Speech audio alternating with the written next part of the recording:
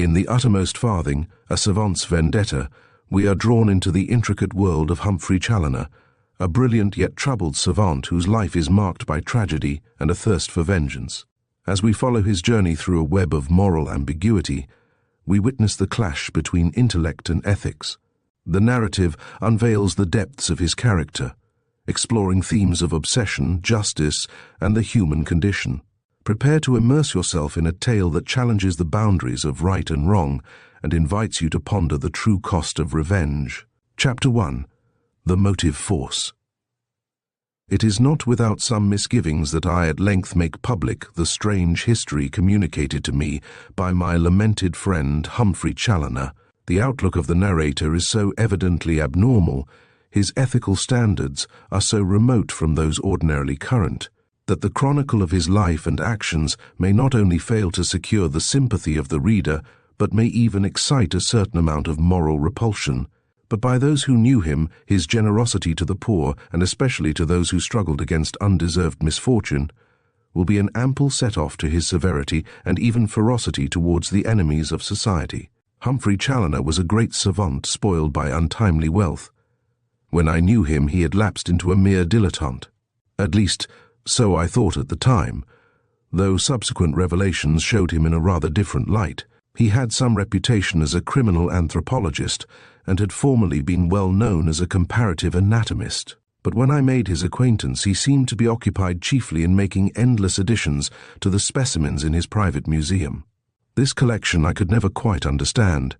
It consisted chiefly of human and other mammalian skeletons, all of which presented certain small deviations from the normal, but its object I could never make out until after his death, and then, indeed, the revelation was a truly astounding one. Consulted me about some trifling ailment, and we took rather a liking to each other. He was a learned man, and his learning overlapped my own specialty, so that we had a good deal in common, and his personality interested me deeply. He gave me the impression of a man naturally buoyant, genial, witty, whose life had been blighted by some great sorrow. Ordinarily sad and grave in manner, he exhibited flashes of a grim, fantastic humor that came as a delightful surprise and showed what he had been, and might still have been. But for that tragedy at which he sometimes hinted, gentle, sympathetic, generous, his universal kindliness had yet one curious exception. His attitude towards habitual offenders against the law was one of almost ferocious vindictiveness. At the time that I went away for my autumn holiday, his health was not quite satisfactory. He made no complaint. Indeed, he expressed himself as feeling perfectly well. But a certain indefinable change in his appearance had made me a little uneasy. I said nothing to him on the subject, merely asking him to keep me informed as to his condition during my absence. But it was not without anxiety that I took leave of him. The habits of London society enable a consultant to take a fairly liberal holiday. I was absent about 6 weeks, and when I returned and called on Challoner, his appearance shocked me. There was no doubt now as to the gravity of his condition. His head appeared almost to have doubled in size. His face was bloated, his features were thickened, his eyelids puffy, and his eyes protruding. He stood, breathing hard from the exertion of crossing the room, and held out an obviously swollen hand. "Well, Wharton," said he with a strange, shapeless smile, "how do you find me? Don't you think I'm getting a fine fellow? Growing like a pumpkin, by Jove. I've changed the size of my collars 3 times in a month, and the new ones are too tight already." He laughed, as he had spoken in a thick, muffled voice, and I made shift to produce some sort of smile in response to his hideous facial contortion. "You don't seem to like the novelty, my child," he continued gaily, and with another horrible grin. "Don't like this softening of the classic outlines, hey? Well, I'll admit it isn't pretty, but bless us, what does that matter at my time of life?" That uncanny smile on his enormous face. It was highly unprofessional of me, no doubt, but there was little use in attempting to conceal my opinion of his case. Something inside his chest was pressing on the great veins of the neck and arms. That something was either an aneurysm or a solid tumor. A brief examination, to which he submitted with cheerful unconcern, showed that it was a solid growth, and I told him so. He knew some pathology, and was, of course, an excellent anatomist, so there was no avoiding a detailed explanation. "Now, for my part," said he, buttoning up his waistcoat, "I'd sooner have had an aneurysm. There's a finality about an aneurysm. It gives you fair notice so that you may settle your affairs, and then pop, bang, and the affair's over. How long will this thing take? To me, you know, I'm only asking from curiosity, and I don't expect you to give a date. But is it a matter of days or weeks? I can see it isn't one of months." "I should think, Challiner," I said huskily, "it may be 4 or 5 weeks at the outside." "Ha!" he said brightly. "That will suit me nicely. I've finished my job and rounded up my affairs generally so that I am ready whenever it happens. But light your pipe and come and have a look at the museum." Now, as I knew, or believed I knew, by heart every specimen in the collection, this suggestion struck me as exceedingly odd. But reflecting that his brain might well have suffered some disturbance from the general engorgement, I followed him without remark. Slowly we passed down the corridor that led to the museum wing, walked through the ill-smelling laboratories. For Challiner prepared the bones of the lower animals himself, though, for obvious reasons. He acquired the human skeletons from dealers and entered the long room where the main collection was kept. Here we halted, and while Challiner recovered his breath, I looked round on the familiar scene. The inevitable whale's skeleton, a small sperm whale, hung from the ceiling, on massive iron supports. The side of the room nearest the door was occupied by a long glass case filled with skeletons of animals, all diseased, deformed or abnormal. On the floor space under the whale stood the skeletons of a camel and an aurochs. The camel was affected with rickets, and the aurochs had multiple exostoses or bony tumours. At one end of the room was a large case of skulls, all deformed or asymmetrical. At the other stood a long table and a chest of shallow drawers, while the remaining long side of the room was filled from end to end by a glass case about 8 feet high containing a number of human skeletons, each neatly articulated and standing on its own pedestal. Now, this long case had always been somewhat of a mystery to me. Its contents differed from the other specimens in 2 respects. First, whereas all the other skeletons and the skulls bore full descriptive labels, these human skeletons were distinguished merely by a number and a date on the pedestal. And second, whereas all the other specimens illustrated some disease or deformity, these were, apparently, quite normal, or showed only some trifling abnormality. They were beautifully prepared and bleached to ivory whiteness, but otherwise they were of no interest, and I could never understand Challoner's object in accumulating such a number of duplicate specimens. "You think you know this collection inside out," said Challiner, as if reading my thoughts. "I know it pretty well, I think," was my reply. "You don't know it at all," he rejoined. "Oh, come," I said. "I could write a catalogue of it from memory." Challiner laughed. "My dear fellow," said he, "you have never seen the real gems of the collection. I am going to show them to you now." He passed his arm through mine, and we walked slowly up the long room, and as we went, he glanced in at the skeletons in the great case, with a faint and very horrible smile on his bloated face. At the extreme end I stopped him and pointed to the last skeleton in the case. "I want you to explain to me, Challiner, why you have distinguished this one by a different pedestal from the others." As I spoke, I ran my eye along the row of gaunt shapes that filled the great case. Each skeleton stood on a pedestal of ebonized wood, on which was a number and a date painted in white, excepting the end one, the pedestal of which was coated with scarlet enamel, and the number and date on it in gold lettering. "That specimen," said Challiner thoughtfully, "is the last of the flock. It made the collection complete.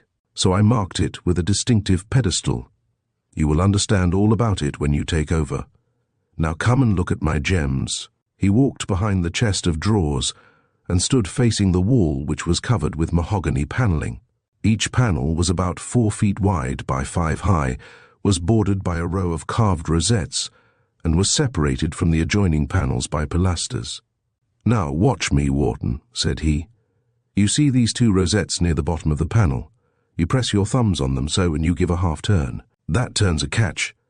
Then you do this."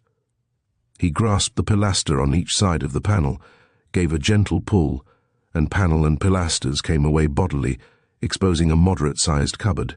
I hastily relieved him of the panel, and when he had recovered his breath, he began to expound the contents of this curious hiding place. That row of books you will take possession of and examine when my lease falls in. You are my executor, and this collection will be yours to keep or give away or destroy, as you think fit. The books consist of a fingerprint album, a portrait album, a catalogue, and a history of the collection. You will find them all quite interesting. Now I will show you the gems if you will lift those boxes down onto the table. Them, at his direction, side by side on the table. When they were arranged to his satisfaction, he took off the lids with somewhat of a flourish, and I uttered an exclamation of amazement. The boxes were filled with dolls' heads, at least, such I took them to be. But such dolls, I had never seen anything like them before, so horribly realistic and yet so unnatural. I can only describe the impression they produced by that much misused word, weird. They were uncanny in the extreme, suggesting to the beholder the severed heads of a company of fantastic, grotesque-looking dwarfs. Let me try to describe them in detail. Each head was about the size of a small monkey's, that is, about 4 inches long. It appeared to be made of some fine leather or vellum, remarkably like human skin in texture. The hair in all of them was disproportionately long and very thick, so that it looked somewhat like a paintbrush, but it was undoubtedly human hair. The eyebrows, too, were unnaturally thick and long, and so were the moustache and beard, when present, being composed, as I could plainly see, of genuine moustache and beard hairs of full length and very closely set. Some were made to represent clean-shaven men, and some even showed 2 or 3 days' growth of stubble, which stubble was disproportionately long and most unnaturally dense. The eyes of all were closed, and the eyelashes formed a thick, projecting brush. But despite the abnormal treatment of the hairy parts, these little heads had the most astonishingly realistic appearance, and were, as I have said, excessively weird and rather dreadful in aspect, and in spite of the closed eyes and set features, each had an expression and character of its own. Each, in fact, seemed to be a faithful and spirited portrait of a definite individual. They were upwards of 20 in number, all male and all represented persons of the European type. Each reposed in a little velvet-lined compartment, and each was distinguished by a label bearing a number and a date, and hideous smile. "These are very extraordinary productions, Challiner," said I. "What are they, and what are they made of?" "Made of, my dear fellow," said he. "Why, the same as you and I are made of, to be sure." "Do you mean to say," I exclaimed, "that these little heads are made of human skin?" "Undoubtedly. Human skin and human hair. What else did you think?" Understand what he meant. "Have you never heard of the Munduruku Indians?" he asked. "You will find an account of them in Bates' Naturalist on the Amazon, and there is a reference to them in Gould and Pyle's Anomalies." There was a pause during which I gazed, not without awe, at the open boxes. Finally I looked at Challiner and asked, "Well?" "Well, these are examples of the Munduruku work," along the rows of impassive faces, and noted the perfect though diminutive features, the tiny ears, the bristling hair, the frowning eyebrows, so discordant with the placid expression and peacefully closed eyes. A chill of horror crept over me.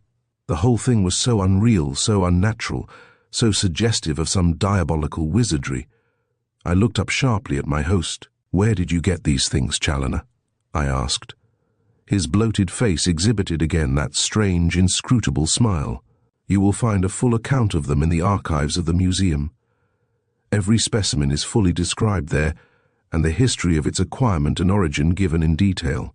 They are interesting little objects, aren't they?"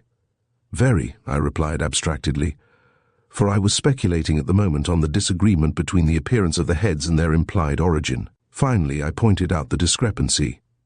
"But these heads were never prepared by those Indians you speak of." "Why not?" "Because they are all Europeans. In fact, most of them look like Englishmen." "Well, and what about it?"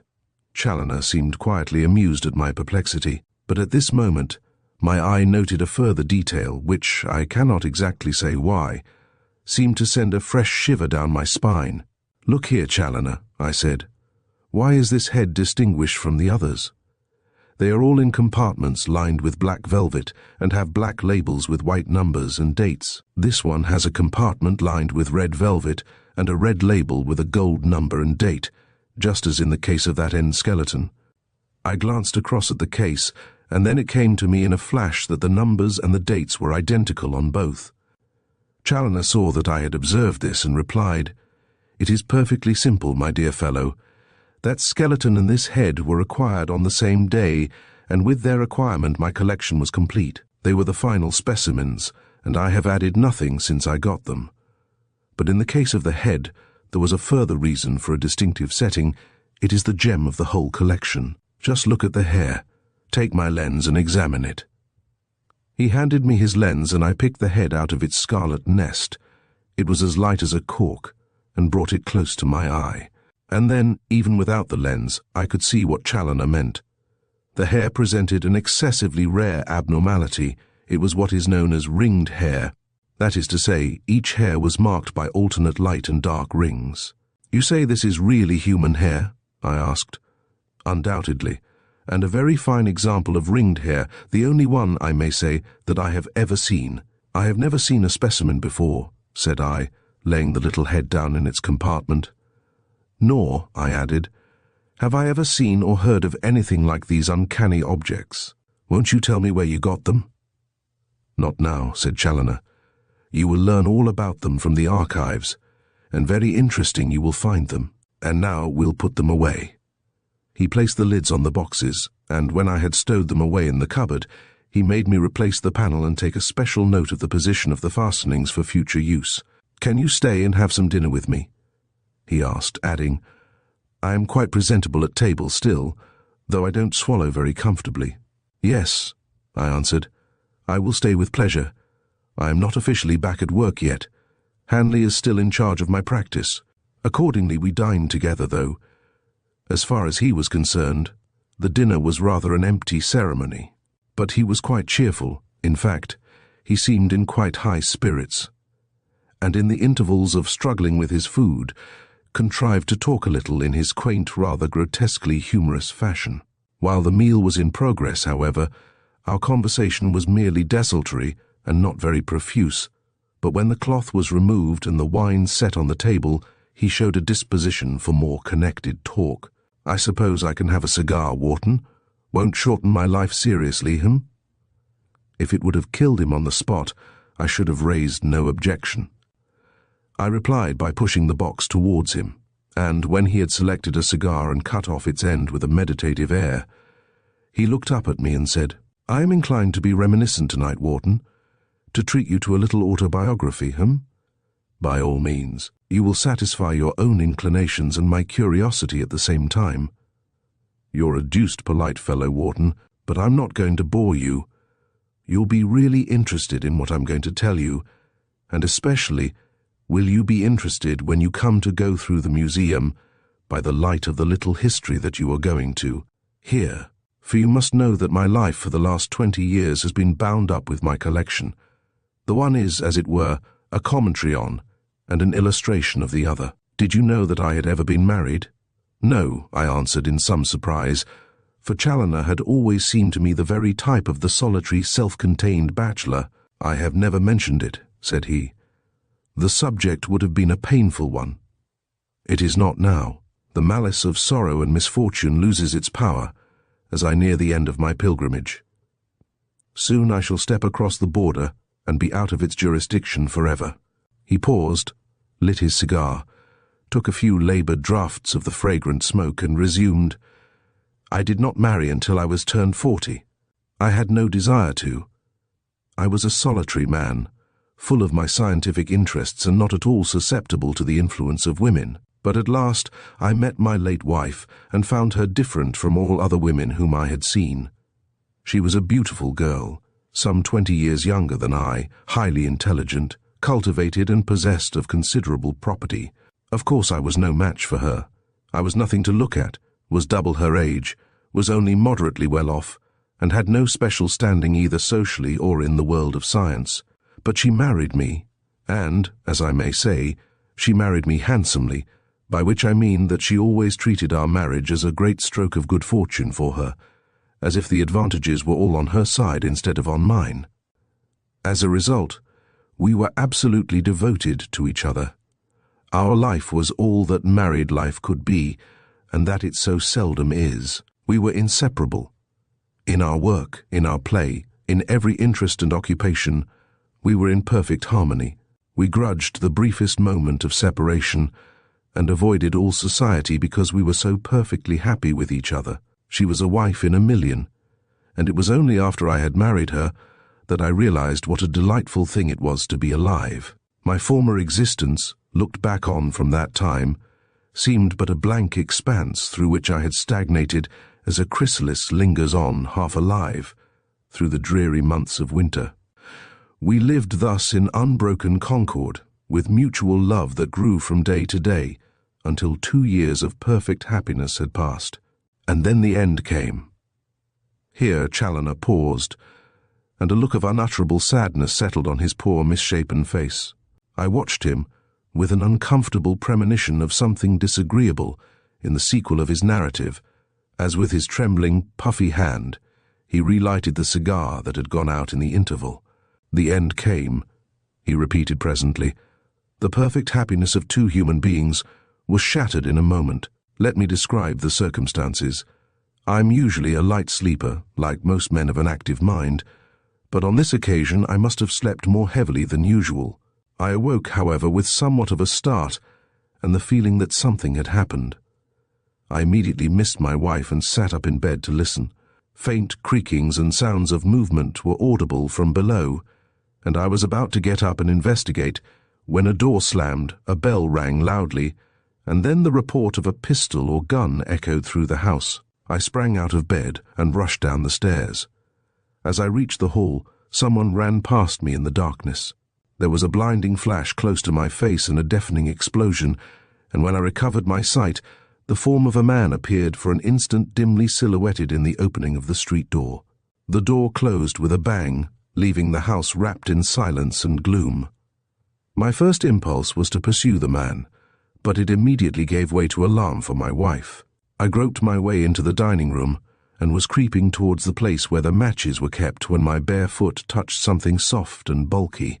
I stooped to examine it, and my outspread hand came in contact with a face. I sprang up with a gasp of terror and searched frantically for the matches. In a few moments I had found them and tremblingly struck a light, and the first glimmer of the flame turned my deadly fear into yet more deadly realization. My wife lay on the hearthrug, her upturned face as white as marble, her half-open eyes already glazing. A great brown scorch marked the breast of her nightdress, and at its center was a small stain of blood. She was stone dead. I saw that at a glance. The bullet must have passed right through her heart, and she must have died in an instant. That, too, I saw. And though I called her by her name and whispered words of tenderness into her ears, though I felt her pulseless wrists and chafed her hands, so waxen now and chill, I knew that she was gone. I was still kneeling beside her, crazed, demented by grief and horror, still stroking her poor white hand, telling her that she was my dear one, my little Kate, and begging her foolishly to come back to me, to be my little friend and playmate as of old, still, I say, babbling in the insanity of grief, when I heard a soft step descending the stairs. It came nearer. The door opened, and someone stole into the room on tiptoe. It was the housemaid, Harriet. She stood stock still when she saw us, and stared, and uttered strange whimpering cries like a frightened dog. And then, suddenly, she turned and stole away silently as she had come, and I heard her running softly upstairs. Presently she came down again, but this time she passed the dining room and went out of the street door. I vaguely supposed she had gone for assistance, but the matter did not concern me. My wife was dead. Nothing mattered now. Harriet did not return, however, and I soon forgot her. The death of my dear one grew more real. I began to appreciate it as an actual fact. And with this realization, the question of my own death arose. I took it for granted from the first. The burden of solitary existence was not to be entertained for a moment. The only question was how, and I debated this in leisurely fashion, sitting on the floor with Kate's hand in mine. I had a pistol upstairs, and of course there were keen-edged scalpels in the laboratory. But strange as it may appear, the bias of an anatomical training even then opposed the idea of gross mechanical injuries. However, there were plenty of poisons available, and to this method I inclined as more decent and dignified. Having settled on the method, I was disposed to put it into practice at once. But then another consideration arose. My wife would have to be buried. By some hands she must be laid in her last resting place, and those hands could be none other than my own. So I must stay behind for a little while. The hours passed on unreckoned until pencils of cold blue daylight began to stream in through the gaps of the shutters and contend with the warm gaslight within. Then another footstep was heard on the stairs, and the cook, Wilson, came into the room. She, like the housemaid, stopped dead when she saw my wife's corpse, and stood for an instant staring wildly with her mouth wide open, but only for an instant. The next she was flying out of the front door, rousing the street with her screams. The advent of the cook roused me. I knew that the police would arrive soon, and I instinctively looked about me to see how this unspeakable thing had happened. I had already noticed that one of my wife's hands, the one that I had not been holding, was clenched, and I now observed that it grasped a little tuft of hair. I drew out a portion of the tuft and looked at it. It was coarse hair, about 3 inches long and a dull grey in colour. I laid it on the clean notepaper in the drawer of the bureau bookcase to examine later, and then glanced around the room. The origin of the tragedy was obvious. The household plate had been taken out of the plate chest in the pantry and laid out on the end of the dining table. There the things stood, their polished surfaces sullied by the greasy finger marks of the wretch who had murdered my wife. At those telltale marks, I looked with new and growing interest. Fingerprints, in those days, had not yet been recognized by the public or the police as effective means of identification, but they were well known to scientific men, and I had given the subject some attention myself, and the sight of those signs manual of iniquity had an immediate effect on me. They converted the unknown perpetrator of this horror from a mere abstraction of disaster into a real living person. With a sudden flush of hate and loathing, I realized that this wretch was even now walking the streets or lurking in his accursed den. And I realized, too, that these marks were, perhaps, the only links that connected him with the foul deed that he had done. I looked over the plate quickly and selected a salver and a large globular teapot, on both of which the prints were very distinct. These I placed in a drawer of the bureau, and turning the key, dropped it into the pocket of my pajamas. And at that moment the bell rang violently. I went to the door and admitted a police constable and the cook. The latter looked at me with evident fear and horror, and the constable said, somewhat sternly, "This young woman tells me there's something wrong here, sir." I led him into the dining room. The cook remained at the door, peering in with an ashen face, and showed him my wife's corpse. He took off his helmet and asked rather gruffly how it happened. I gave him a brief account of the catastrophe, on which he made no comment except to remark that the inspector would be here presently. The inspector actually arrived within a couple of minutes, accompanied by a sergeant, and the 2 officers questioned me closely. I repeated my statement and saw at once that they did not believe me, that they suspected me of having committed the murder myself. I noted the fact with dull surprise, but without annoyance. It didn't seem to matter to me what they thought. They called the cook in and questioned her, but of course she knew nothing. Then they sent her to find the housemaid, but the housemaid had disappeared, and her outdoor clothes and a large handbag had disappeared too, which put a new complexion on the matter. Then the officers examined the plate and looked at the finger marks on it. The constable discovered the tuft of hair in my poor wife's hand, and the inspector, having noted its colour and looked rather hard at my hair, put it for safety in a blue envelope, which he pocketed, and I suspect it never saw the light again.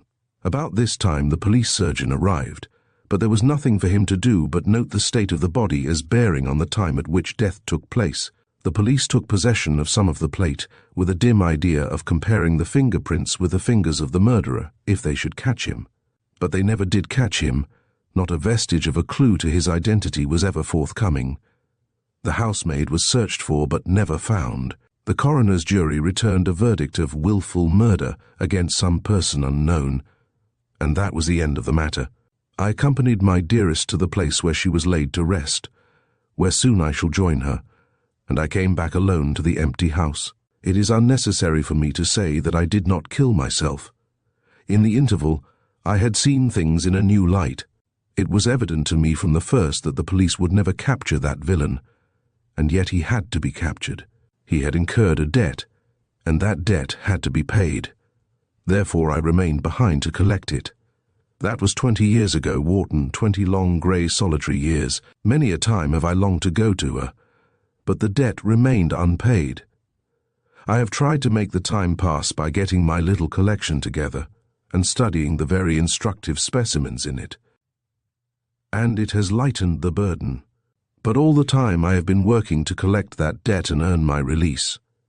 He paused a while, and I ventured to ask, "And is the debt paid?" "At last it is paid." "The man was caught then in the end?" "Yes, he was caught." "And I hope," I exclaimed fervently, "that the scoundrel met with his deserts, I mean, that he was duly executed." "Yes," Challiner answered quietly, "he was executed." "How did the police discover him after all?" I asked. "You will find," said Challiner, "a full account of the affair in the last volume of the museum archives." Then, noting the astonishment on my face at this amazing statement, he added, "You see, Wharton, the museum archives are, in a sense, a personal diary. My life has been wrapped up in the museum, and I have associated all the actions of my life with the collection. I think you will understand when you read it. And now let us dismiss these recollections of a ruined life. I have told you my story. I wanted you to hear it from my own lips, and you have heard it. Now let us take a glass of wine and talk of something else." Rose to take my leave. "I oughtn't to have kept you up like this," I said. "You ought to have been in bed an hour ago." Challiner laughed his queer, muffled laugh. "Bed," exclaimed he. "I don't go to bed nowadays. Haven't been able to lie down for the last fortnight." Of course he hadn't. I might have known that. "Well," I said, "at any rate, let me make you comfortable for the night before I go. How do you generally manage?" "I rig up a headrest on the edge of the table, pull up the armchair, wrap myself in a rug and sleep leaning forward. I'll show you. Just get down Owen's Comparative Anatomy and stack the volumes close to the edge of the table. Then set up Parker's Monograph on the shoulder girdle in a slanting position against them. Fine book, that of Parker's. I enjoyed it immensely when it first came out, and it makes a splendid headrest. I'll go and get into my pajamas while you are arranging the things." He went off to his adjacent bedroom, and I piled up the ponderous volumes on the table and drew up the armchair. When he returned, I wrapped him in a couple of thick rugs and settled him in his chair. He laid his arms on the massive monograph, rested his forehead on them, and murmured cheerfully that he should now be quite comfortable until the morning. I wished him good night and walked slowly to the door, and as I held it open, I stopped to look back at him. He raised his head and gave me a farewell smile, a queer, ugly smile, but full of courage and a noble patience, and so I left him. Thereafter I called to see him every day and settled him to rest every night. His disease made more rapid progress even than I had expected, but he was always bright and cheerful, never made any complaint, and never again referred to his troubled past. One afternoon I called a little later than usual, and when the housemaid opened the door, I asked her how he was. "He isn't any better, sir," she answered. "He's getting most awful fat, sir, about the head, I mean." "Where is he now?" I asked. "He's in the dining room, sir. I think he's gone to sleep." Wrapped up in his rugs and his head rested on his beloved monograph, I walked up to him and spoke his name softly, but he did not rouse. I leaned over him and listened, but no sound or movement of breathing was perceptible. The housemaid was right. He had gone to sleep, or, in his own phrase, he had passed out of the domain of sorrow. Chapter Number 1. It was more than a week after the funeral of my poor friend Humphrey Challoner that I paid my first regular visit of inspection to his house. I had been the only intimate friend of this lonely, self-contained man, and he had made me not only his sole executor, but his principal legatee. With the exception of a sum of money to endow an institute of criminal anthropology, he had made me the heir to his entire estate, including his museum. The latter bequest was unencumbered by any conditions.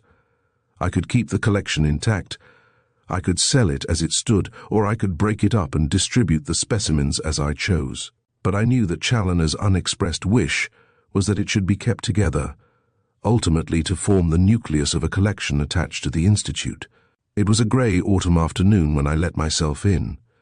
A caretaker was in charge of the house, which was otherwise unoccupied, and the museum, which was in a separate wing, seemed strangely silent and remote. As the Yale latch of the massive door clicked behind me, I seemed to be, and in fact was, cut off from all the world.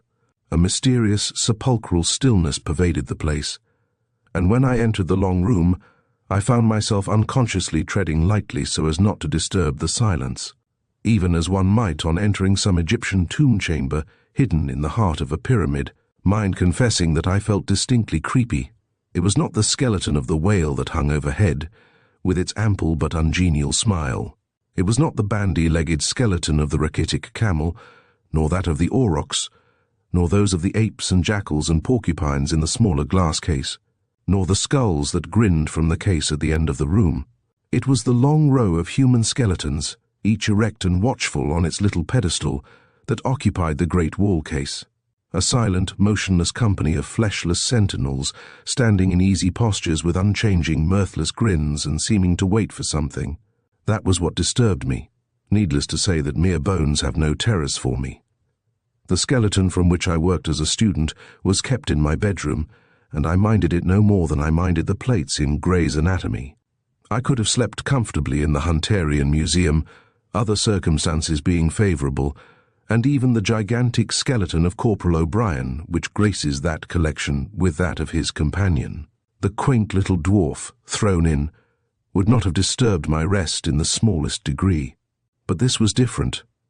I had the feeling, as I had had before, that there was something queer about this museum of Challoner's, and in the dull light each seemed to look out at me as I passed with a questioning expression in his shadowy eye sockets, as if he would ask, "Do you know who I was?" It made me quite uncomfortable. There were 25 of them in all. Each stood on a small black pedestal on which was painted in white a number and a date, excepting one at the end, which had a scarlet pedestal and gold lettering. Number 1 bore the date September 20th, 1889, and number 25, the one with the red pedestal, was dated May 13th, 1909. I looked at this last one curiously. A massive figure with traces of great muscularity, a broad mongoloid head with large cheekbones and square eye sockets. A formidable fellow he must have been, and even now, the broad square face grinned out savagely from the case. The creeps. I had come for Challoner's journal, or the museum archives as he called it. The volumes were in the secret cupboard at the end of the room, and I had to take out the movable panel to get at them. This presented no difficulty. I found the rosettes that moved the catches and had the panel out in a twinkling. The cupboard was 5 feet high by 4 broad and had a well in the bottom covered by a lid, which I lifted and, to my amazement, found the cavity filled with revolvers, automatic pistols, life preservers, knuckle dusters and other weapons, each having a little label bearing a number and a date tied neatly on it. I shut the lid down rather hastily. There was something rather sinister in that collection of lethal appliances. The volumes, 7 in number, were on the top shelf, uniformly bound in Russia leather and labelled respectively photographs, fingerprints, catalogue, and 4 volumes of museum archives. I was about to reach down the catalogue when my eye fell on the pile of shallow boxes on the next shelf. I knew what they contained and recalled uncomfortably the strange impression that their contents had made on me, and yet a sort of fascination led me to take down the top one labelled Series B5 and raise the lid. But if those dreadful dolls' heads had struck me as uncanny when poor Challiner showed them to me, they now seemed positively appalling. Small as they were, and they were not as large as a woman's fist, they looked so lifelike, or rather, so death-like, that they suggested nothing so much as actual human heads seen through the wrong end of a telescope. There were 5 in this box, each in a separate compartment lined with black velvet, and distinguished by a black label with white lettering, excepting the central one, which rested on scarlet velvet and had a red label inscribed in gold. May 13th, 1909. Fascination.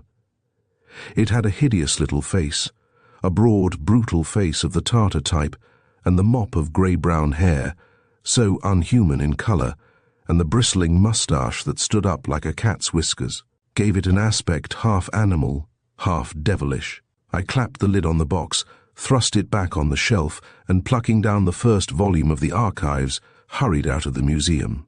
That night, when I had rounded up the day's work with a good dinner, I retired to my study, and drawing an armchair up to the fire, opened the volume. It was a strange document. At first I was unable to perceive the relevancy of the matter to the title, for it seemed to be a journal of Challoner's private life. But later I began to see the connection, to realize, as Challiner had said, that the collection was nothing more than a visible commentary on and illustration of his daily activities. The volume opened with an account of the murder of his wife and the circumstances leading up to it, written with a dry circumstantiality that was to me infinitely pathetic. It was the forced impassiveness of a strong man whose heart is breaking. There were no comments, no exclamations, merely a formal recital of facts, exhaustive, literal, and precise. I need not quote it, as it only repeated the story he had told me, but I will commence my extract at the point where he broke off. The style, as will be seen, is that of a continuous narrative, apparently compiled from a diary, and as it proceeds, marking the lapse of time, the original dryness of manner gives place to one more animated, more in keeping with the temperament of the writer. When I had buried my dear wife, I waited with some impatience to see what the police would do. I had no great expectations. The English police system is more adjusted to offences against property than to those against the person. Nothing had been stolen, so nothing could be traced, and the clues were certainly very slight. It soon became evident to me that the authorities had given the case up. They gave me no hope that the murderer would ever be identified, and in fact, it was pretty obvious that they had written the case off as hopeless and ceased to interest themselves in it. Of course I could not accept this view. My wife had been murdered. The murder was without extenuation. It had been committed lightly to cover a paltry theft. Now, for murder, no restitution is possible, but there is an appropriate forfeit to be paid, and if the authorities failed to exact it, then the duty of its exaction devolved upon me. Moreover, a person who thus lightly commits murder as an incident in his calling is unfit to live in a community of human beings. It was clearly my duty as a good citizen to see that this dangerous person was eliminated. This was well enough in theory, but its realization in practice presented considerable difficulties. The police had presumably searched for this person and failed to find him. How was I, untrained in methods of detection, to succeed where the experts had been baffled? I considered my resources. They consisted of a silver teapot and a salver which had been handled by the murderer, and which, together, yielded a complete set of fingerprints, and the wisp of hair that I had taken from the hand of my murdered wife. It is true that the police also had finger-marked plate, and the remainder of the hair, and had been unable to achieve anything by their means. But the value of finger impressions for the purposes of identification is not yet appreciated outside scientific circles. I fetched the teapot and salver from the drawer in which I had secured them and examined them. Afresh, the teapot had been held in both hands and bore a full set of prints, and these were supplemented by the salver. For greater security, I photographed the whole set of the finger impressions and made platinotype prints which I filed for future reference. Then I turned my attention to the hair. I had already noticed that it was of a dull grey colour, but now, when I came to look at it more closely, I found the colour so peculiar that I took it to the window and examined it with a lens. The result was a most startling discovery. It was ringed hair. The grey appearance was due, not to the usual mingling of white and dark hairs, but to the fact that each separate hair was marked by alternate rings of black and white. Now, variegated hairs are common enough in the lower animals, which have a pattern on the fur. The tabby cat furnishes a familiar example. But in man the condition is infinitely rare, whence it was obvious that with these hairs and the fingerprints, I had the means of infallible identification. But identification involves possession of the person to be identified. There was the difficulty. How was it to be overcome? Criminals are vermin. They have the typical characters of vermin, unproductive activity combined with disproportionate destructiveness. Just as a rat will gnaw his way through a Holbein panel or shred up the Vatican Codex to make a nest, so the professional criminal will melt down priceless medieval plate to sell in lumps for a few shillings. The analogy is perfect. Now, how do we deal with vermin, with the rat, for instance? Do we go down his burrow and reason with him? Do we strive to elevate his moral outlook? Not at all. We induce him to come out. And when he has come out, we see to it that he doesn't go back. In short, we set a trap. And if the rat that we catch is not the one that we wanted, we set it again. Precisely. That was the method. My housemaid had absconded at the time of the murder. She was evidently an accomplice of the murderer. My cook had left on the same day, having conceived a not unnatural horror of the house. Since then, I had made shift with a charwoman, but I should want a housemaid and a cook, and if I acted judiciously in the matter of references, I might get the sort of persons who would help my plans, for there are female rats as well as male. But there were certain preliminary measures to be taken. My physical condition had to be attended to. As a young man, I was a first-class athlete, and even now I was strong and exceedingly active. But I must get into training and brush up my wrestling and boxing. Then I must fit up some burglar alarms, lay in a few little necessaries, and provide myself with a suitable appliance for dealing with the catch. This latter I proceeded with at once. To the end of a rod of rhinoceros horn, about 2 feet long, I affixed a knob of lead weighing 2 pounds. I covered the knob with a thickish layer of plaited horsehair, and over this fastened a covering of stout leather, and when I had fitted it with a wrist strap, it looked a really serviceable tool. Its purpose is obvious.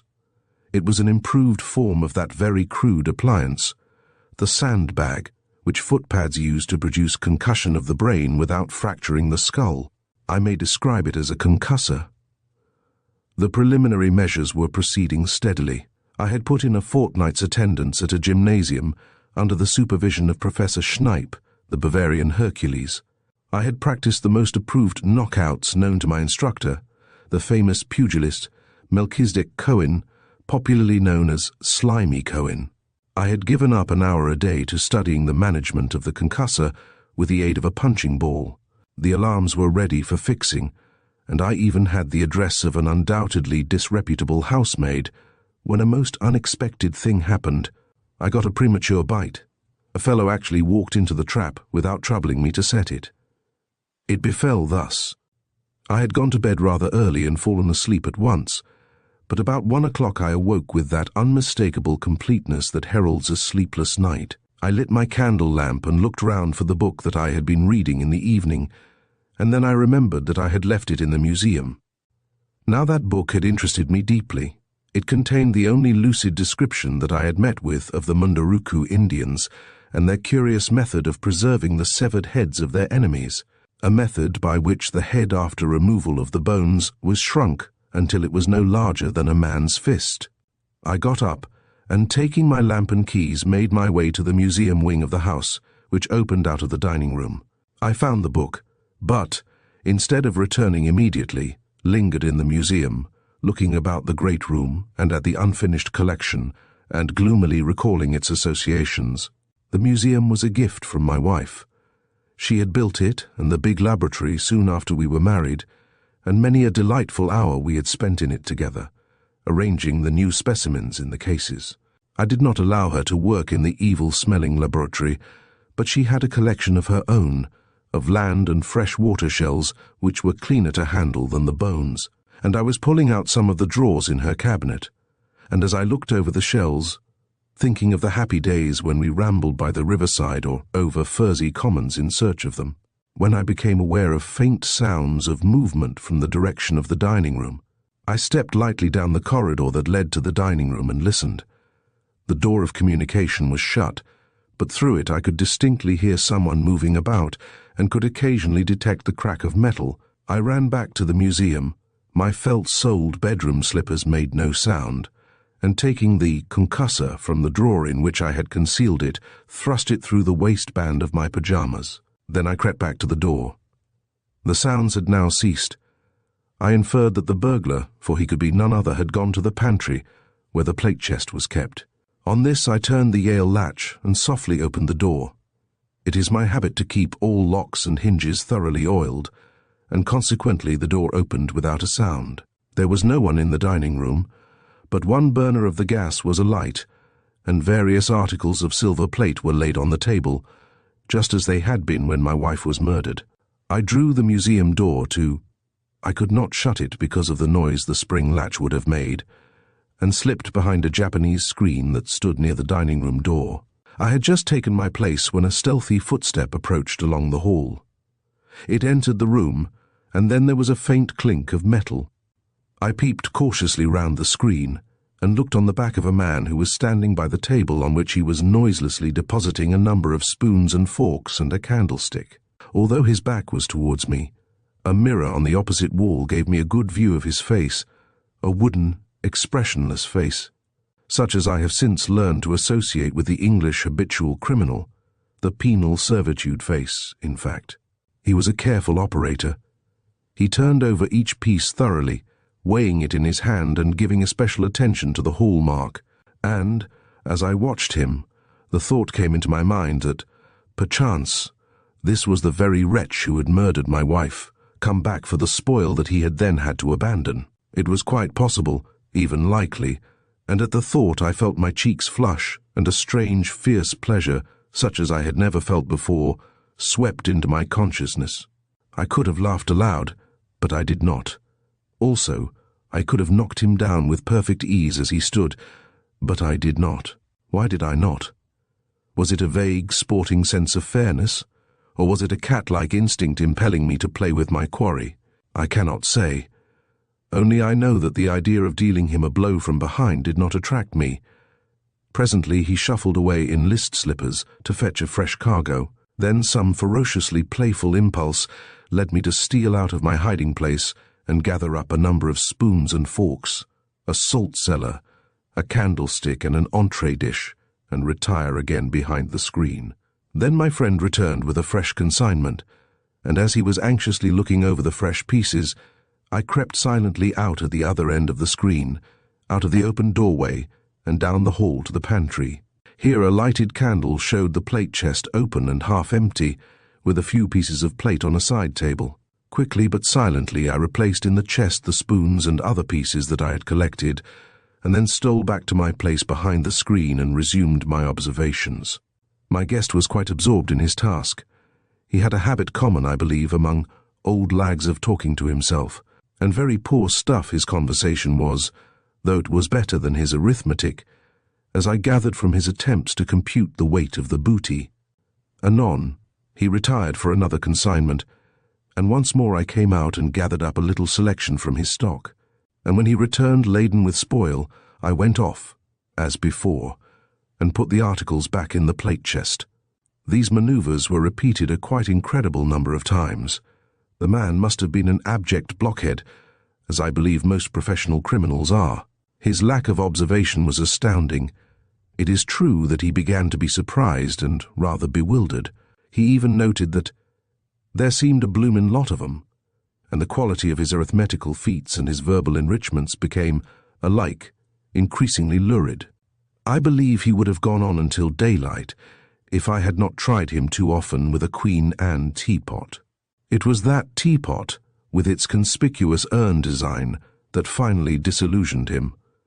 I had just returned from putting it back in the chest for the third time when he missed it, and he announced the discovery with a profusion of perfectly unnecessary and highly inappropriate adjectives. "Nah, then," he exclaimed truculently, "where's that blimey teapot gone to? Hey, I put that there teapot down inside that there hontry dish, and where's the bloomin' hontry? Bust me if that ain't gone to." He stood by the table scratching his bristly head and looking the picture of ludicrous bewilderment. I watched him, and meanwhile debated whether or not I should take the opportunity to knock him down. That was undoubtedly the proper course, but I could not bring myself to do it. A spirit of wild mischief possessed me, a strange, unnatural buoyancy and fierce playfulness that impelled me to play insane, fantastic tricks. It was a singular phenomenon. I seemed suddenly to have made the acquaintance of a hitherto unknown moiety of a dual personality. The burglar stood a while, muttering idiotically, and then shuffled off to the pantry. I followed him out into the dark hall and, taking my stand behind a curtain, awaited his return. He came back presently, and by the glimmer of light from the open door, I could see that he had the teapot and the hontry. Now some previous tenant had fitted the dining room door with 2 external bolts. I cannot imagine why, but the present circumstances suggested a use for them. As soon as the burglar was inside, I crept forward and quietly shut the door, shooting the top bolt. That roused my friend. He rushed at the door and shook it like a madman. He cursed with incredible fluency and addressed me in terms which it would be inadequate to describe as rude.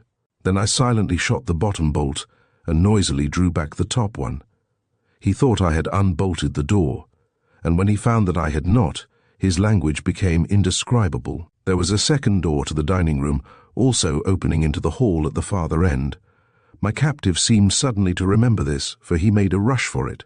But so did I, and the hall being unobstructed by furniture, I got there first and shot the top bolt. He wrenched frantically at the handle and addressed me with strange and unseemly epithets. I repeated the maneuver of pretending to unbolt the door, and smiled as I heard him literally dancing with frenzy inside.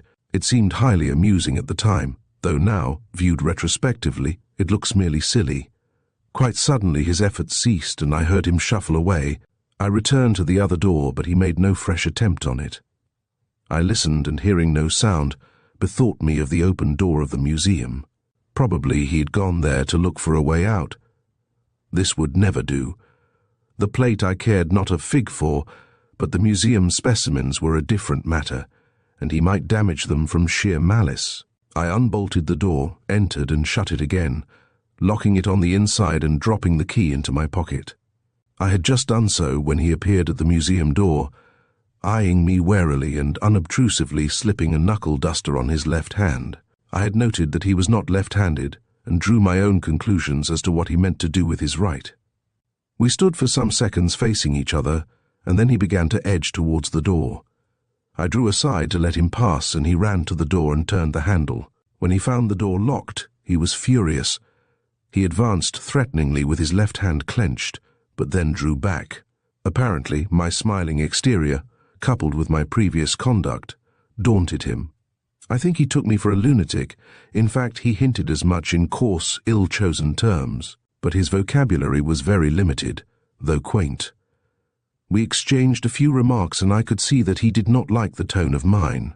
The fact is that the sight of the knuckle-duster had changed my mood. I no longer felt playful. He had recalled me to my original purpose. He expressed a wish to leave the house and to know what my game was. I replied that he was my game, and that I believed that I had bagged him, whereupon he rushed at me and aimed a vicious blow at my head with his armed left fist, which, if it had come home, would have stretched me senseless. But it did not. I guarded it easily and countered him so that he staggered back, gasping. That made him furious.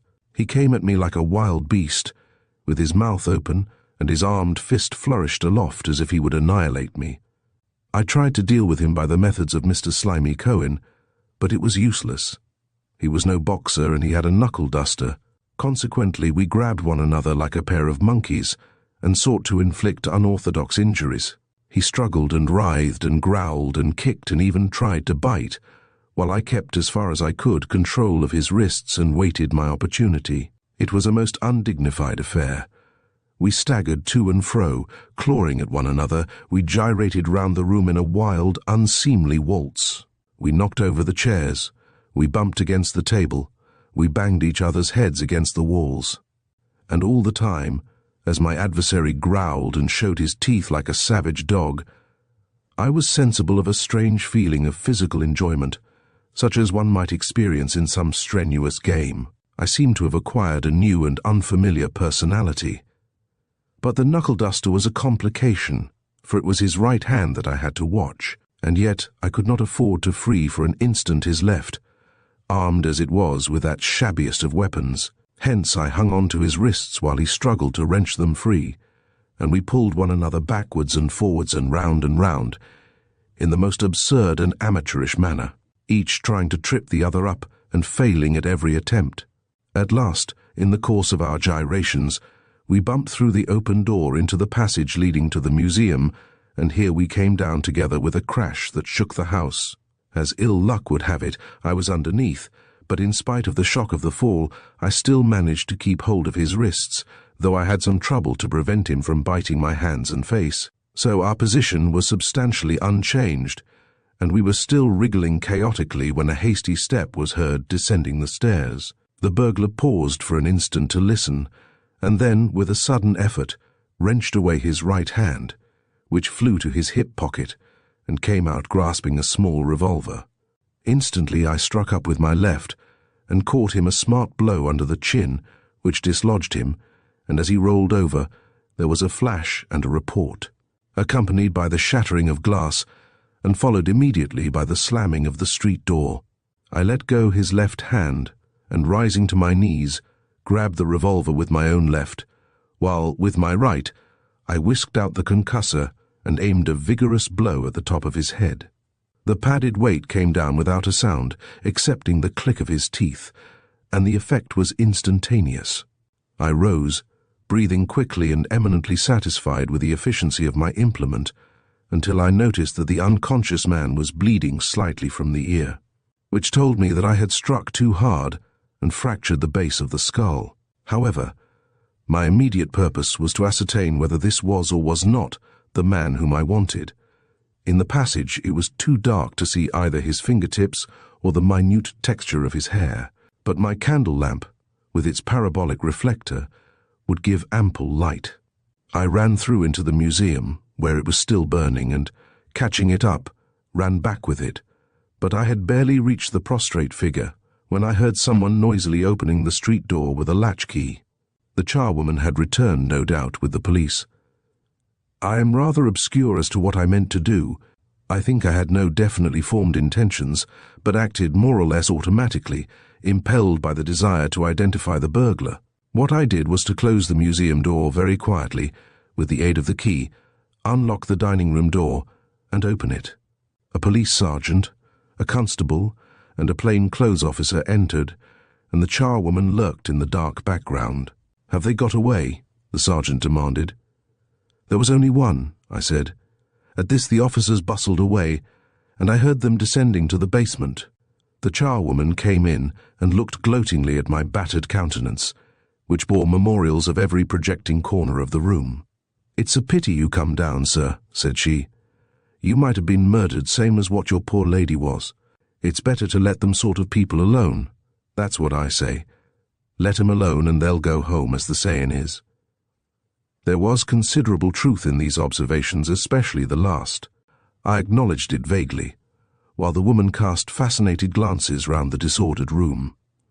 Then two of the officers returned and took up the inquiry to an accompaniment of distant police whistles from the back of the house. "I needn't ask if you saw the man," said the plainclothes officer, with a faint grin. "No, you're right," said the sergeant. "He set upon you properly, sir. Seems to have been a lively party." He glanced round the room and added, "Fired a pistol too, your housekeeper tells me."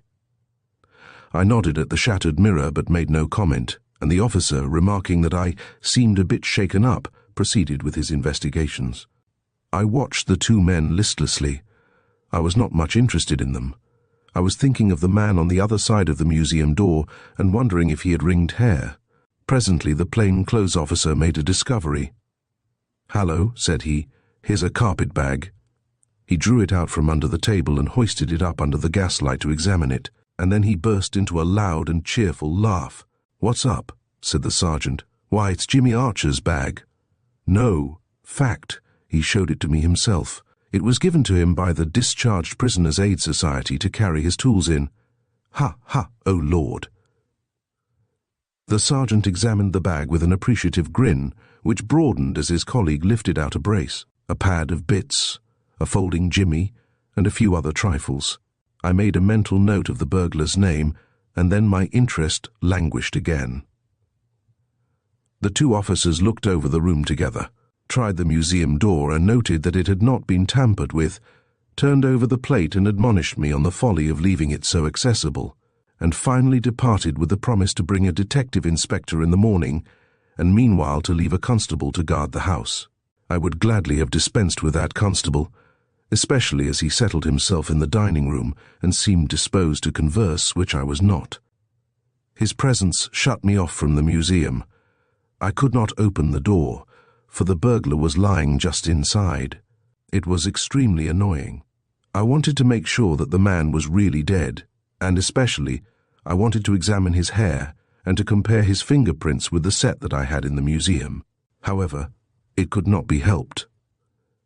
Eventually, I took my candle lamp from the sideboard and went up to bed, leaving the constable seated in the easy chair with a box of cigars, a decanter of whiskey, and a siphon of Apollinaris at his elbow. I remained awake a long time cogitating on the situation. Was the man whom I had captured the right man? Had I accomplished my task, and was I now at liberty to determine, as the lawyers say, the lease of my ruined life? That was a question which the morning light would answer. And meanwhile, one thing was clear: I had fairly committed myself to the disposal of the dead burglar. I could not produce the body now. I should have to get rid of it as best I could. Of course, the problem presented no difficulty. There was a fire-clay furnace in the laboratory in which I had been accustomed to consume the bulky refuse of my preparations. 100 weight or so of anthracite would turn the body into undistinguishable ash, and yet, well, it seemed a wasteful thing to do. I have always been rather opposed to cremation, to the wanton destruction of valuable anatomical material, and now I was actually proposing myself to practice that which I had so strongly deprecated. I reflected. Here was a specimen delivered at my very door, nay, into the very precincts of my laboratory. Why should I destroy it? Could I not turn it to some useful account in the advancement of science? I turned this question over at length. Here was a specimen, but a specimen of what? I am no mere curio-monger, no collector of frivolous and unmeaning trifles. A specimen must illustrate some truth. Now, what truth did this specimen illustrate? The question, thus stated, brought forth its own answer in a flash. Criminal anthropology is practically an unillustrated science. A few paltry photographs, a few mouldering skulls of forgotten delinquents, such as that of Charlotte Corday, form the entire material on which criminal anthropologists base their unsatisfactory generalizations. But here was a really authentic specimen with a traceable life history. It ought not to be lost to science, and it should not be. Presently my thoughts took a new turn. I had been deeply interested in the account that I had read of the ingenious method by which the Mundurucus used to preserve the heads of their slain enemies. The book was unfortunately still in the museum, but I had read the account through and now recalled it. The Munduruku warrior, when he had killed an enemy, cut off his head with a broad bamboo knife and proceeded to preserve it thus. First he soaked it for a time in some non-oxidizable vegetable oil. Then he extracted the bone and the bulk of the muscles, somewhat as a bird stuffer extracts the body from the skin. He then filled up the cavity with hot pebbles and hung the preparation up to dry. By repeating the latter process many times, a gradual and symmetrical shrinkage was produced until the head had dwindled to the size of a man's fist or even smaller, leaving the features, however, practically unaltered. Finally, he decorated the little head with bright-colored feathers. The Mundurucus were very clever at feather work and fastened the lips together with a string, by which the head was suspended from the eaves of his hut or from the beams of the council house. It was highly ingenious. The question was whether heads so preserved would be of any use for the study of facial characters. I had intended to get a dead monkey from Jamrach's and experiment in the process, but now it seemed that the monkey would be unnecessary if only the preparation could be produced without injuring the skull, and I had no doubt that, with due care and skill, it could. At daybreak I went down to the dining room. The policeman was dozing in his chair. There was a good deal of cigar ash about, and the whiskey decanter was less full than it had been, though not unreasonably so. I roused up the officer and dismissed him with a final cigar and what he called an eye-opener, about 2 fluid ounces. When he had gone, I let myself into the museum lobby. The burglar was quite dead and beginning to stiffen. That was satisfactory, but was he the right man? I snipped off a little tuft of hair and carried it to the laboratory where the microscope stood on the bench under its bell glass. I laid 1 or 2 hairs on a slide with a drop of glycerine and placed the slide on the stage of the microscope. Now was the critical moment. I applied my eye to the instrument and brought the objective into focus. Alas, the hairs were uniformly colored with brown pigment. He was the wrong man. It was very disappointing.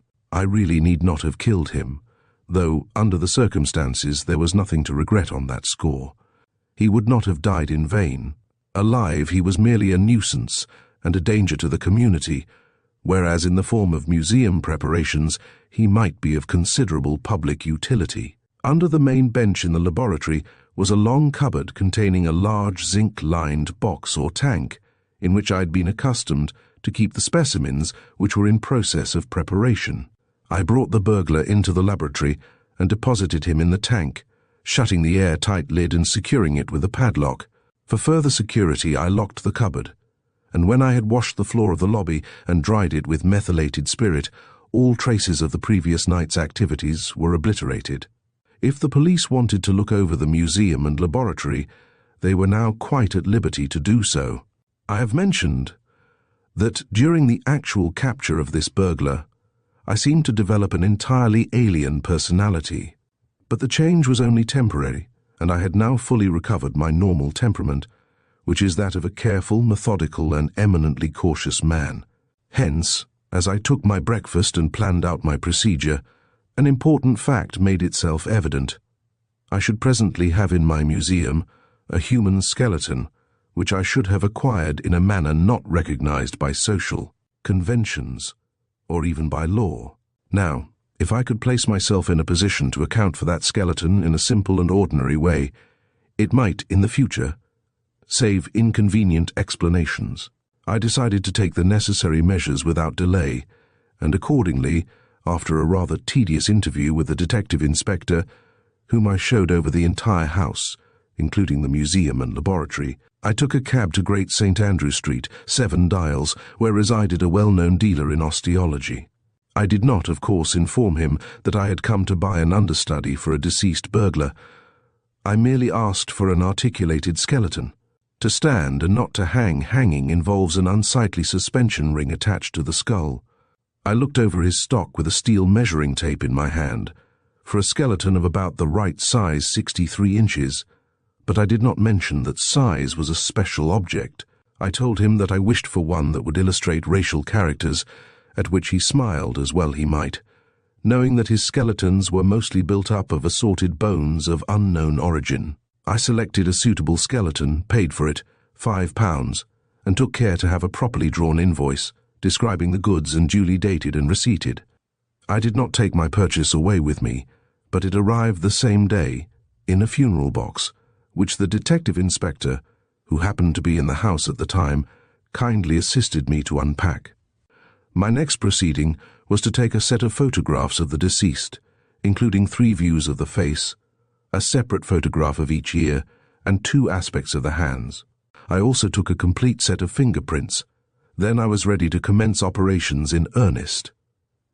The rest of Challoner's narrative relating to number 1 is of a highly technical character and not very well suited to the taste of lay readers.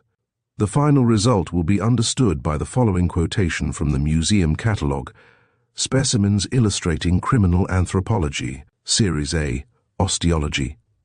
1. Skeleton of burglar, age 37. Symbol, male. Height 63 inches. James Archer. This specimen was of English parentage, was a professional burglar, a confirmed recidivist, and, since he habitually carried firearms, a potential homicide. His general intelligence appears to have been of a low order, his manual skill very imperfect. He was a gas fitter by trade but never regularly employed. He was nearly illiterate, and occasionally, but not chronically, alcoholic. Cranial capacity 1,594 ccs. Cephalic index 76.8. For fingerprints, see album D1, P1. For facial characters, see album E1, PP1, 2 and 3, and Series B dry reduced preparations. Number 1. On the amazing story that they told in their unemotional, matter-of-fact style. Was poor Challiner mad? Had he an insane obsession on the subject of crime and criminals? Or was he, perchance, abnormally sane, if I may use the expression? That his outlook was not as other men's was obvious. Was it a rational outlook, or that of a lunatic? May throw some fresh light on it. Chapter 3. The Housemaid's Followers. The contrast in effect between suspicion and certainty is very curious to observe. When I had walked through the private museum of my poor friend Challiner, and had looked at the large collection of human skeletons that it contained, a suspicion that there was something queer about those skeletons had made me quite uncomfortable. Now, after reading his first narrative, I knew all about them. They were the relics of criminals whom he had taken red-handed and preserved for the instruction of posterity. Thus were my utmost suspicions verified, and yet, strange as it may seem, with the advent of certainty, my horror of them vanished. Even the hideous little doll-like heads induced but a passing shudder. Vague, half-superstitious awe gave place to scientific interest. Astonishing and gruesome museum archives. The second narrative was headed Anthropological Series 2, 3 and 4. It exhibited the same singular outlook as the first, showing that to Challiner the criminal had not appeared to be a human being at all, but merely a sub-human form, anatomically similar to man. The acquisition of specimen number 1, it began, gave me considerable occupation, both bodily and mental. As I labored from day to day rendering the osseous framework of the late James Archer fit for exhibition in a museum case, I reflected on the future to which recent events had committed me. I had been, as it were, swept away on the tide of circumstance. The death of this person had occurred by an inadvertence, and accident had thrown on me the onus of disposing of the remains. I had solved that difficulty by converting the deceased into a museum specimen. So far, well. But what of the future? My wife had been murdered by a criminal. The remainder of my life short, I hoped, was to be spent in seeking that criminal. But the trap that I set to catch him would probably catch other criminals first, and since the available method of identification could not be applied to newly acquired specimens while in the living state, it followed that each would have to be reduced to the condition in which identification would be possible. And if, on inspection, the specimen acquired proved to be not the one sought, I should have to add it to the collection and rebait the trap. That was evidently the only possible plan. But before embarking on it, I had to consider its ethical bearings. Of the legal position there was no question. It was quite illegal. But that signified nothing. There are recent human skeletons in the Natural History Museum. Every art school in the country has one, and so have many board schools. What is the legal position of the owners of those human remains? It will not bear investigation. As to the Hunterian Museum, it is a mere resurrectionist's legacy. That the skeleton of O'Brien was obtained by flagrant body snatching is a well-known historical fact, but one at which the law very properly winks. Obviously the legal position was not worth considering. But the ethical position? To me it looked quite satisfactory, though clearly at variance with accepted standards. For the attitude of society towards the criminal appears to be that of a community of stark lunatics. In effect, society addresses the professional criminal somewhat thus: you wish to practice crime as a profession, to gain a livelihood by appropriating by violence or otherwise the earnings of honest and industrious men. Very well, you may do so on certain conditions. If you are skillful and cautious, you will not be molested. You may occasion danger, annoyance, and great loss to honest men, with very little danger to yourself, unless you are clumsy and incautious, in which case you may be captured. If you are, we shall take possession of your person and detain you for so many months or years. During that time, you will inhabit quarters better than you are accustomed to. Your sleeping room will be kept comfortably warm in all weathers. You will be provided with clothing better than you usually wear. You will have a sufficiency of excellent food. Expensive officials will be paid to take charge of you. Selected medical men will be retained to attend to your health. A chaplain of your own persuasion will minister to your spiritual needs, and a librarian will supply you with books. And all this will be paid for by the industrious men whom you live by robbing. In short, from the moment that you adopt crime as a profession, we shall pay all your expenses, whether you are in prison or at large. Such is the attitude of society, and I repeat it, is that of a community of madmen. How much better and more essentially moral is my plan? I invite the criminal to walk into my parlor. He walks in, a public nuisance and a public danger, and he emerges in the form of a museum preparation of permanent educational value. Thus, I reflected and mapped out my course of action as I worked at what I may call the foundation specimen of my collection. The latter kept me busy for many days, but I was very pleased with the result when it was finished. The bones were of a good color and texture. The fracture of the skull, when carefully joined with fish glue, was quite invisible, and, as to the little dried preparation of the head, it was entirely beyond my expectations. Comparing it with the photographs taken after death, I was delighted to find that the facial characters and even the expression were almost perfectly retained. It was a red-letter day when I put number 1 in the great glass case and took out the skeleton that I had bought from the dealer to occupy its place until it was ready.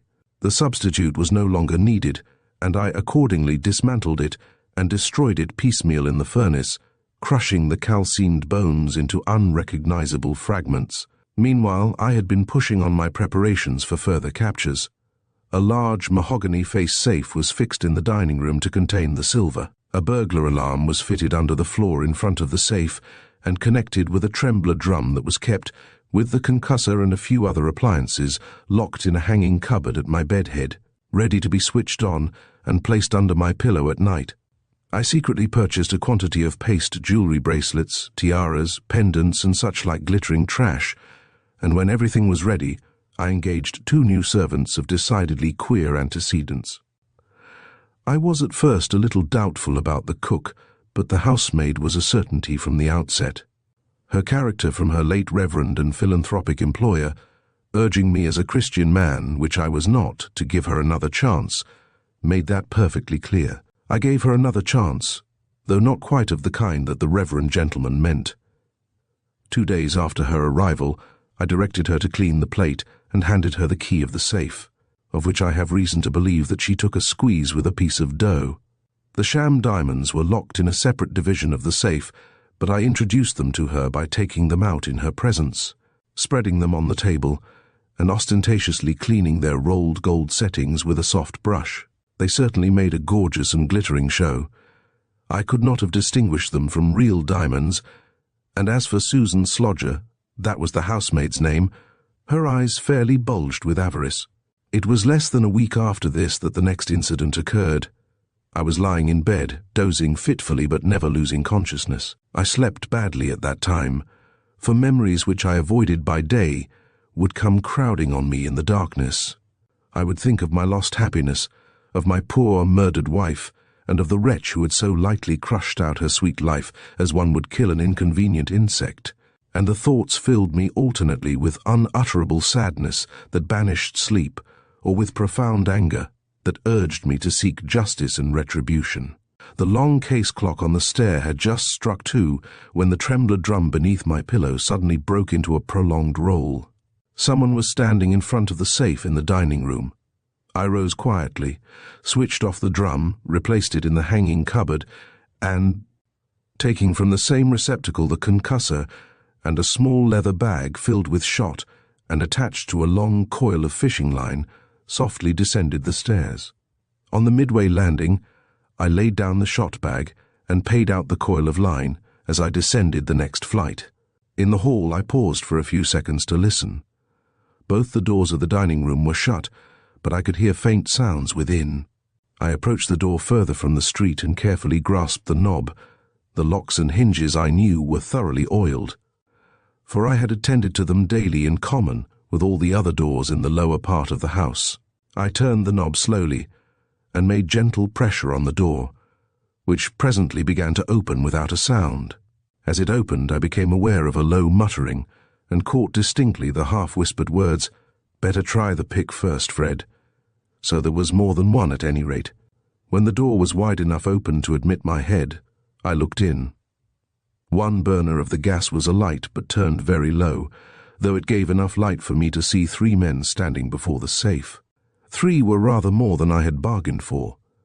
Number 1, by himself, had given me a good deal of occupation, both during and after the capture. 3 might prove a little beyond my powers. And yet, if I could only manage them, they would make a handsome addition to my collection. I watched them and turned over the ways and means of dealing with them. Evidently, the essence of the strategy required was to separate them and deal with them in detail. But how was it to be done? I watched the 3 men with their heads close together looking into the safe. The door stood wide open, and a key in the lock explained the procedure so far. One of the men held an electric bullseye lamp, the light of which was focused on the keyhole of the jewel compartment, into which another had just introduced a skeleton key. At this moment, the 3rd man turned his head. By the dim light I could see that he was looking, with a distinctly startled expression, in my direction. In fact, I seemed to meet his eye, but knowing that I was in complete darkness in the shadow of the door, I remained motionless. "Fred," he whispered hoarsely, "the door's open." The other 2 men looked round sharply, and one of them, presumably Fred, retorted gruffly, "Then go and shut it, and don't make no bloomin' row." The man addressed felt in his pocket and advanced stealthily across the room. His feet were encased in list slippers, and his tread was perfectly noiseless.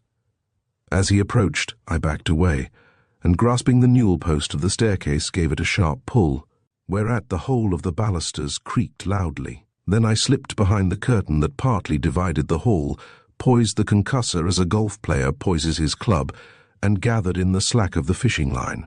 The burglar's head appeared dimly in silhouette against the faint light from within. He listened for a moment, and then peered out into the dark hall. The opportunity seemed excellent if I could only lure him a little farther out. In any case, he must not be allowed to retire and shut the door. I gave a steady pull at the fishing line. The shot bag slid over the carpet on the landing above, with a sound remarkably like that of a stealthy footstep. The burglar looked up sharply and raised his hand, and against the dimly lighted wall of the dining room I saw the silhouette of a pointed revolver. The practice of carrying firearms seems to be growing amongst the criminal classes, perhaps by reason of the increasing number of American criminals who visit this country. At any rate, the matter should be dealt with by appropriate legislation. The burglar then stood looking out with his revolver pointed up the stairs. I was about to give another tweak at the fishing line when an unmistakable creak came from the upper stairs. I think this somewhat reassured my friend, for I heard him mutter that he supposed it was them damn girls. He stepped cautiously outside the door, and fumbling in his pocket, produced a little electric bullseye, the light of which he threw up the stairs. The opportunity was perfect. Against the circle of light produced by his lamp, his head stood out black and distinct, its back towards me, one outstanding ear, serving to explain what I may call the constructive details of the flat, dark shape. With my left hand I silently held aside the curtain and took a careful aim. Remembering the mishap with number 1, I selected the right parietal eminence, an oblique impact on which would be less likely to injure the base of the skull than a vertical blow. But I put my whole strength into the stroke, and when the padded weight descended on the spot selected, the burglar doubled up as if struck by lightning. The impact of the concussor was silent enough, but the man fell with a resounding crash, and the revolver and lamp flew from his hands and rattled noisily along the floor of the hall. The instant I had struck the blow, I ran lightly up the hall and softly turned the knob of the farther door. Fortunately, the 2 men in the room were too much alarmed to rush out into the hall, or, with the aid of their lamp, they would have seen me. But they were extremely cautious. I thrust my head in at the door, and from the dark end of the room I could see them peering out of the other door and listening intently. After a short interval they tiptoed out into the hall, and I lost sight of them. Close to the farther door was a large 4-fold Japanese screen. It had sheltered me in my last adventure, and I thought it might do so again, as the prostrate burglar was lying a couple of yards past the opening of the door, and his two friends were probably examining him. Accordingly, I stepped softly along the room and took up a position behind the screen in a recess of the folds. My movements had evidently been unobserved, and my new position enabled me to peep out into the hall, at some risk of being seen, and to hear all that passed. For the moment there was nothing to hear but a faint rustling from the two men and an occasional creak from the upper stairs. But presently I caught a hoarse whisper. "Damn funny, he seems to be dead." "Yes, he do look like it," the other agreed, and then added optimistically, "but p'raps he's only took queer." "Damn," was the impatient rejoinder. "I tell ya, he's dead as a pork chop." There was another silence, and then, in a yet softer whisper, a voice asked, "D'ye think somebody's been and done him in, Fred?" "Don't see no marks," answered Fred. "Besides, there ain't no one here." "Hallo! What's that?" That was a loud creak on the upper stairs near the first-floor landing, doubtless emanating from Miss Slodger or the cook. I have no doubt that these sounds of stealthy movement were highly disturbing to the burglars, especially in the present circumstances. And so it appeared, for the answer came in an obviously frightened whisper. "There's someone on the stairs, Fred. Let's hook it. This job ain't no class." "What?" was the indignant reply. "Hook it and leave all that stuff. Not me, nor you neither. There's more'n what one of us can carry. And you put away that barker, or else you'll be letting it off and bringing in the coppers. D'ye hear? Ain't going to be done in the dark, same as what Joe's been," the other whispered sulkily. "If anyone comes down here, I pots him." At this moment there was another very audible creak from above, and then followed rapidly a succession of events which I subsequently disentangled, but which, at the time, were involved in utter confusion. What actually happened was that Fred had begun boldly to ascend the stairs, in some way missing the fishing line, and being closely followed by his more nervous comrade. The latter, less fortunate, caught his foot in the line, stumbled, tightened the line, and brought the shot bag hopping down the stairs. What I heard was the sound of the stumble, followed by the quick thud, thud of the descending shot bag, exactly resembling the footfalls of a heavy man running down the stairs barefoot. Then came two revolver shots in quick succession, a shower of plaster, a hoarse cry, a heavy fall, and, from above, a loud scuffling followed by the slamming of a door and the noisy turning of a key, a brief interval of silence, and then a quavering whisper. "I ain't it yet, Fred, ain't I?" To this question there was no answer but a gurgling groan. I stepped out from my hiding place, passed through the open doorway, and stole softly along the hall, guided by the sound of the survivor extricating himself from his fallen comrade. A few paces from him I halted with the concussor poised, ready to strike, and listened to his fumbling and scuffling. Suddenly a bright light burst forth. He had found Fred's electric lantern, which was, oddly enough, uninjured by the fall. It had a metal filament, as I subsequently ascertained. The circle of light from the bull's eye, quivering with the tremor of the hand which held the lantern, embraced the figure of the injured burglar, huddled in a heap at the foot of the stairs, and still twitching at intervals. It could not have been a pleasant sight to his companion. The greenish-white face, with its staring eyes and blood-stained lips, stood out in the bright light from its background of black darkness, with the vivid intensity of some ghastly waxwork. The surviving burglar stood petrified, stooping over his comrade, with the lantern in one shaking hand and the revolver still grasped in the other. And as he stood, he poured out, in a curious whimpering undertone, an unending torrent of incoherent blasphemies, as appears to be the habit of that type of man when frightened. I stepped silently behind him and looked over his shoulder at the expiring criminal, speculating on what he would do next. At the moment he was paralyzed and imbecile with terror, and I had a strong inclination to dispatch him then and there, but the same odd impulse that I had noticed on the last occasion constrained me to dally with him. Again I was possessed by a strange, savage playfulness, like that which impels a cat or leopard to toy daintily and tenderly with its prey for a while, before the final scrunch. We remained thus motionless for more than half a minute, in a silence broken only by his blasphemous mutterings. Then, quite suddenly, he stood up and began to flash his lantern on the stairs and about the hall until at length its light fell full on my face, which was within a foot of his own. And at that apparition he uttered a most singular cry, like that of a young goat, and started back. Another moment, and he would have raised his pistol arm, but I had foreseen this and was beforehand with him. Even as his hand rose, the concussor struck the outer side of his arm, between the shoulder and the elbow, on the exact spot where the musculo-spiral nerve turns round the bone. The effect was most interesting. The sudden nerve stimulus produced an equally sudden contraction of the extensors. The forearm straightened with a jerk, the fingers shot out straight, and the released revolver flew clattering along the hall floor. Anatomy has its uses even in a midnight scuffle. The suddenness of my appearance and the promptness of my action paralyzed him completely. He stared at me in abject terror and gibbered inarticulately. Only for a few moments, however. Then he turned and darted towards the street door, but I did not mean to let him escape. In a twinkling I was after him and had him by the collar. He uttered a savage snarl and dropped the lamp on the mat to free his hands, and as the spring switch was released, the light went out, leaving us in total darkness. Now that he was at bay, he struggled furiously, and I could hear him snorting and cursing as he wriggled in my grasp. I had to drop the concussor that I might hold him with both hands, and it was well that I did, for he suddenly got one hand free and struck.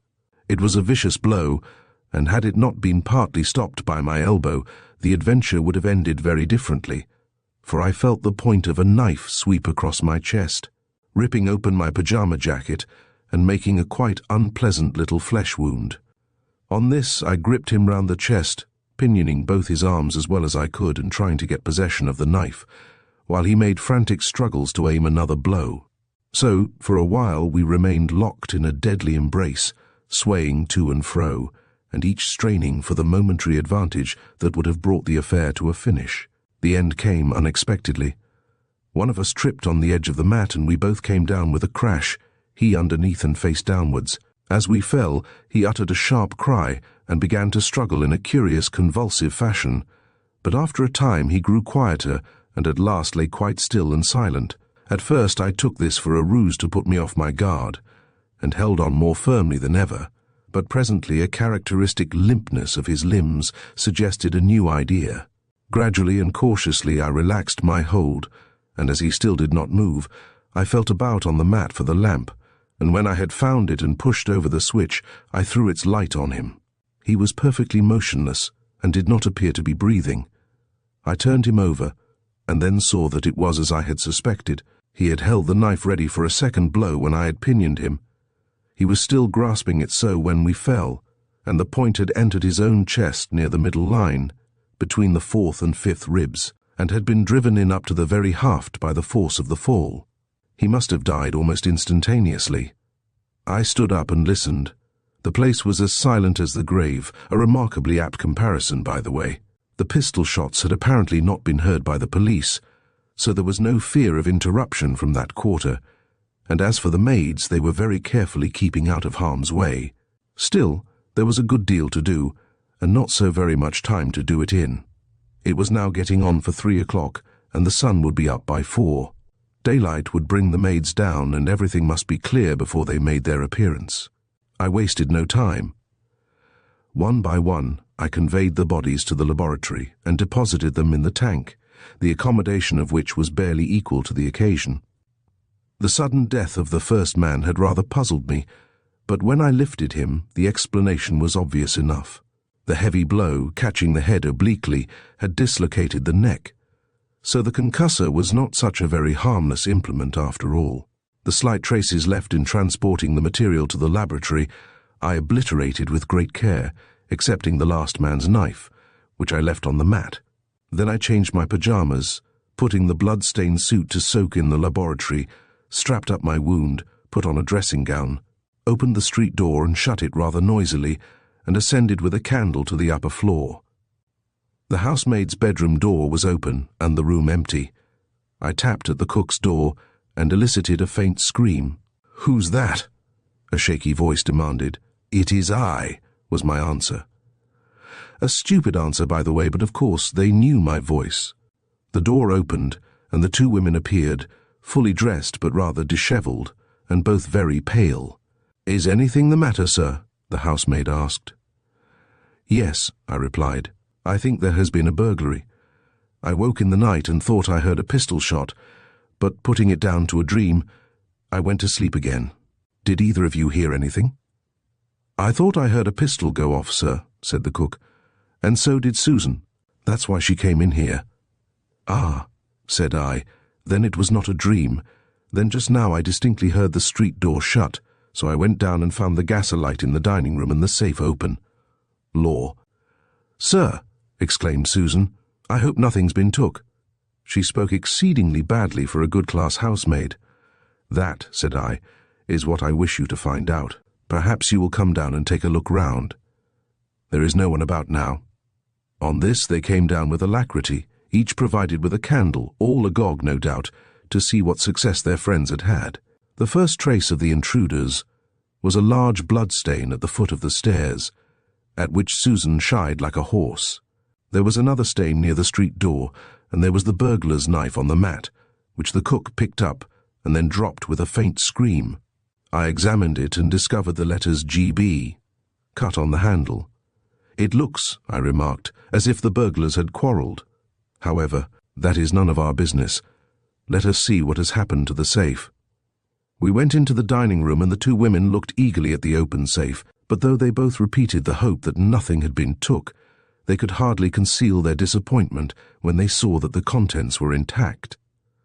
I examined the roughly made false key without comment, but with a significant glance at them, which I think they understood, and I overhauled a couple of large carpet bags, neither of which contained anything but the outfit of appliances for the raid. "I suppose I ought to communicate with the police," said I, without the slightest intention of doing anything of the kind. "I don't see what good that would do, sir," said Susan. "The men is gone, and nothing hasn't been took. The police would only come in and turn the place upside down and take up your time for nothing." Thus Susan Slodger, with a vivid consciousness of the false key, made exactly the suggestion that I desired. Of course it would never do to have the police in the house again so soon. I affected to be deeply impressed by her sagacity, and in the end decided to let sleeping dogs lie. Only Susan did not realize how exceedingly soundly they slept. It was necessary for me to visit the osteological dealer in the course of the morning, to obtain 3 suitable skeletons as understudies according to my plan. This was quite indispensable. The dealer's receipt and invoice for 3 human skeletons was my passport of safety, but I regretted the necessity, for it was certain that as soon as I was out of the house, one of these hussies would run off to make inquiries about her friends, and when it was found that the burglars were missing, there might be trouble. You can never calculate the actions of women. I did not suppose that either of them was capable of breaking into the laboratory, but still, one or both of them might, and if they did, the fat would be in the fire with a vengeance. However, it had to be done, and accordingly I set forth after breakfast with a spring tape and a note of the measurements in my pocket. Fortunately, the dealer had just received a large consignment of skeletons from Germany. Heaven alone knows whence these German exporters obtain their supply, so I had an ample number to select from, and as they ran rather small, I suspect they were mostly Frenchmen. I had no difficulty in matching my specimens, which, as is usual with criminals, were all below the average stature. On my return I found that the housemaid was out, doing some shopping, the cook explained. But she returned shortly, and as soon as I saw her I knew that she had been making kind inquiries. Her manner was most peculiar, and so was the cook's for that matter. They were both profoundly depressed and anxious. They both regarded me with evident dislike and still more evident fear. They mumped about the house, silent and restless. They showed an inconvenient desire to keep me in sight, and yet they hurried out of the rooms at my approach. The housemaid was very much disturbed. When waiting at table, she eyed me incessantly, and if I moved suddenly she jumped. Once she dropped a soup tureen, merely because I looked at her rather attentively. She was continually missing my wine-glass, and pouring the claret onto the tablecloth. And when I tested the edge of a poultry carver, which had become somewhat blunt, she hurried from the room, and I saw her watching me through the crack of the door. The arrival of the understudy skeletons from the dealers a couple of days later gave her a terrible shock. I was in the dining room when they arrived and through the open door heard what passed, and certainly the incident was not without a humorous side. The carrier came to the front door, and to Susan, who answered his ring, he addressed himself with the familiarity of his class. "Here's 3 cases for your master. Funny uns they are too. He don't happen to be in the resurrection line, I suppose?" "I don't know what you mean," Susan replied sourly. "You will when you see the cases," the man retorted. 3 of 'em there are. Big uns. Where will you have 'em?" Susan came to me for instructions, and I directed that they should be taken through to the museum, the door of which I unlocked for the purpose. The appearance of the cases was undeniably funereal, not in shape only but also in colour, for the dealer, with an ill-timed sense of fitness, had had them painted black, and the effect was heightened by the conduct of the 2 grinning carriers, who bore each case on their shoulders, coffin-wise, and proceeded to the museum at a slow funereal walk. And when I was out of sight, though not out of earshot, I heard the leading carrier, who seemed to be somewhat of a humorist, softly whistling the Dead March in Saul.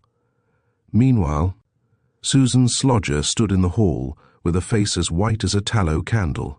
She stared with fearful fascination at the long black cases, and uttered no sound, even when the facetious carrier questioned her as to the destination of our dear departed brother.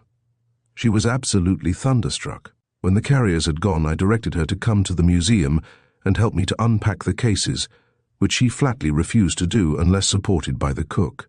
To this, of course, I had no objection, and when she went off to the kitchen to fetch her colleague, I took up a position just inside the laboratory door and awaited developments.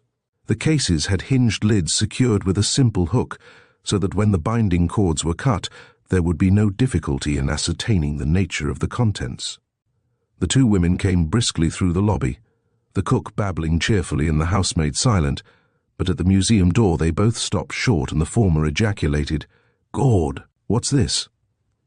Here I stepped out and explained, "These are some cases of specimens for the museum. I want you to unfasten the cords.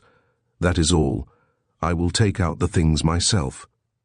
With this I went back to the laboratory, but in less than half a minute I heard a series of shrieks, and the 2 women raced through the lobby and disappeared below stairs. After this the position grew worse than ever. Though obviously terrified of me, these 2 women dogged me incessantly. It was most inconvenient, for the excess of material kept me exceedingly busy, and to make things worse, I had received from Jamrux without an order, but I had to keep the thing a dead hyena, which had been affected with Osteitis deformans. It was a fine specimen, and was useful as serving to explain my great preoccupation, but it added to my labours and made me impatient of interruptions. The museum wing had an entrance of its own in a side street for the delivery of materials such as the hyena, and this gave me some relief, for I could go out of the front door and slip in by the side entrance. But Susan soon discovered this, and thereafter was continually banging at the lobby door to see if I was in. I don't know what she thought. She was an ignorant woman and stupid, but I think she vaguely associated my labours in the laboratory with her absent friends. This perpetual spying on my actions became at last intolerable, and I was on the point of sending the 2 hussies about their business, when an accident put an end to the state of affairs. I had gone out of the front door and let myself in by the side entrance, but, by some amazing inadvertence, had left the lobby door unfastened, and I had barely got on my apron to begin work when I heard someone enter the lobby. Then came a gentle tapping at the door of the laboratory. I took no notice but waited to see what would happen. The tapping was repeated louder and yet louder, and still I made no move. Then, after an interval, I heard a wire inserted in the lock. I determined to make an end of this. Quietly concealing the material on which I was working, I took down from a hook a large butterfly net. My poor wife had been interested in Lepidoptera. Very softly I tiptoed to the door and suddenly flung it open. There stood Susan Slodger with a hairpin in her hand, absolutely paralyzed with terror. In a moment, before she had time to recover, I had slipped the butterfly net over her head. That revived her. With a piercing yell she turned and fled, and with such precipitancy that she pulled the net off the handle. I saw her flying down the lobby with the net over her head, looking like an oriental bride. I heard the street door bang, and I found the butterfly net on the doormat. But Susan Slodger I never set eyes on again. The cook left me the same day, taking Susan's box with her.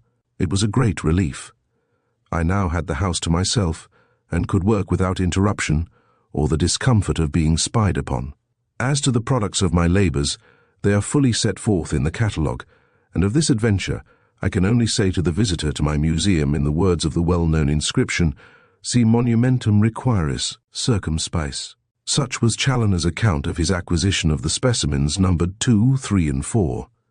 The descriptions of the preparations were, as he had said, set out in dry and precise detail in the catalogue, and some of the particulars were really quite interesting, as, for instance, the fact that the skull of number 4 combines an extreme degree of dolichocephaly 67.5 with a cranial capacity of no more than 1,523 cubic centimeters.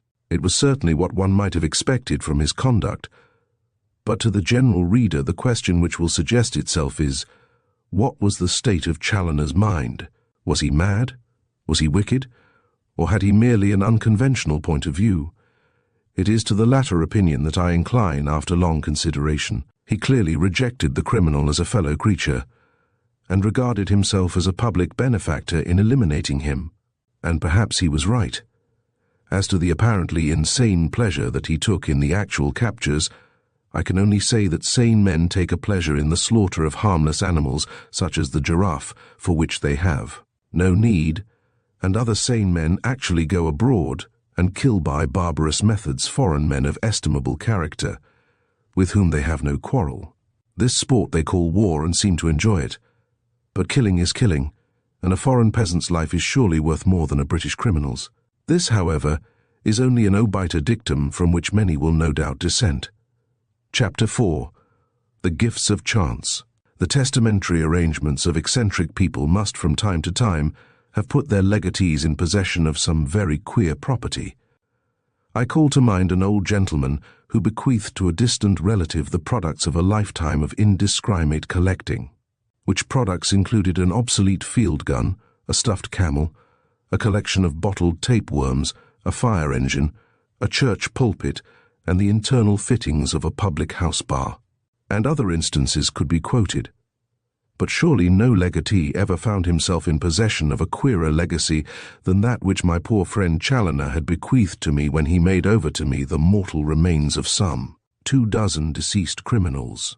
The bequest would have been an odd one under any circumstances, but what made it much more so was the strange intimacy that became established between me and the deceased.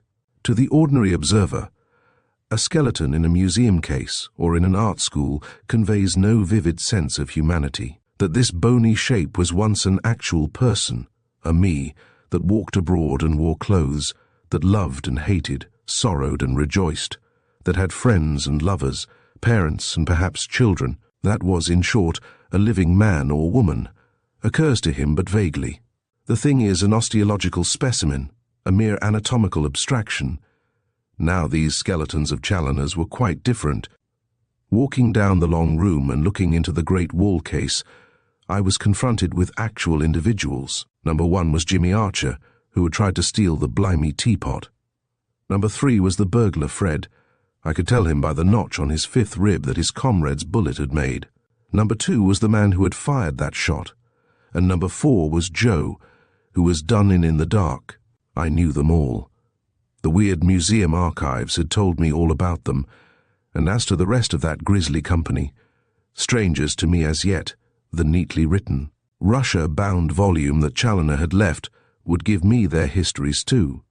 It was some days before I was able to resume my reading of the uncanny little book, but an unoccupied evening at length gave me the opportunity. As 10 o'clock struck, I put on my slippers, adjusted the light, drew an armchair up to my study fire, and opened the volume at the place marked by the envelope that I had inserted at the end of the last reading. The page was headed Circumstances Attending the Acquirement of Numbers 5 and 6, and the account ran as follows. The most carefully conceived plans, when put into practice, are apt to discover unforeseen defects. My elaborate plan for the capture of burglars was no exception to the rule. The idea of employing palpably dishonest servants to act as decoy ducks to lure the burglars onto the premises was an excellent one and had fully answered my expectations. But it had a defect which I had overlooked.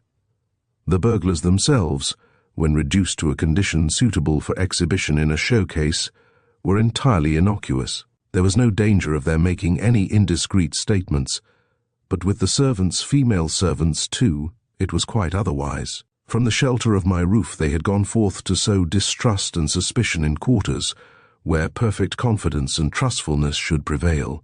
It was a most unfortunate oversight. Now, when it was too late, I saw clearly that they ought never to have left me. I ought to have added them to the collection too. The evil results of the mistake soon became apparent. I had replaced the late cook and housemaid by two women of quite unimpeachable dishonesty, of whom I had naturally great hopes. But nothing happened. I let them handle the plate freely. I gave them the key of the safe from time to time. I brushed the sham diamond pendants and bracelets under their very noses, and still there was no result. It is true that the silver spoons dwindled in number, and that a stray candlestick or salt cellar would now and again report absent, that the tradesmen's bills were preposterous, and that the tea consumed in a week would have impaired the digestion of a lodge of good Templars. But that was all. No aspirant for museum honours made his appearance. The concussor became dusty with disuse. The safe in the dining room remained neglected and untouched, and as for the burglar alarm, I had to stand on it myself at stated intervals to keep it in working order. I had already resolved to get rid of those two women when they saved me the trouble. I directed them to accompany me to the laboratory to clean out the furnace, whereat they both turned pale and flatly refused, and I saw them half an hour later secretly handing their boxes up the area steps to a man with a barrow. Obviously someone had told them something of my methods. The cook and housemaid who succeeded them were jailbirds pure and simple. They were dirty, dishonest, lazy, and occasionally drunk, but for their actual function they were quite useless. They drank my whiskey, they devoured and distributed my provisions, they stole my portable property, and once, when I had incautiously left the door unfastened, I caught them browsing round the museum, but they brought no grist to my mill. It is true that during their reign I had one visitor, a scurvy little wry-faced knave who sneaked in through the scullery window, but I think he had no connection with them, or he would have entered by some more convenient route and have used a false key instead of a jimmy to open the safe. He was a wretched little creature, and his capture quite uninteresting, for, when he had bitten me twice, he crumpled up like a rag doll, and I carried him to the tank as if he had been a monkey. Yet I ought not to disparage him unduly, for he was the one specimen in my collection, up to that time, who presented the orthodox stigmata of degeneration. His hair was bushy, his face strikingly asymmetrical, and his ears were like a pair of Lombroso's selected examples, outstanding, with enormous Darwinian tubercles and almost devoid of lobules. Still, whatever his points of interest, he was but a stray catch. Chance had brought him as it might bring others of the same kind in the course of years. But this would not answer my purpose. Numbers were what I wanted, and what I had arranged for, and it was with deep disappointment that I recognized that my plan had failed. The supply of anthropological material had come to an end. In a word, the criminal class had smoked me. This was not mere surmise on my part. I had direct and very quaint evidence of it, soon after I had completed the preparation of number 5. I was returning home one evening, and was approaching the vicinity of my house, when I became aware of a small man of seedy aspect, who appeared to be following me. I slackened my pace somewhat to let him overtake or pass me, and when nearly opposite my side door, the museum entrance, he edged alongside and addressed me in a hoarse whisper. "Governor." I halted and looked at him attentively, a proceeding that caused him evident discomfort. "Did you speak to me?" I asked. He edged up closer, but still did not meet my eye, and looking first over one shoulder and then over the other, replied, "Yes, I did, Governor." "What do you want?" I demanded. He edged up yet closer and said in a hoarse undertone, I want to know what you've been and done with my cousin Bill." "Your cousin Bill," I repeated. "Do I know him?" "I dunno whether you know him," was the reply, "but I see him go into your house and I never see him come out again, and I want to know what you've been and done with him." Now here was an interesting circumstance. I had already noted something familiar in the man's face. His question explained it. Cousin Bill was clearly number 5 in the anthropological series. In fact, the resemblance was quite remarkable. The present example, like the late Bill, was an undergrown creature, and had the same curiously twisted nose, the same asymmetrical face and similar ears large, flat ears that stood out from his head like the handles of an amphora that had strongly marked Darwinian tubercles, unformed helices and undeveloped lobules. Lombroso would have loved him. He would have made a delightful photograph for purposes of illustration, and it suddenly occurred to me he would make a most interesting companion preparation to number 5. "Your cousin Bill," I said with this new idea in my mind. "Was he the son of your mother's sister? A few details as to heredity add materially to the value and instructiveness of a specimen, and supposing he was, what about it? I want to know what you've been and done with him." "What makes you think I've done anything with him?" I asked. "Why, I see him go into your house and I never see him come out." "But my good man," I protested, "that is exceedingly bad logic. If you saw him go in, there is a fair presumption that he went in." "I see him with my own eyes," my friend interrupted, as though there were other alternative means of vision. "But," I continued, "the fact that you did not see him come out establishes no presumption that he did not come out. He may have come out unobserved." "No, he didn't. He never come out. I see him go in." "So you have mentioned. May I ask what his business was?" "His business," my acquaintance replied with some hesitation, "was of a private nature." "I see. Did he go in by the front door?" "No, he didn't. He went in by the scullery window." "In the evening, no doubt?" "2 a.m. was the reply." "Ah," said I. "He went in by the scullery window at 2 a.m. on private business." "Quite so. Well, you see, the common sense of the position is that if he went into the house and never came out, he must be in the house still." "That's just what I think," my friend agreed. "Very well. Then in that case perhaps you would like to step in and look round to see if you can find him." I took out my latchkey and motioned invitingly towards the museum. "Door." "No, you don't," exclaimed the man, backing away hastily down the street. "You don't get me in there, so I tell you straight." "What do you want me to do then?" "I want to know," he reiterated, "what you've been and done with my cousin Bill. I see him go into—" "I know," I interrupted impatiently.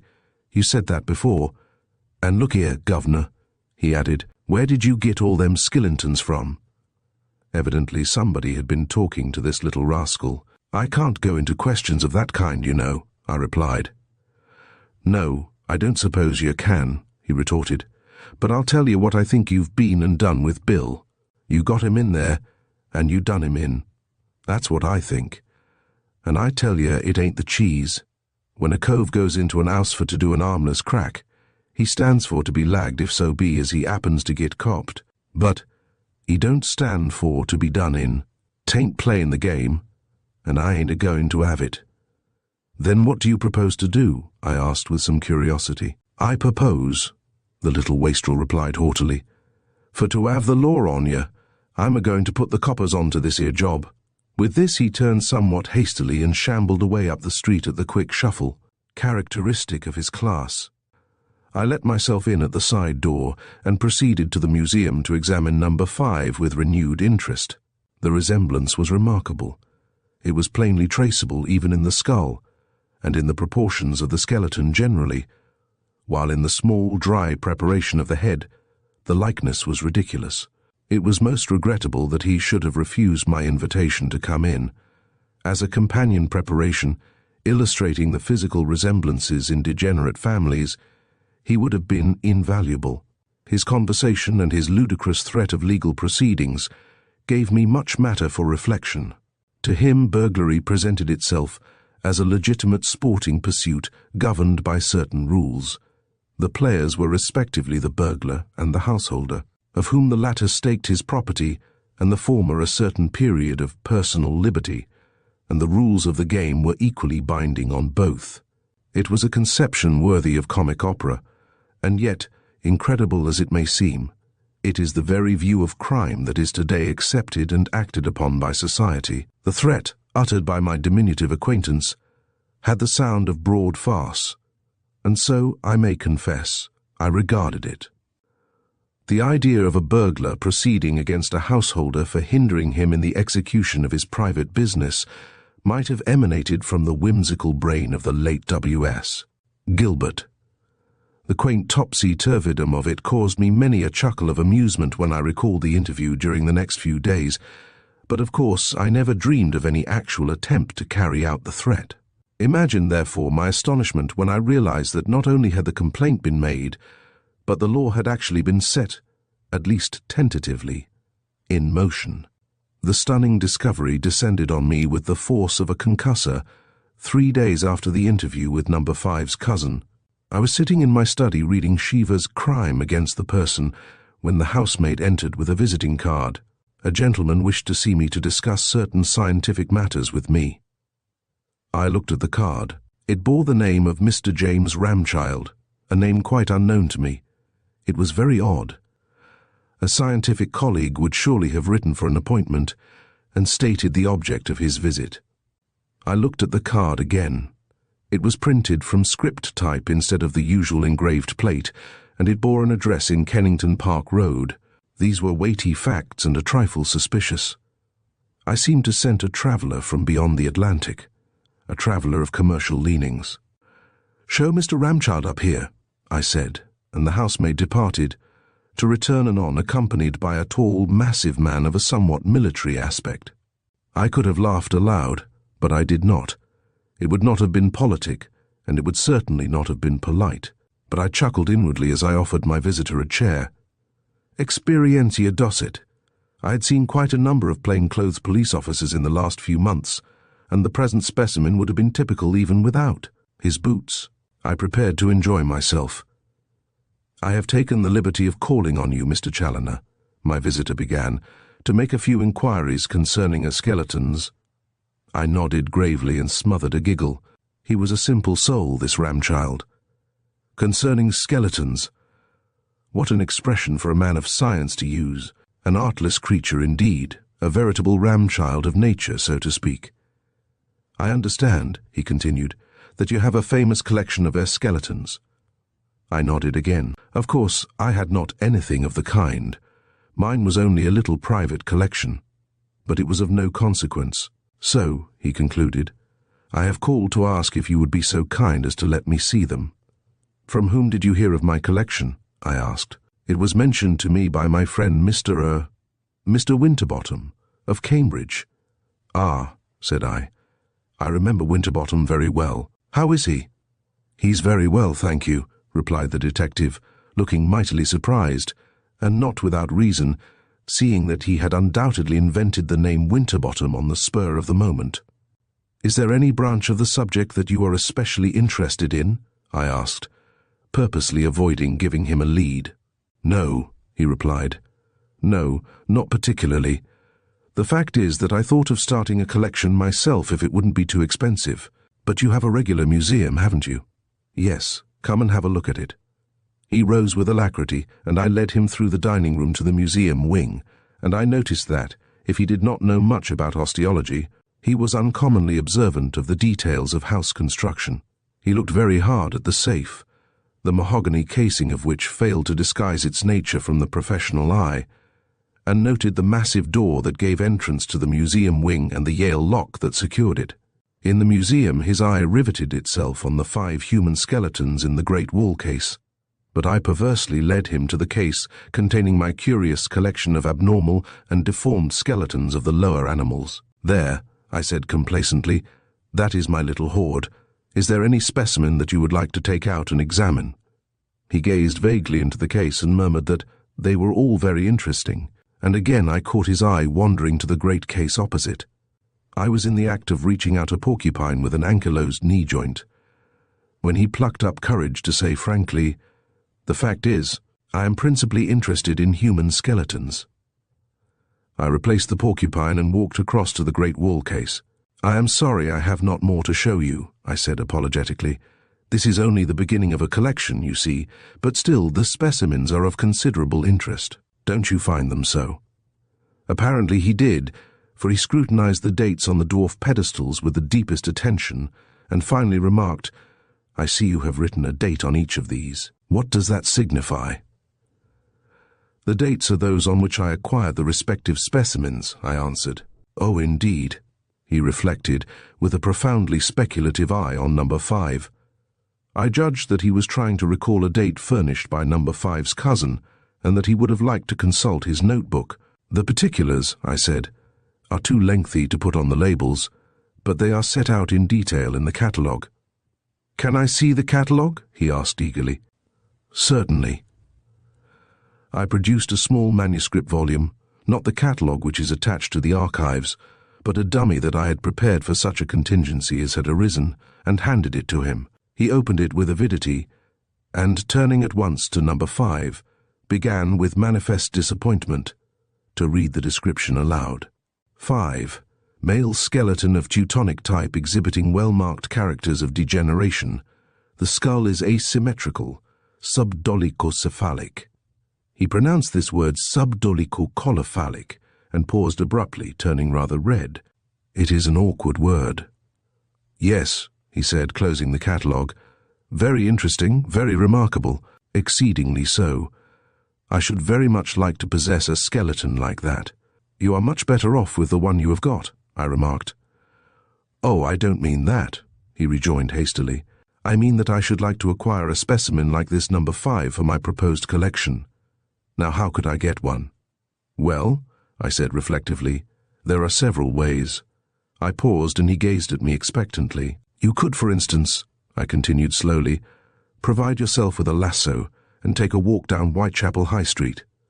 "Good gracious," he exclaimed excitedly, "do you really mean to say that—" "Certainly," I interrupted. "You would find an abundance of material. For my own part, not being gifted with your exceptionally fine physique, I have to adopt the more prosaic and expensive plan of buying my specimens from the dealers." Quite so," he agreed. He was deeply disappointed and inclined to be huffy. "Of course you were joking about the lasso, but would you mind giving me the address of the dealer from whom you obtained this specimen?" And once more he pointed to cousin Bill. He thought he had cornered me, and so he would have done if I had been less cautious. I congratulated myself on the wisdom and foresight that had led me to provide myself with those dummy skeletons, for now I held him in the hollow of my hand. "That specimen," I said, scanning the date on the pedestal, "I fancy I got it from Hammerstein. You know his place in the 7 Dials, no doubt. A very useful man. I get most of my human osteology from him." I fetched my receipt file and turned over the papers in leisurely fashion, while he gnawed his lips with impatience. At last I found the receipted invoice, and he read it aloud with a ludicrous expression of disappointment. "Complete set superfine human osteology strongly articulated with best brass wire and screw bolts, with springs to mandible and stout iron supporting rod. All bones guaranteed to be derived from the same subject. £5.3, 4. The invoice was headed, "Oscar Hammerstein, dealer in osteology, Great St. Andrews Street, London, W.C., and was dated February 4th, 1891. The detective entered the name and address in a black-bound notebook of official aspect, compared the date with that on Cousin Bill's pedestal, and prepared to depart. "There is one thing I must point out to you," I said, anticipating an early visit on my friend's part to Mr. Hammerstein. "The skeletons as you get them from the dealers are not always up to museum style in point of finish. They are often of a bad colour and may be stained with grease. If they are, you will have to disarticulate them, clean them with benzol and, if necessary, remacerate and bleach. But whatever you do," I concluded solemnly, "be careful with the chlorinated soda, or you will spoil the appearance of the bones and make them brittle. Goodbye." I shook his hand effusively, and he took his departure very glum and crestfallen. As long as he had been with me, something of the old buoyant spirit of playfulness, that was my ordinary mood until my great trouble befell, had been revived by the absurdity of the situation. But his departure left me rather depressed, for his visit marked the final collapse of my scheme. Even if the criminal classes had been willing to continue the supply of anthropological material, my methods could not have been carried out under the watchful and disapproving eyes of the police. What then was to be done? This was the question that I asked myself again and again. As to abandoning my activities, of course, such an idea never occurred to me. I remained alive for a definite purpose, to search for the man who had murdered my wife, and to exact from him payment of his debt. Of this purpose, the collection had been, at first, a mere byproduct, and though it was gradually taking such hold of me as to become a purpose in itself, it was but a minor purpose. The discovery of that unknown wretch was the Mecca of my earthly pilgrimage, from which no difficulties or obstacles should divert me. The hint that ultimately guided me into new fields of research came to me by the merest chance. A few days after the visit of the detective, I received a letter from one of my few remaining friends, a Dr. Grayson, who had formerly practiced in London as a physician, but who, owing to age and infirmity, had retired to his native place, the village of Shom, near Rochester. Grayson asked me to spend a day with him, that we might talk over some matters in which we were both interested. And, being now rather at a loose end, I accepted the invitation, but declined to sleep away from home and my collection. It is significant of my state of mind at this time that, before starting, I considered what weapon I should take with me. Formerly, I should no more have thought of arming myself for a simple railway journey than of putting on a coat of mail. But now a train suggested a train robber, a Lefroy, with a very unsubmissive Mr. Gold, and the long tunnel near Strood was but the setting of a railway tragedy. My ultimate choice of weapon, too, is interesting. The familiar revolver I rejected utterly. There must be no noise. My quarrel with the criminal was a personal one in which no outsiders must be allowed to meddle. I should have preferred the concussor, which I now handled with skill, but it was hardly a portable tool. And my choice ultimately fell on a very fine sword-stick, supplemented by a knuckle-duster which had been bequeathed to me by one of my clients after trial on my own countenance. And after all, nothing happened. I got into an empty first-class compartment, and when, just as the train was starting, a burly fellow dashed in and slammed the door, I eyed him suspiciously and waited for developments. But there were none. The fellow sat huddled in a corner, watching me and keeping an eye on the handle of the alarm over his head, but he made no sign. When we emerged from the long tunnel, he was as white as a ghost, and he hopped out onto Strood platform almost before the train had begun to slow down. I reached my bag down from the rack and got out after him, smiling at my own folly. The criminal was becoming an obsession of which I must beware if I would not end my days in an asylum, a fact which was further impressed on me when I saw my late fellow passenger, who had just caught sight of me, legging it down the station approach like a professional pedestrian, and looking back nervously over his shoulder. Resolving firmly to put the subject out of my mind, I walked slowly into the town and betook myself to the London road. And though, as I passed the Falstaff Inn and crossed Gad's Hill, fleeting reminiscences of Prince Henry and the men in Buckram came unsought, with later suggestions of a stagecoach struggling up the hill in the dark, and masked figures creeping down the banks into the sunken road, I kept to my good resolution. The bag was a little cumbersome. It contained a large parcel of bulbs from Covent Garden that Grayson had asked me to bring, and yet it was pleasant to break off from the high road and stray by well-remembered tracks and footpaths across the fields. It was all familiar ground, for in years gone by, when Grayson was in practice, we would come down together for weekends to his little domain, and often I would stay on alone for a week or so and ramble about the country by myself. So I knew every inch of the countryside, and was so much interested in renewing my acquaintance with it that I was 20 minutes late for lunch. I had a most agreeable day with Grayson, who was working at the historical aspects of disease, and would have stayed later than I did. But at about 8:30, we had dined at 7, Grayson began to be restless and fidgety, and at last said apologetically, "Don't think me inhospitable, Challiner, but if you aren't going to stay the night, you had better be going. And don't go by Gad's Hill. Take the road down to Higham and catch the train there." "Why, what is the matter with Gad's Hill?" I asked.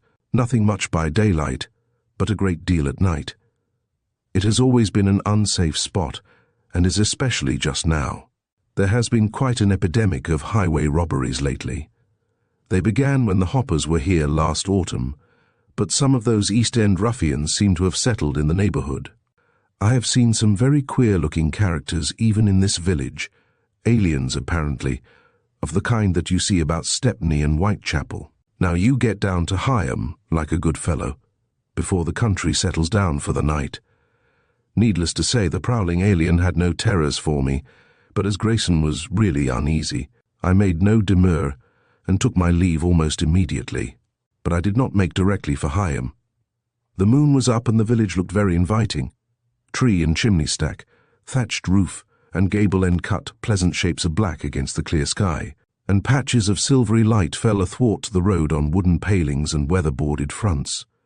I strolled along the little street, carrying the now light and empty bag, and exchanging greetings with scattered villagers, until I came to the lane that turns down towards the London road. Here, by a triangular patch of green, I halted and mechanically looked at my watch, holding it up in the moonlight. I was about to replace it when a voice asked, "What's the right time, mister?" I looked up sharply. The man who had spoken was sitting on the bank under the hedge, and in such deep shadow that I had not noticed him. Nor could I see much of him now, though I observed that he seemed to be taking some kind of refreshment. But the voice was not a Kentish voice, nor even an English one. It seemed to engraft an unfamiliar guttural accent on the dialect of East London. I told the man the time, and asked him if the road pointing to the Ridgeway would take me to Higham. Of course I knew it would not, and I have no very distinct idea why I asked. But he answered promptly enough, "Yes, straight down the road." Was he wanting to get to the station?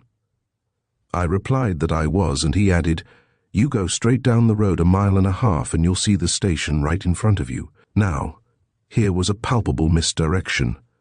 Obviously intentional, too, for the circumstantiality excluded the idea of a mistake.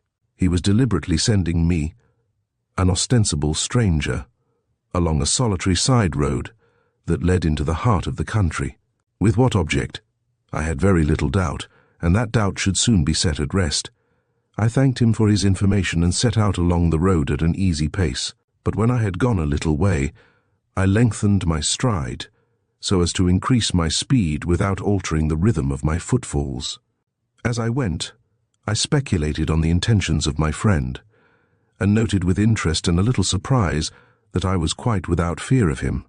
I suspected him of being a footpad, one of the gang of which Grayson had spoken, and I had set forth along this unfrequented road in a spirit of mere curiosity to see if it were really so.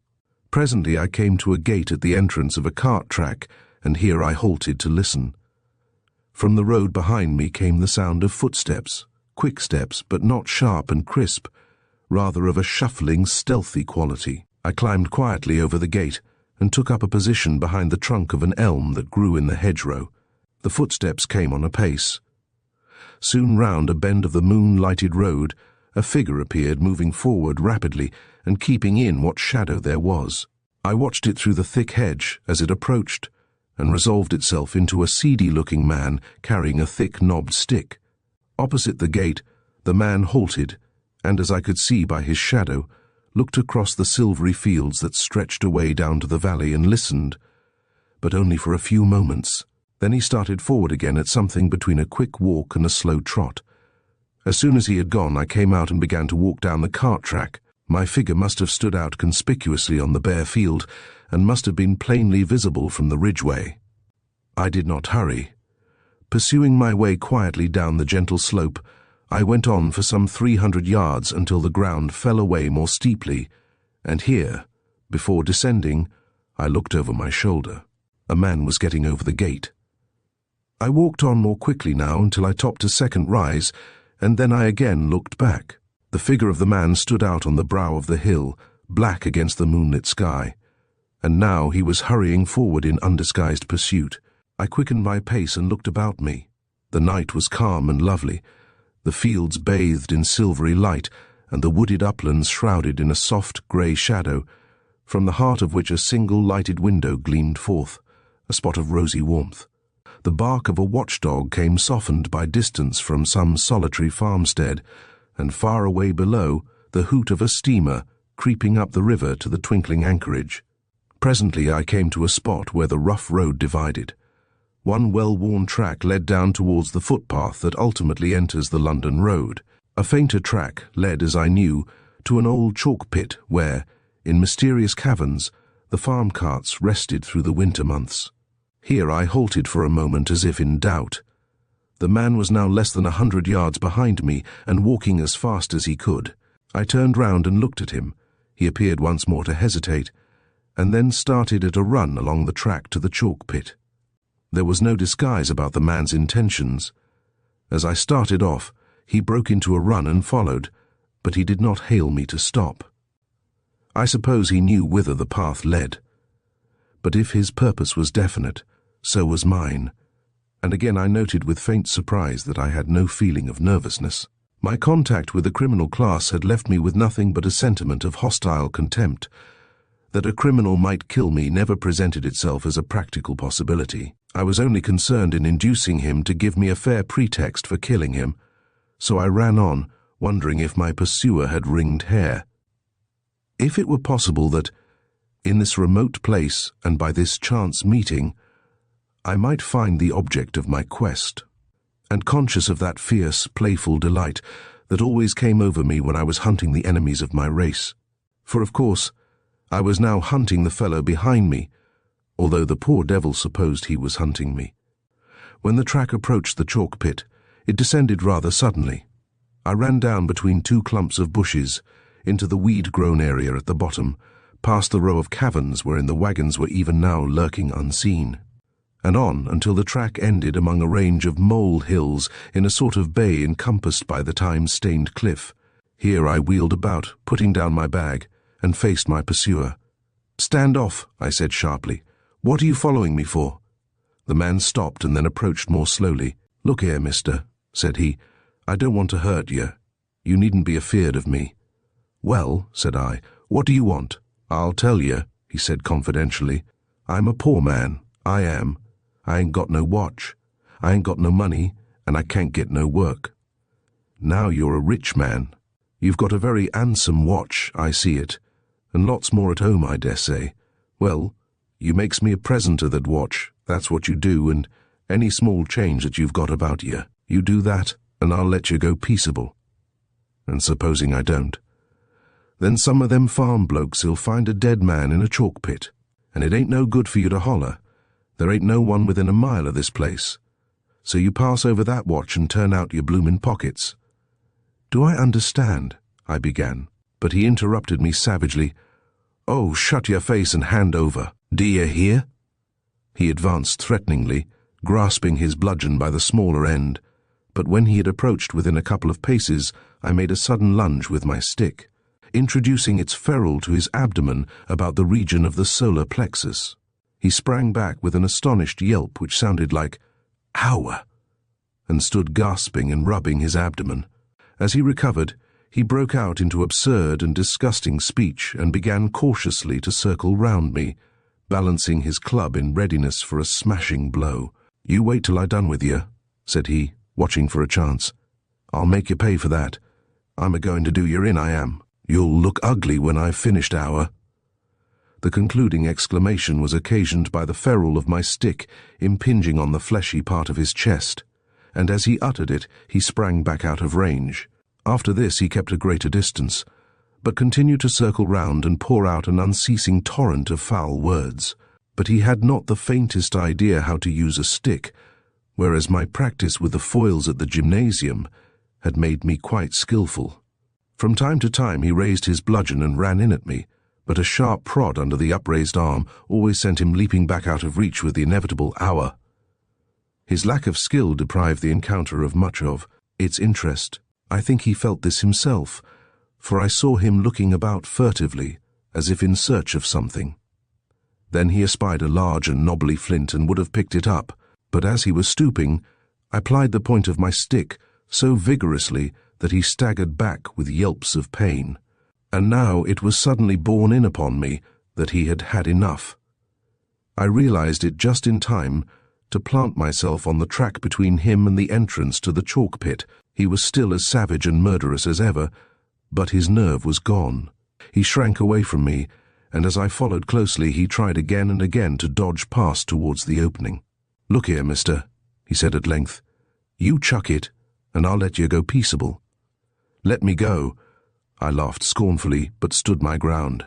And yet it was unpleasant. One cannot go on hammering a beaten man, and it is difficult to refuse a surrender.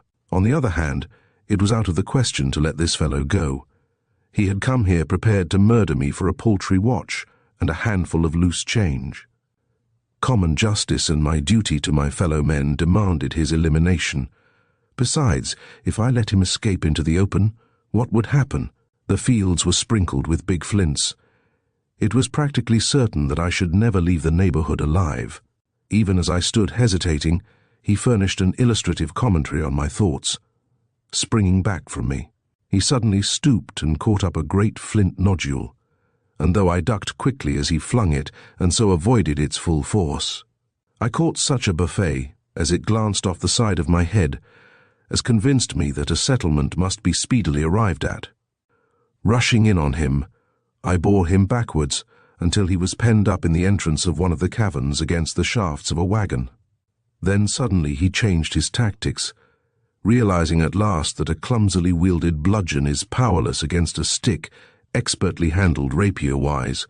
He dropped his club, and the next moment the moonbeams flashed from the broad blade of a knife. This was quite a different affair.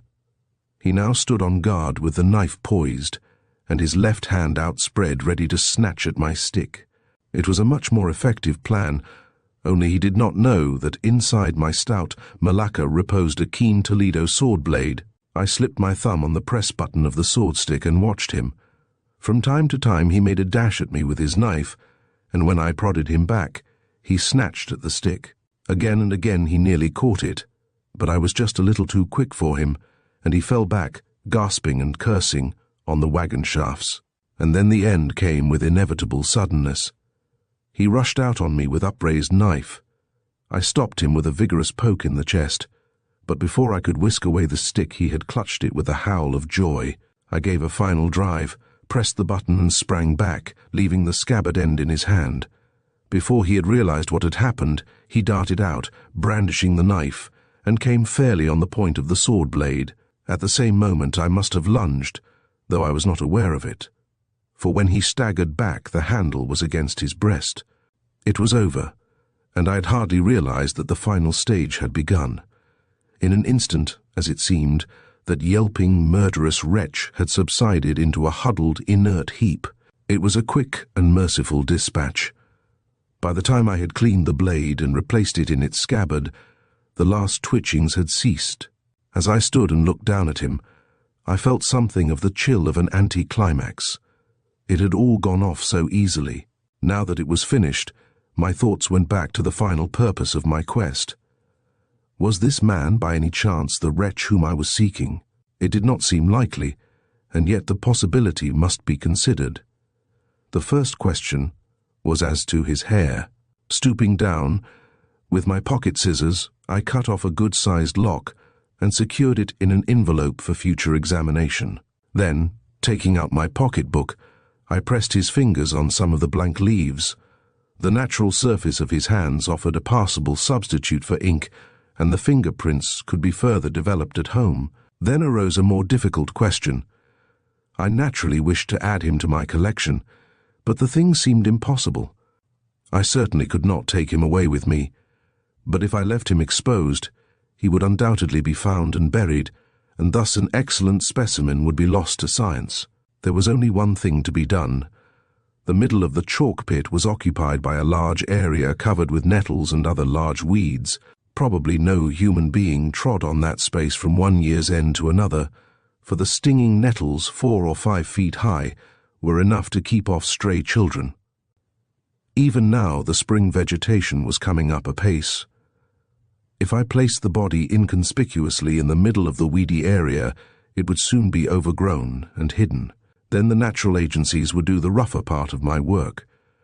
Necrophagous insects and other vermin would come to the aid of air, moisture, and bacteria, and I could return in the autumn and gather up the bones all ready for the museum. This rather makeshift plan I proceeded to execute. Transporting the material to the middle of the weed-grown space, I covered it lightly with twigs and various articles of loose rubbish. It was now quite invisible, and I was turning away to go when suddenly I bethought me of the dry preparation of the head that ought to accompany the skeleton. Without that, the specimen would be incomplete, and an incomplete specimen would spoil the series. I reflected a while. It seemed a pity to spoil the completeness of the series for the sake of a little trouble. I had a good-sized bag with me and a quantity of stout brown paper in it in which the bulbs had been wrapped. Why not? In the end, I decided that the series should not be spoilt. I need not describe the obvious details of the simple procedure. When I came up out of the chalk pit a quarter of an hour later, my bag contained the material for the required preparation of a mummified head. I soon struck the familiar footpath and set forth at a brisk pace to catch the late train from Gravesend. It was a long walk and a pleasant one, though the bag was uncomfortably heavy. I thought, with grim amusement, of Grayson's gang of footpads. It would be a quaint situation if I encountered some of them and was robbed of my bag.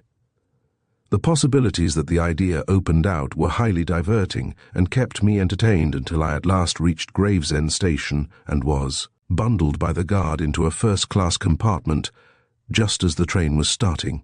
I should have preferred an empty compartment, but there was no choice, and as 3 of the corners were occupied, I took possession of the 4th. The rack over my seat was occupied by a bag about the size of my own, apparently the property of a clergyman who sat in the opposite corner, so I had to place my bag in the rack over his head. I watched him during the journey as he sat opposite me reading the Church Times, and wondered how he would feel if he knew what was in the bag above him. Probably he would have been quite disturbed, for many of these clerics entertained the quaintest of old-world ideas, and he was mighty near to knowing too, for when the train had stopped at Hither Green and was just about to move off, he suddenly sprang up exclaiming, "God bless my soul," and snatching my bag from the rack, darted out on the platform. I immediately grabbed his bag from my rack and rushed out after him as the train started, hailing him to stop. "Hi, my good sir, you've taken my bag." "Not at all," he replied indignantly. "You're quite mistaken." And then as I held out his own bag, he looked from one to the other, and to my horror, pressed the clasp of my bag and pulled it wide open. On what small chances do great events turn? But for the brown paper in my bag, there would have been a catastrophe. As it was, when his eye lighted on that rough, globular paper parcel, he handed me my bag with an apologetic smirk and received his own in exchange. But after that, I kept my property in my hand until I was safe within the precincts of my laboratory. The usual disappointment awaited me when I came to examine the hair and fingerprints.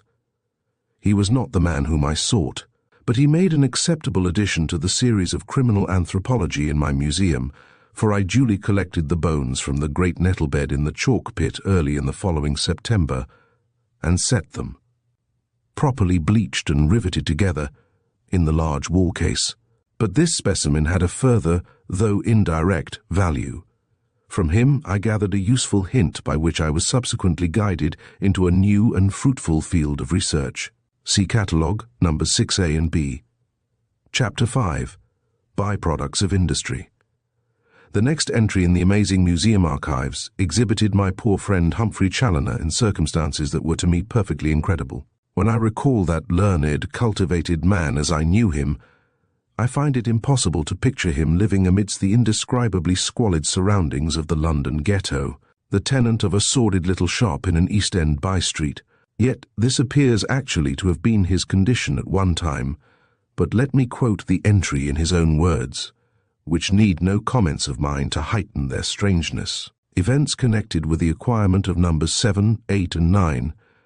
In the anthropological series, we are the creatures of circumstance, blind chance, which guided that unknown wretch to my house in the dead of the night, and which led my dear wife to her death at his murderous hands, also impelled that other villain, number 6, anthropological series, to pursue me to the lonely chalk pit, where he would have done me to death had I not fortunately anticipated his intentions. So too, it was by a mere chance that I presently found myself the proprietor of a shop in a Whitechapel back street. Let me trace the connections of events. The first link in the chain was a visit that I had paid in my younger days to Moscow and Warsaw, where I had stayed long enough to acquire a useful knowledge of Russian and Yiddish. The second link was the failure of my plan to lure the murderer of my wife, and incidentally other criminals, to my house.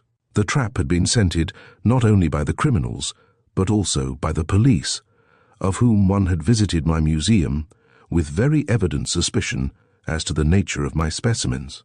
After the visit of the detective, I was rather at a loose end. That unknown wretch was still at large. He had to be found, and I had to find him since the police could not. But how? That detective had completely upset my plans, and for a time I could think of no other. Then came the dirty rascal who had tried to murder me in the chalk pit, and from his mongrel jargon, half Cockney, half foreign, I had gathered a vague hint. If I could not entice the criminal population into my domain, how would it be to reconnoitre theirs? The alien area of London was well known to me, for it had always seemed interesting since my visit to Warsaw, and judging from the police reports, it appeared to be a veritable happy hunting ground for the connoisseur in criminals. Hence it was that my unrest led me almost daily to perambulate that strange region east of Aldgate, where uncouth foreign names stare out from the shop signs, and almost every public or private notice is in the Hebrew. Character. Dressed in my shabbiest clothes, I trudged, hour after hour and day after day, through the grey and joyless streets and alleys, looking earnestly into the beady eyes and broad faces of the East European wayfarers, and wondering whether any of them was the man I sought. One evening, as I was returning homeward through the district that lies at the rear of Middlesex Street, my attention was arrested by a large card tacked on the door of a closed shop. A dingy barber's pole gave a clue to the nature of the industry formerly carried on, and the card, which was written upon in fair and even scholarly Hebrew characters, supplied particulars. I had stopped to read the inscription, faintly amused at the incongruity between the recondite Oriental lettering and the matter-of-fact references to eligible premises and fixtures and goodwill. When the door opened and two men came out, one was a typical English Jew, smart, chubby and prosperous, the other was evidently a foreigner. Both men stood aside to enable me to continue my reading, and as I was about to turn away, the smarter of the two addressed me. "Good chanth here, mister. Ninth little business going for nothing. No charge for goodwill or fixtures. Ready-made bithneth and nothing to pay but rent." "Ja," the other man broke in, "dat shop is a Lidl gold mine, and you buys him for noding." It was an absurd situation. I was beginning smilingly to shake my head when the Jew resumed eagerly. "I tell you, mister, it's a chanth in a million. A firth-class bithneth, and not a brown to pay for the goodwill. Come in and have a look round," he added persuasively. "I suppose I am curious by nature. At any rate, I am sure it was nothing but idle curiosity to see what the interior of a Whitechapel house was like that led me to follow the two men into the dark and musty-smelling shop. But hardly had my eyes lighted on the frowsy fixtures and appurtenances of the trade when there flashed into my mind a really luminous idea. "Why did the last man leave?" I asked. The Jew caught the lapel of my coat and exclaimed impressively, "The lath man wath a fool, got himself mixed up with the crookth, set up a roulette table in the cellar, and let 'em come and gamble away their thwag. Stupid thing to do, though, mind you, he did a rare good line while it lasted. Got the stuff for nothing, you thee." His tone at this point was regretfully sympathetic. "What happened in the end?" I asked. "The copperth dropped on him. Somebody gave him away." "Some of the ladies, perhaps," I suggested. "Ach, so," the other man burst in fiercely. "Of course it was de women. It is always de women. Dey say damn women, dey makes all de drabble." He thumped the table with his fist, and then, catching the Hebrew's eye, suddenly subsided into silence. From the shop we proceeded to the little parlour behind, from which a door gave access by a flight of most dangerous stone steps to the large cellar. This was lighted by a grating from the backyard, with which it also communicated by a flight of steps and a door. We next examined the yard itself, a small paved enclosure with a gate opening on an alley, and occupied at the moment by an empty beer barrel, a builder's handcart and a dead cat. "Like to thee the upstairs roomth?" inquired the Hebrew gentleman, whose name I understood to be Nathan. I nodded abstractedly and followed him up the stairs, gathering a general impression of all-pervading dirt. The upper rooms were of no interest to me after what I had seen downstairs. "Well," said Mr. Nathan when we were once more back in the shop, "what do you think of it?" I did not answer his question literally. If I had, I should have startled him, for I thought the place absolutely ideal for my purpose. Just consider its potentialities. I was searching for a criminal whom I could identify by his hair. Here was a barber's shop in the heart of a criminal neighborhood, and admittedly the late haunt of criminals. Those criminals were certain to come back. I could examine their hair at my leisure, and there was the cellar. It was, I repeat, absolutely ideal. "I think the place will suit me," I said. Mr. Nathan beamed on me. "Of course," he said. "Referentheth will be necessary, or rent in advance." "A year's rent in advance will do, I suppose," said I, and Mr. Nathan nearly jumped clear off the floor. A few minutes later I departed, the accepted tenant, under the pseudonym of Simon Vosper of Samuel Nathan, with the understanding that I should deliver my advance rent in banknotes, and that he should have the top dressing of dirt removed from the house and the name of Vosper painted over the shop. My preparations for the new activities on which I was to enter were quickly made. In my Bloomsbury house I installed as caretaker a retired sergeant major of incomparable taciturnity. I locked up the museum wing and kept the keys. I took a few lessons in haircutting from a West End barber. I paid my advance rent, sent in a set of bedroom furniture to my new premises in Saul Street, Whitechapel, abandoned the habit of shaving for some 10 days, and then took possession of the shop.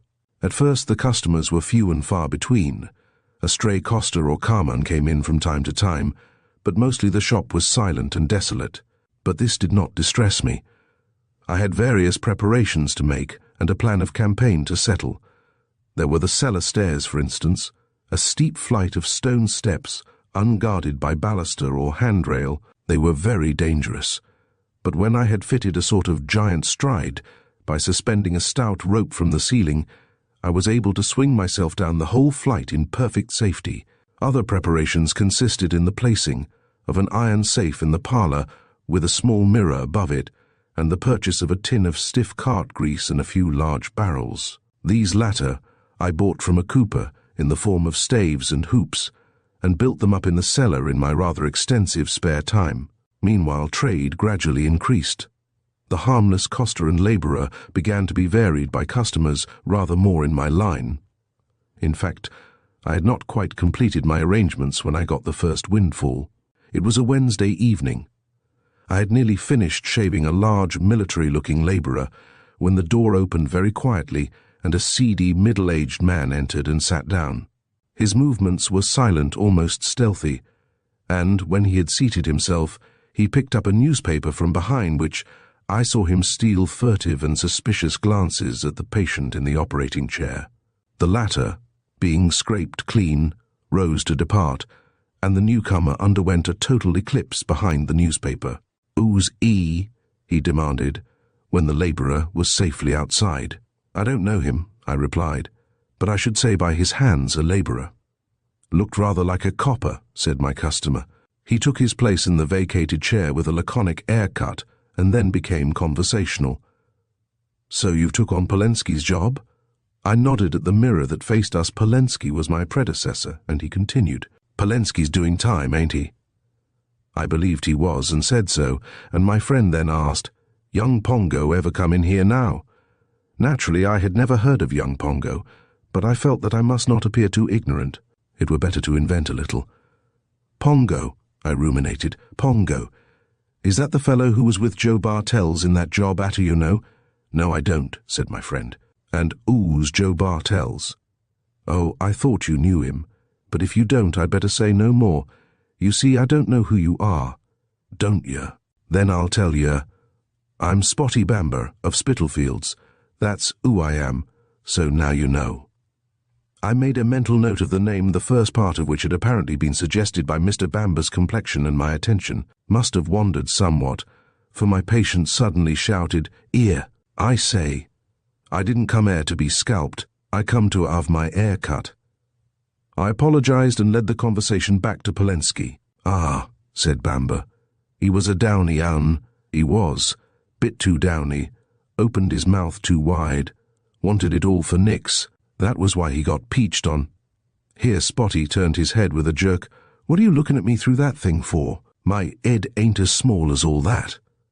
That thing was a Coddington lens, through which I examined the hair of every customer with a view to identification, but I did not tell Mr. Bamber this.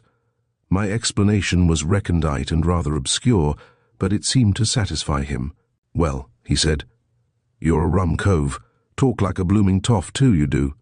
I made a careful mental note of that fact and determined to study the local dialect. Meanwhile I explained, "I wasn't always a hairdresser, you know." "So I should suppose," answered Spotty, twisting his neck to get a look at his pole in the glass. "What you'd call a bloomin' amateur." He stood up, shook himself and tendered a half-crown in payment, which I examined carefully before giving change. Then I brought out of my pocket a handful of assorted coins, including 2 sovereigns, a quantity of silver, and some coppers. I do not ordinarily carry my money mixed up in this slovenly fashion, but had adopted the habit, since I came to the shop, for a definite reason, and was now justified by the avaricious glare that lighted up in Spotty's eye at the sight of the coins in my hand. I picked out his change deliberately and handed it to him, when he took it and stood for a few seconds, evidently thinking hard.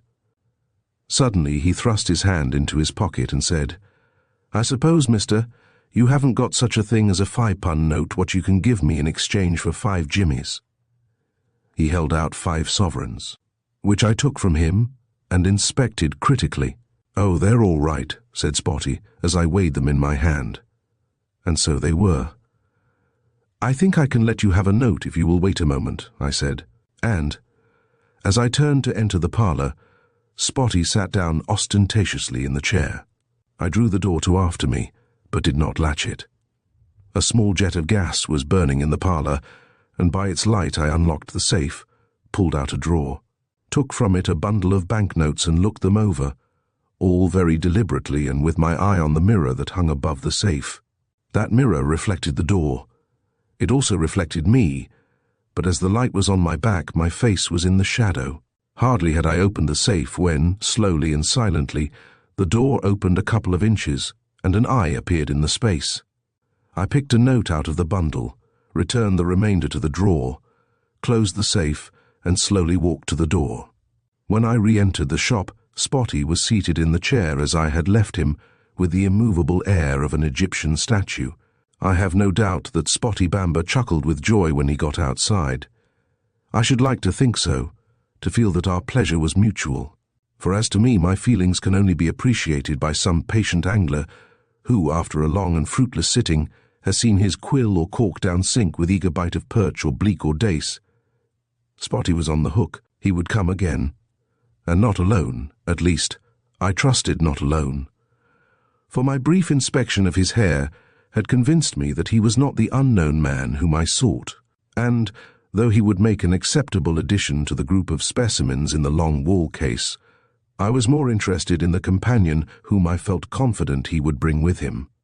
The elation of spirit produced by the prospect of this second visit was such that I forthwith closed the shop and spent the rest of the evening exercising with the concussor and practicing flying leaps down the cellar steps with the aid of the giant stride. I slept little that night. As a special precaution against failure, I had left the back gate unbolted and refrained from locking the outside cellar door, with the sole result that I was roused up at 1 in the morning by a meddlesome constable and rebuked sourly for my carelessness. Otherwise, not a soul came to enliven my solitude. The second night passed in the same dull fashion, leaving me restless and disappointed, and when the third slipped by without the sign of a visitor, I became really uneasy. The fourth day was Saturday, and the late evening, the end of the Sabbath, turned my shop into a veritable land of Goshen, The conversation, mostly in Yiddish, of which I profess total ignorance, kept me pretty well amused until closing time arrived. Then, as the shop emptied, my hopes and fears began to revive together. I was about to begin shutting up the premises when the door opened softly and a man slipped into the shop. My heart leaped exultingly. The man was Spotty Bamber. And he was not alone, by no means. 2 more men stole in the same stealthy fashion, and, having first glanced at one another and then peered suspiciously round the shop, they all looked at me. For my part, I regarded them with deep interest, especially as to their hair. Habitual criminal was written large on all of them. As anthropological material, they were quite excellent. Mr. Bamber opened the proceedings with one eye on me and the other on the door. "Look, here, mister, we've come about a little matter of business. You know Polensky used to do a bit of trade." "Yes," I said, "and now he's doing a bit of time." "I know," replied Spotty, "but you must take the fat with the lean. It ain't all soup. And you know that Polensky was a bloomin' fool." "It comes to this here," said one of the other men, stepping up close to me. "Do you know a jerry when you sees one a red 'un, mind you?" As I had not the faintest idea what the man meant, I temporized. "I haven't seen one yet, you know."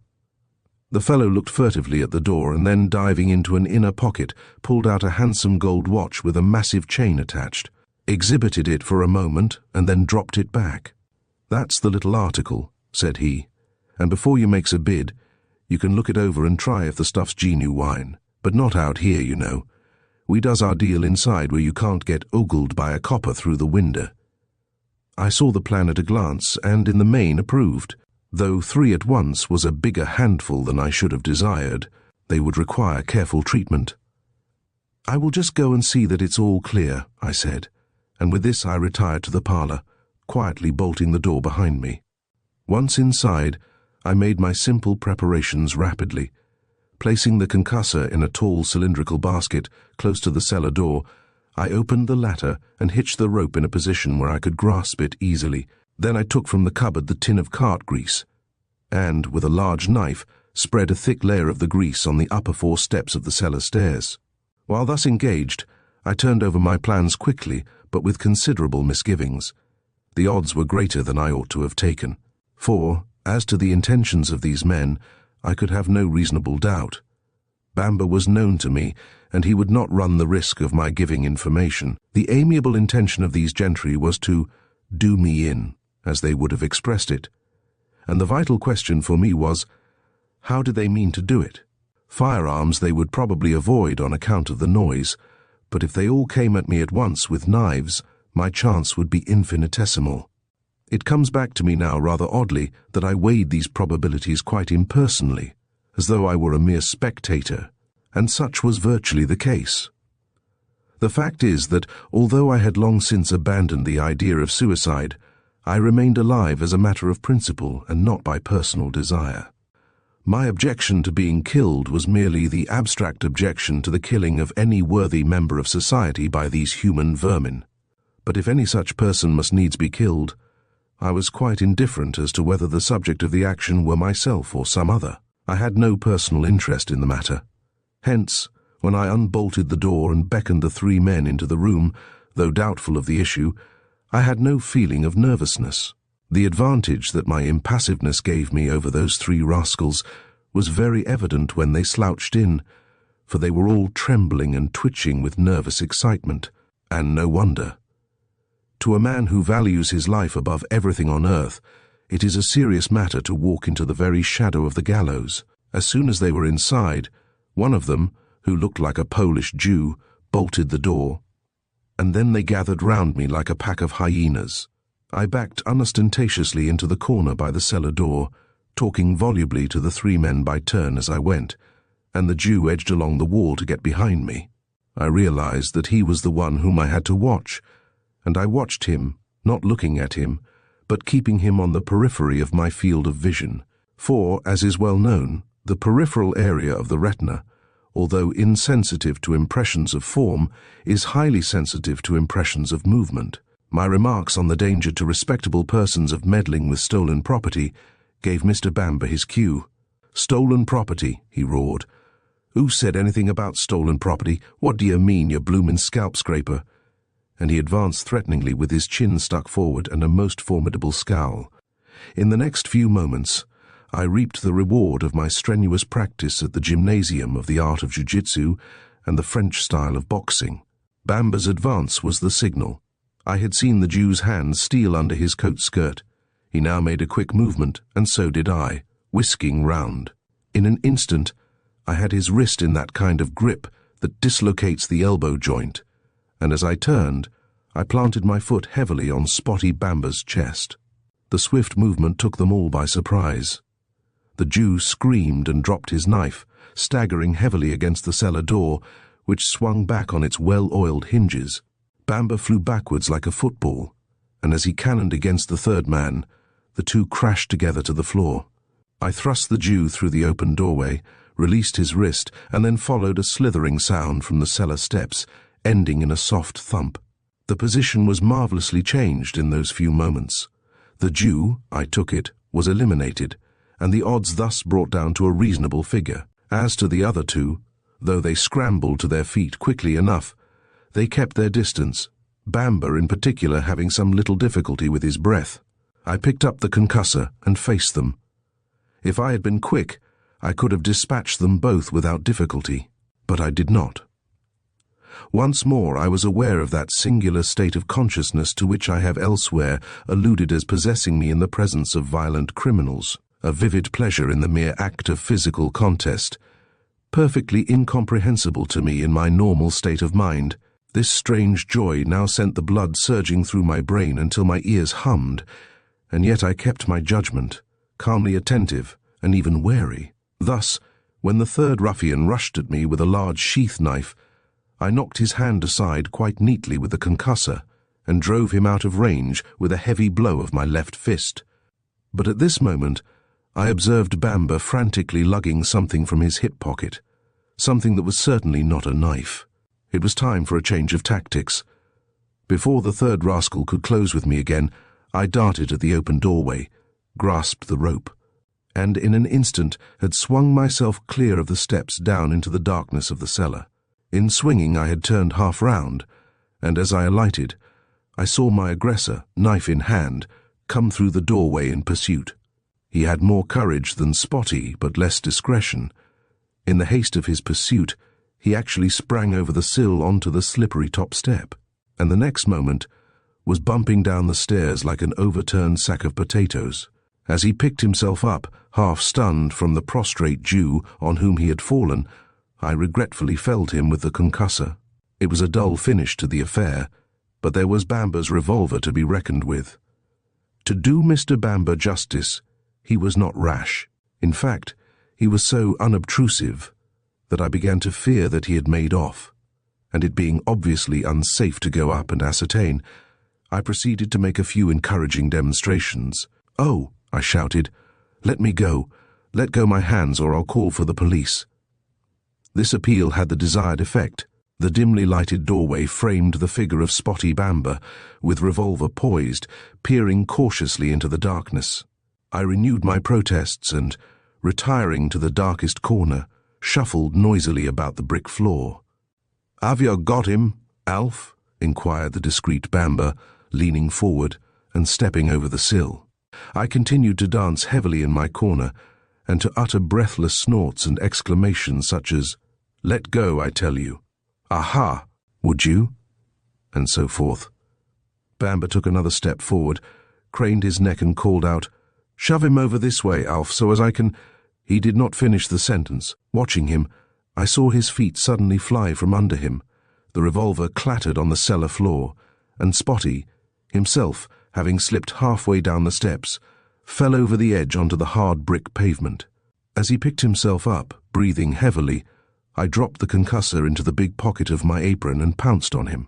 He uttered a yell of terror and began to struggle like a maniac to free himself from my grip, while I edged him away from the dangerous vicinity of the revolver.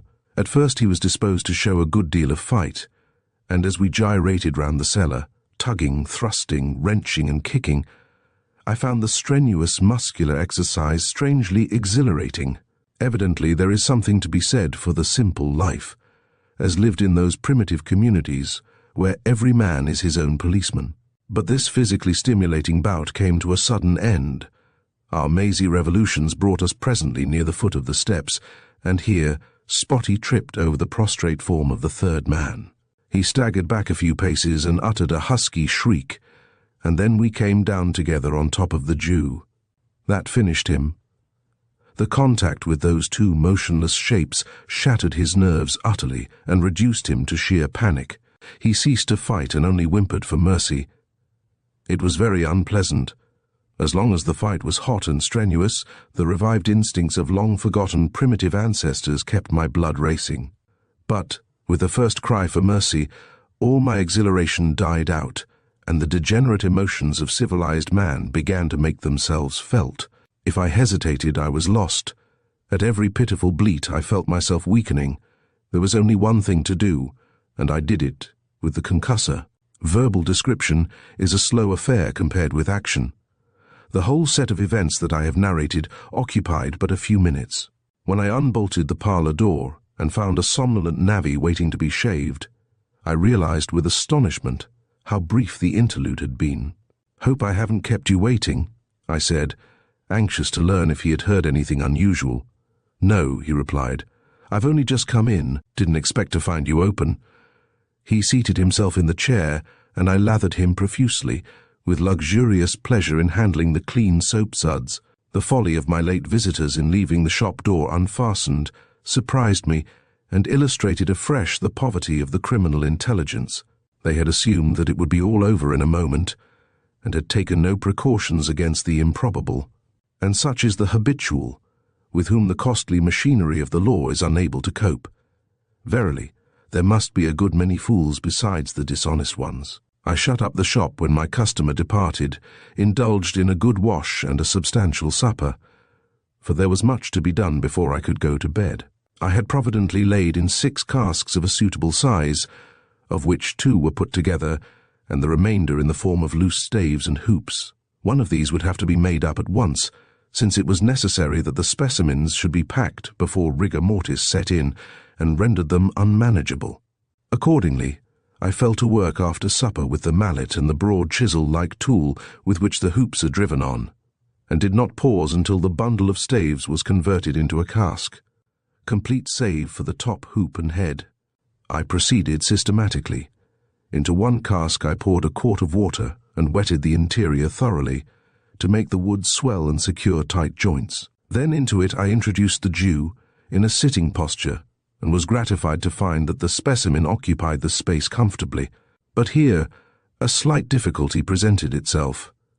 The center of gravity of a cask filled with homogeneous matter coincides with the geometrical center, but in a cask containing a deceased Jew, the center of gravity would be markedly eccentric. Such a cask would not roll evenly, and irregular rolling might lead to investigation. However, the remedy was quite simple. My predecessor had been accustomed to cover the floor of the shop with sawdust, and the peculiar habits of my customers had led me to continue the practice. An immense bin of the material occupied a corner of the cellar and furnished the means of imparting a factitious homogeneity to the contents of the cask. I shoveled in a quantity around the specimen, headed up the cask, and finished filling it through the bunghole. When I had driven in the bung, I gave the cask a trial roll on the cellar floor, and found that it moved without noticeable irregularity. It was past midnight before I had finished my labors and had the 3 casks ready for removal.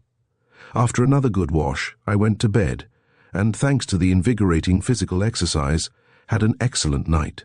The following day being Sunday, there was a regrettable delay, since it would have been unwise to challenge attention by trundling the casks through the streets when all the world was resting. However, I called at my Bloomsbury house and instructed the Sergeant Major that some packages might be delivered on the following day. "And," I added, "I shall probably be working in the laboratory tomorrow, so if you hear me moving about you will know that it is all right." The Sergeant Major touched his cap. He always wore a cap indoors without speaking. He was the most taciturn and incurious man that I have ever met.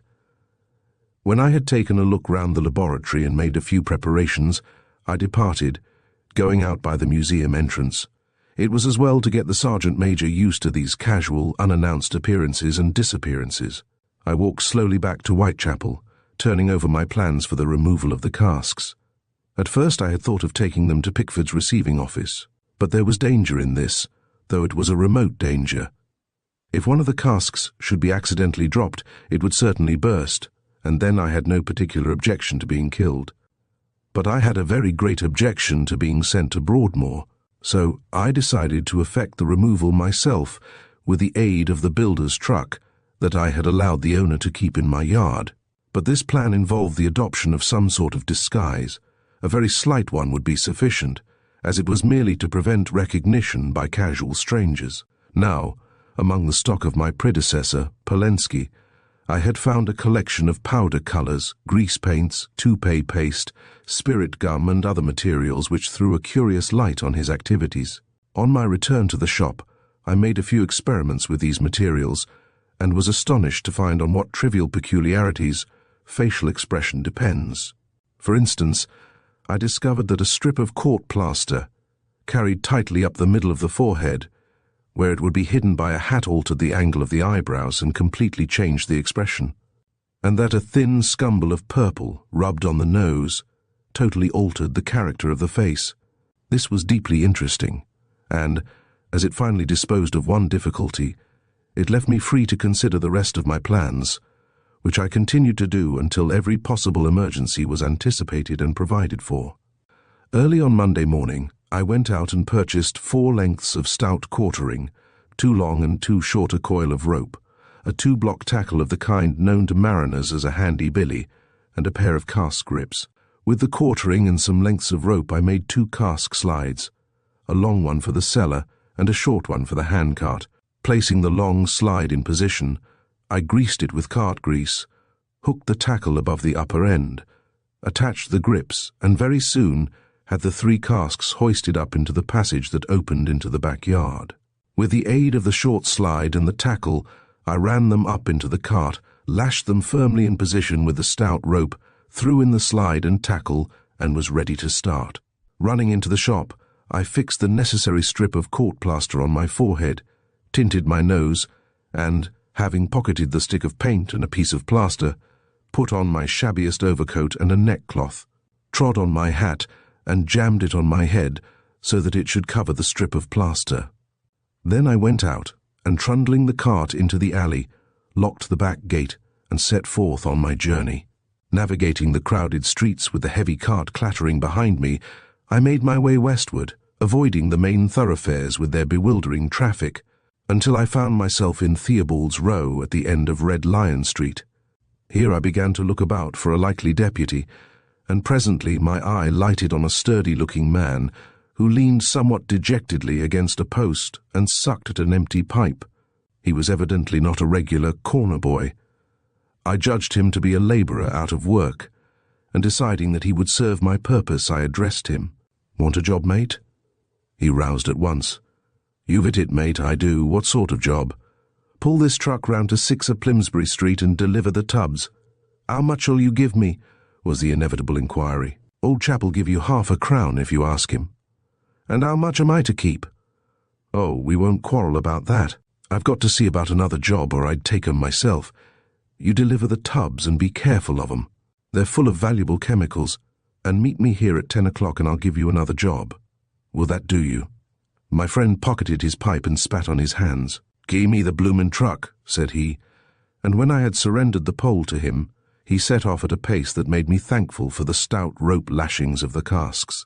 I let him draw ahead, and then followed at a discreet distance, keeping him in sight until he was within a few hundred yards of my house.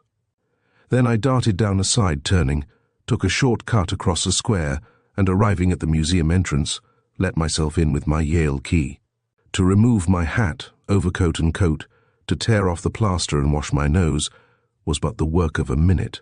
I had placed in readiness my laboratory apron, a velvet skull cap and a pair of spectacles, and scarcely had I assumed these and settled my eyebrows into a studious frown when the bell rang. A glance into a little mirror that hung on the wall satisfied me as to the radical change in my appearance, and I went out confidently and opened the street door. My deputy was standing on the doorstep and touched his cap nervously as he met my portentous frown. "These here barrels for you, sir?" he asked. "Quite right," I replied in deep, pompous tones. "I will help you to bring them in." We brought the cart up on the pavement with a pole across the threshold, and I fixed the slide in position while my assistant cast off the lashings. In a couple of minutes, we had run the casks down the slide, and I had the satisfaction of seeing them safely deposited in the hall. The dangers and difficulties of the passage were at an end.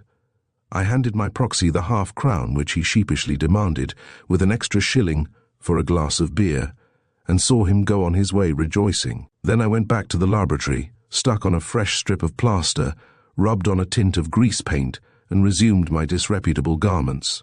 When I came forth into the street, the handcart had already disappeared, leaving me to pursue my way unobserved to the rendezvous, where I presently met my friend, and, having rejoiced him with a further shilling, resumed possession of the cart. On my arrival at my Whitechapel premises, I affixed a notice to the window informing the nobility and gentry that I was absent on business. Then I clothed myself decently, emptied the contents of the safe into a handbag, in which I also put the cooper's chisel, locked up the premises and hurried off to Aldgate Station. My first objective was the establishment of Mr. Hammerstein, the dealer in osteology, from whom I purchased 3 articulated human skeletons, and obtained the invaluable receipted invoices, and having thus taken every precaution that prudence and human foresight could suggest, I repaired to my Bloomsbury house, let myself in at the museum door, rolled the casks through into the laboratory, and proceeded to unpack the specimens. The initial processes occupied me far into the night, while as to the finishing operations, they kept me busy for over a month, during which time I shaved and cut hair throughout the day up to 9 o'clock at night, reserving the laboratory work for a relaxation after the prosaic labors of the day. Looked at broadly, the episode was highly satisfactory and successful excepting in one vital respect. None of the 3 specimens had ringed hair. The completed preparations were, after all, but the byproducts of my industry. The wretch whom I sought was still at large and unidentified. My collection still lacked its crowning ornament. Chapter 6. The Trail of the Serpent. Hitherto, in my transcriptions from Humphrey Challoner's Museum Archives, I have taken the entries in their order, omitting only such technical details as might seem unsuitable for the lay reader. Now, however, I pass over a number of entries. The capture of numbers 7, 8, and 9 exhibits the methods to which Challiner, in the main, adhered during his long residence in East London. And, though there were occasional variations, the accounts of the captures present a general similarity which might render their recital tedious. The last entry, but one, on the other hand, is among the most curious and interesting. Apart from the stirring incidents that it records, the new light that it throws on a hitherto unsolved mystery makes it worth extracting entire, which I now proceed to do, with the necessary omissions alluded to above. Circumstances connected with the acquirement of numbers 23 and 24 in the anthropological series. The sand of my life ran out with varying speed as it seemed to me in the little barber's shop in Saul Street, Whitechapel. Now would my pulses beat, and the current of my blood run swift. Those were the times when I had visitors, and presently a new skeleton or 2 would make their appearance in the long wall case. But there were long intervals of sordid labor and dull inaction when I would cut hair, and examine it through my lens day after day, and wonder whether, in electing to live, rather than pass voluntarily into eternal repose, I had, after all, chosen the better part. For in all those years no customer with ringed hair ever came to my shop. The long pursuit seemed to bring me no nearer to that unknown wretch, the slayer of my beloved wife. Still was he hidden from me amidst the unclean multitude that seethed around, or perchance some sordid grave had already offered him an everlasting sanctuary, leaving me wearily to pursue a phantom enemy. But I am digressing. This is not a record of my emotions, but a history of the contents of my museum. Let me proceed to specimens 23 and 24, and the very remarkable circumstances under which I had the good fortune to acquire them. First, however, I must describe an incident which, although it occurred some time before, never developed its importance until this occasion arose. One drowsy afternoon there came to my shop a smallish, shabby-looking man, quiet and civil in manner, and peculiarly wooden as to his countenance, in short, a typical old lag. I recognized the type at a glance. The penal servitude face had become a familiar phenomenon. He spread himself out to be shaved, and to have the severely official style of his coiffure replaced by a less distinctive mode. And as I worked, he conversed affably. "Saw old Polensky a week or two ago." "Did you indeed?" said I. "Yes, Portland. Got into hot water too, he did. Tried to fetch the farm and didn't pull it off." The farm, I may explain, is the prison infirmary. Got dropped on for malingering. That's the way with these bloomin' foreigners. He didn't impose on the doctor then. Law, no. Doctor'd seen that sort of bloke before. Polensky said he'd got a pain in his stomach, so the doctor says it must be because his diet was too rich and knocks off half his grub. I tell you, Polensky was sorry he'd spoke. Here, my client showing a disposition to smile, I removed the razor to allow him to do so. Presently he resumed, discursively, "I knew this house years ago, before Polensky's time, when old Durdler had it. Durdler used to do the smashin' lay up on the second floor, and me and 2 or 3 nippers used to work for implantin' the snide, you know. He was a rare leery UN, was Durdler. It was in what made that sliding door in the wall in the second floor front. I pricked up my ears at this. A sliding door, in this house." "Gawblimey," exclaimed my client. "Mean to say you don't know about that door?" I assured him most positively that I had never heard of it. "Well, well," he muttered. "Sich a useful thing, too. Durdler used to keep his moulds and stuff up there, and then when there was a scare of the cops, he used to pop the thing through into the next house missus. Jacob, add the room next door, and the coppers used to come and sniff round, but of course there wasn't nothing to see. Reg'lar suck in for them. And it was useful if you was followed.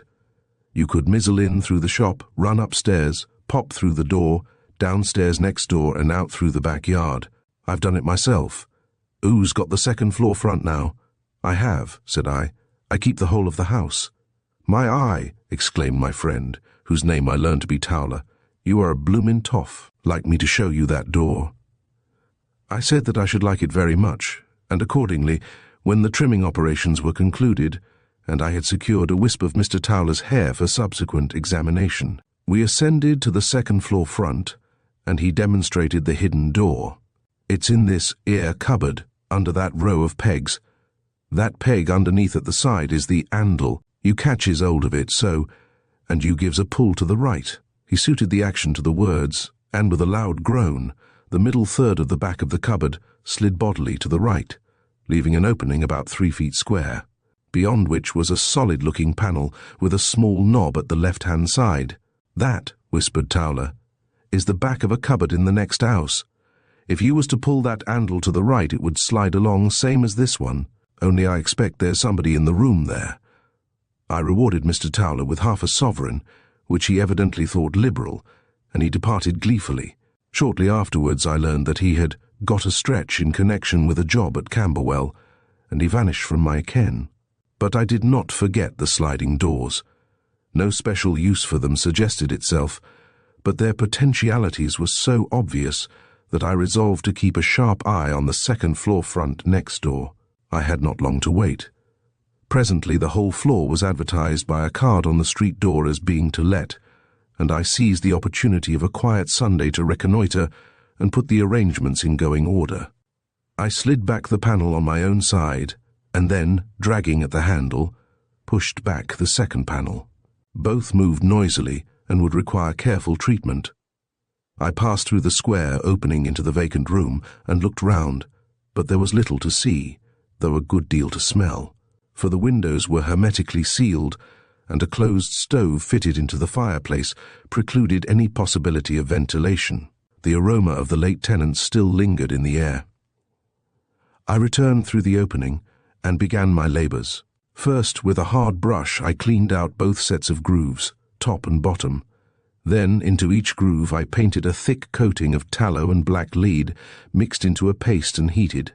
By moving the panels backwards and forwards a great number of times, I distributed the lubricant, and brought the black lead to such a polish that the doors slid with the greatest ease and without a sound. I was so pleased with the result that I was tempted to engage the room next door, but as this might have aroused suspicion, seeing that I had a whole house already, I refrained, and shortly afterwards the floor was taken by a family of Polish Jews, who apparently supplemented their income by letting part of it furnished. I now pass over an intervening period and come to the circumstances of one of my most interesting and stirring experiences. It was about this time that some misbegotten mechanician invented the automatic magazine pistol, and thereby rendered possible a new and execrable type of criminal. It was not long before the appropriate criminal arrived. The scene of the first appearance was the suburb of Tottenham, where 2 Russian Poles attempted and failed in an idiotic street robbery. The attempt was made in broad daylight in the open street, and the 2 wretches, having failed, ran away, shooting at every human being they met. In the end, they were both killed, one by his own hand, but not until they had murdered a gallant constable and a poor little child, and injured in all 22 persons. I read the newspaper account with deep interest, and the conviction that this was only a beginning. Those 2 frenzied degenerates belonged to a common enough type, the type of the Slav criminal who has not sense enough to take precautions nor courage enough to abide the fortune of war. The automatic pistol, I felt sure, would bring him into view, and I was not mistaken. One night, returning from a tour of inspection, I met a small, excited crowd accompanying a procession of 3 police ambulances. I joined the throng and presently turned into a small blind thoroughfare in which had gathered a small and nervous-looking crowd and a few flurried policemen. Several of the windows were shattered, and on the ground were 3 prostrate figures. One was dead, the others were badly wounded, and all 3 were members of the police force. I watched the ambulances depart with their melancholy burdens, and then turned for information to a bystander. He had not much to give, but the substance of his account, confirmed later by the newspapers, was this: the police had located a gang of suspected burglars, and 3 officers had come to the house to make arrests. They had knocked at the door, which, after some delay, was opened. Some person within had immediately shot one of the officers dead, and the entire gang of 4 or 5 had rushed out, fired point blank at the other 2 officers, and then raced up the street shooting right and left like madmen. Several people had been wounded, and grievous to relate, the whole gang of miscreants had made their escape into the surrounding slums. I was profoundly interested, and even excited for several reasons. In the first place, here at last was the real Lombroso criminal, the subhuman matoid, devoid of intelligence, devoid of the faintest glimmering of moral sense, fit for nothing but the lethal chamber, compared with whom the British habitual was a civilized gentleman. Without a specimen or 2 of this type, my collection was incomplete. Then there was the evident applicability of my methods to this class of offender, methods of quiet extermination without fuss, public disorder, or risk to the precious lives of the police. But beyond these there was another reason for my interest. The murder of my wife had been a purposeless, unnecessary crime, committed by some wretch to whom human life was a thing of no consideration. There was an analogy in the circumstances that seemed to connect that murder with this type of miscreant. It was even possible that one of these very villains might be the one whom I had so patiently sought through the long and weary years. The thought fired me with a new enthusiasm. Forthwith I started to pursue the possible course of the fugitives, threading countless by streets and alleys, peering into squalid courts, and sending many a doubtful-looking loiterer shuffling hastily round the nearest corner. Of course it was fruitless. I had no clue and did not even know the men. I was merely walking off my own excitement. Nevertheless, every night as soon as I had closed my shop, I set forth on a voyage of exploration, impelled by sheer restlessness. And during the day I listened eagerly to the talk of my customers in Yiddish, a language of which I was supposed to be entirely ignorant. But I learned nothing. Either the fugitives were unknown, or the natural secretiveness of an alien people forbade any reference to them, even among themselves. And meanwhile, as I have said, I tramped the streets nightly into the small hours of the morning. Returning from one of these expeditions a little earlier than usual, I found a small party of policemen and a sprinkling of idlers gathered opposite the house next door. There was no need to ask what was doing. The suppressed excitement of the officers and the service revolvers in their belts told the story. There was going to be another slaughter, and I was probably too late for any but a spectator's part. The street door was open, and the house was being quietly emptied of its human occupants. They came out one by one, shivering and complaining, with little bundles of their possessions hastily snatched up, and collected in a miserable group on the pavement. I opened my shop door and invited them to come in and rest, while their messengers went to look for a harbour of refuge, but I stayed outside to see the upshot of the proceedings. When the last of the tenants had come out, a sergeant emerged and quietly closed the street door with a latchkey. The rest of the policemen took up sheltered positions in doorways after warning the idlers to disperse, and the sergeant turned to me. "Now, Mr. Vosper, you'd better keep your nose indoors if you don't want it shot off. There's going to be trouble presently." He pushed me gently into the shop and shut the door after me. I found the evicted tenants chattering excitedly and very unhappy, but they were not rebellious. They were mostly Jews, and Jews are a patient, submissive people. I boiled some water in my little copper and made some coffee, which they drank gratefully out of shaving mugs, my outfit of crockery being otherwise rather limited, and meanwhile they talked volubly, and I listened. "I wonder," said a stout, elderly Jewess, "how der police know those gentlemens gom to lodge mit me. Somebody must have told them." "Yes," agreed an evicted tenant of doubtful occupation, "some bloomin' nark has give 'em away. Good job, too. Tain't playing the game for to go pottin' at the coppers like that there. Coppers has got their job to do same as what we have. You know that, Mrs. Kosminski." "Ja, dat is true," said the Jewess. "But dey might let me bring my dings mit me. Do morrow is K Fox Tay. Now I lose my money." "How is that, Mrs. Kosminski?" I asked. "Because I shall sell dem not. De dings vot I buy for K Fox Tay, de fireworks, de gragars, de masks, and oder dings voor de childrens. De 25 shillings vot I buy. Dey are in my room on the second floor. I ask de police to let me fetch dem. Hot they say no. I shall disturb de gentlemans in de front room. So I lose my money because I sell dem not."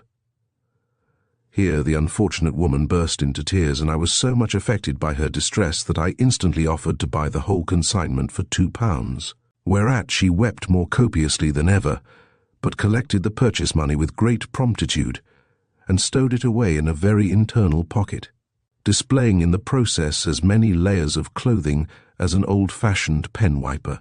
"Ach, Mr. Vosper, you are so coot to all de boer beebles, though you are only a boer man yourself. But it is de boer vot is de rents of de boer," and in her gratitude she would have kissed my hands if I had not prudently stuck them in my trousers pockets. A messenger now arrived to say that a refuge had been secured for the night, and my guests departed with many thanks and benedictions. The street, as I looked out, was now quite deserted, save for one or two prowling policemen, who, apparently bored with their hiding places, had come forth to patrol in the open. I did not stay to watch them, for Mrs. Kosminski's remarks had started a train of thought, which required to be carried out quickly. Accordingly, I went in and fell to pacing the empty shop. The police, I assumed, were waiting for daylight to rush the house. It was a mad plan, and yet I was convinced that they had no other. And when they should enter, in the face of a stream of bullets from those terrible automatic pistols, what a carnage there would be. It was frightful to think of. Why does the law permit those cowards' tools to be made and sold? A pistol is the one weapon that has no legitimate use. An axe, a knife, even a rifle, has some lawful function, but a pistol is an appliance for killing human beings. It has no other purpose whatever. A man who is found with housebreaking tools in his possession is assumed to be a housebreaker.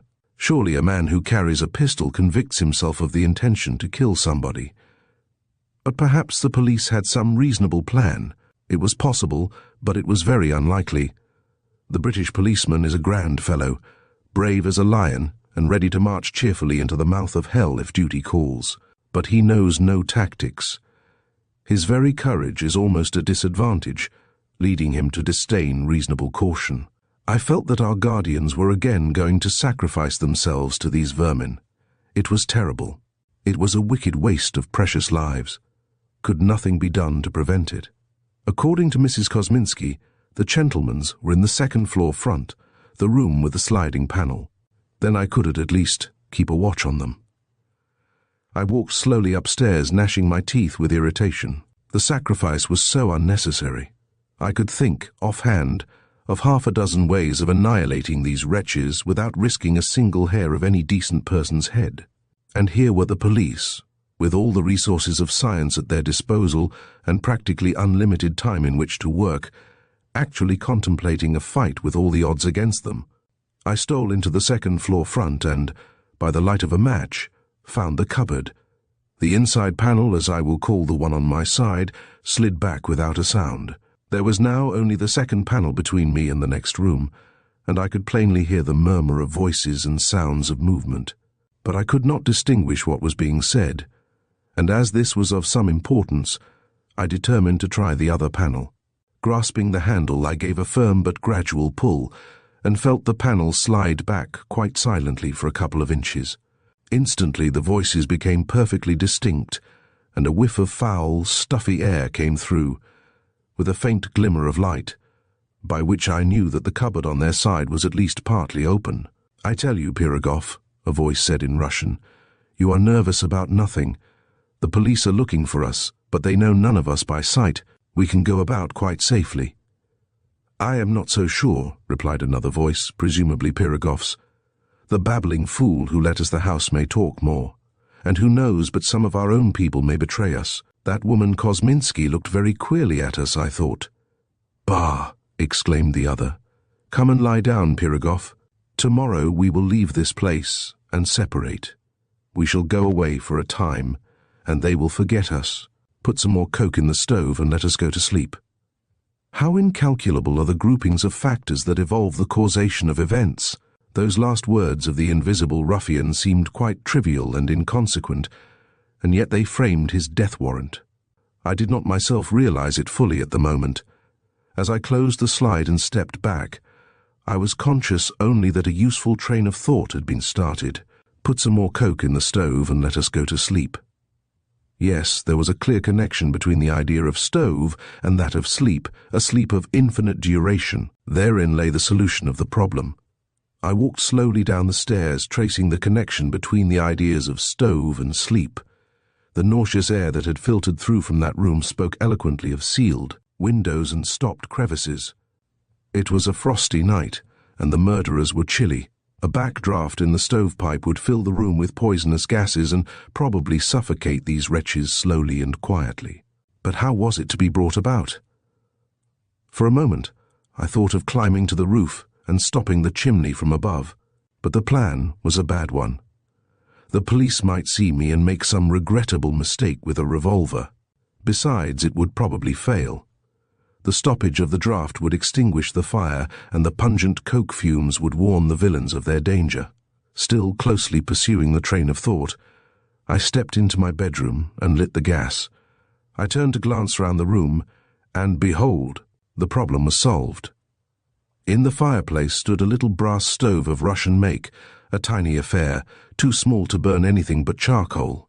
But, as charcoal was easily obtainable in East London, I had bought it and fixed it myself.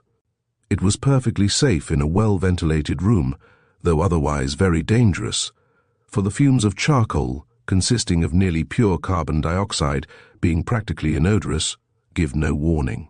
My course was now quite clear. The stove was fitted with asbestos-covered handles. A box of charcoal stood by the hearth, and in the corner was an extra length of stovepipe for which I had had no use. But I had a use for it now. I lit the charcoal in the stove, and while it was burning up, carried the stovepipe and the box of fuel upstairs. Then I returned for the stove, inside which the charcoal was now beginning to glow brightly. I fixed on the extra length of pipe, and, with my hand, felt the stream of hot air, or rather hot carbon dioxide gas pouring out of its mouth. I tried the pipe against the opening, and found that it would rest comfortably on the lower edge, and then very slowly and cautiously, I drew back the sliding panel about 6 inches. The ruffians were still wrangling on the same subject, for I heard one exclaim, "Don't be a fool, Pirogov." You'll only attract attention if you go nosing about downstairs." "I don't care," was the answer. "I feel uneasy. I must go down and see that all is quiet before I go to sleep." Here the sound of the opening and shutting of the door put an end to the discussion, save for a torrent of curses and maledictions from the two remaining men. But in a few moments the door opened noisily, and Pyragov shouted, come out, the house is empty." "We are betrayed." A howl of dismay was the answer. The two wretches burst into a grotesque mixture of weeping and cursing, and I heard them literally dancing about the room in the ecstasy of their terror. "Come out," repeated Pyragov. "We will kill them all. We will shoot those pigs, every one of them. Some of us shall get away. Come." "It is of no use, Pyragov," whimpered one of his comrades. "They are in the house. It is an ambush." "Yes," cried the third man. "It is as Boris says. The house is dark and they are hiding in it. Bolt the door and let them come up to us, and we will kill them, kill, kill, kill." He ended with an unearthly shriek and a burst of hysterical sobs. "I shall go," said Pyragov. "There is a chance." "There is none," shrieked the other. "Come back, madman." The door slammed, the key turned in the lock and a heavy bolt was shot. I quietly closed the slide and ran down to the open window of the first-floor front room. The street appeared to be empty, save for two constables who stood at a corner conversing in low tones. A profound silence reigned, an unusual silence as it seemed, through which the subdued murmur of the constables' voices was faintly audible. I looked out anxiously, debating whether I ought not to warn the unconscious sentinels, even at the risk of defeating my plans. Suddenly, two sharp reports in quick succession rang out from below. Both constables fell, and a figure darted out of the doorway and raced madly up the street. One of the fallen constables lay motionless. The other grasped his hip with one hand, and with the other fired his revolver repeatedly at the retreating murderer, but apparently missed him every time. In a few seconds, a sergeant and another constable came flying round the corner. Police whistles began to sound their warning in all directions, and the previous silence gave place to a very babel of noise. But Pyragov had shot up aside, turning before the sergeant arrived, and the persistent clamour of the whistles told me that he had, for the moment at least, escaped. I turned away. Pyragov was out of my hands, and what I had seen only made it more imperative that I should prevent further bloodshed. As, once more, I softly opened the slide, the voices of the miserable wretches within came to me in a strange and unpleasant mixture of curses, blasphemies, and hysterical sobs. They cursed Pyragov. They cursed the police. They invoked death and destruction on every man, woman, and child in this nation of pigs, and between the curses they wept and lamented. I had shut the damper of the stove before going down, but the charcoal was still alight, though dull.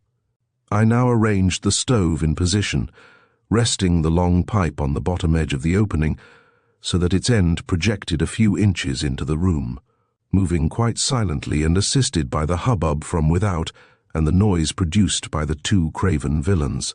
When it was fixed, I opened the damper, and presently, holding my hand opposite the mouth of the pipe, felt a strong current of hot gas pouring out. That gas would cool rapidly on meeting the cold air, and then would fall by its own weight and collect about the floor.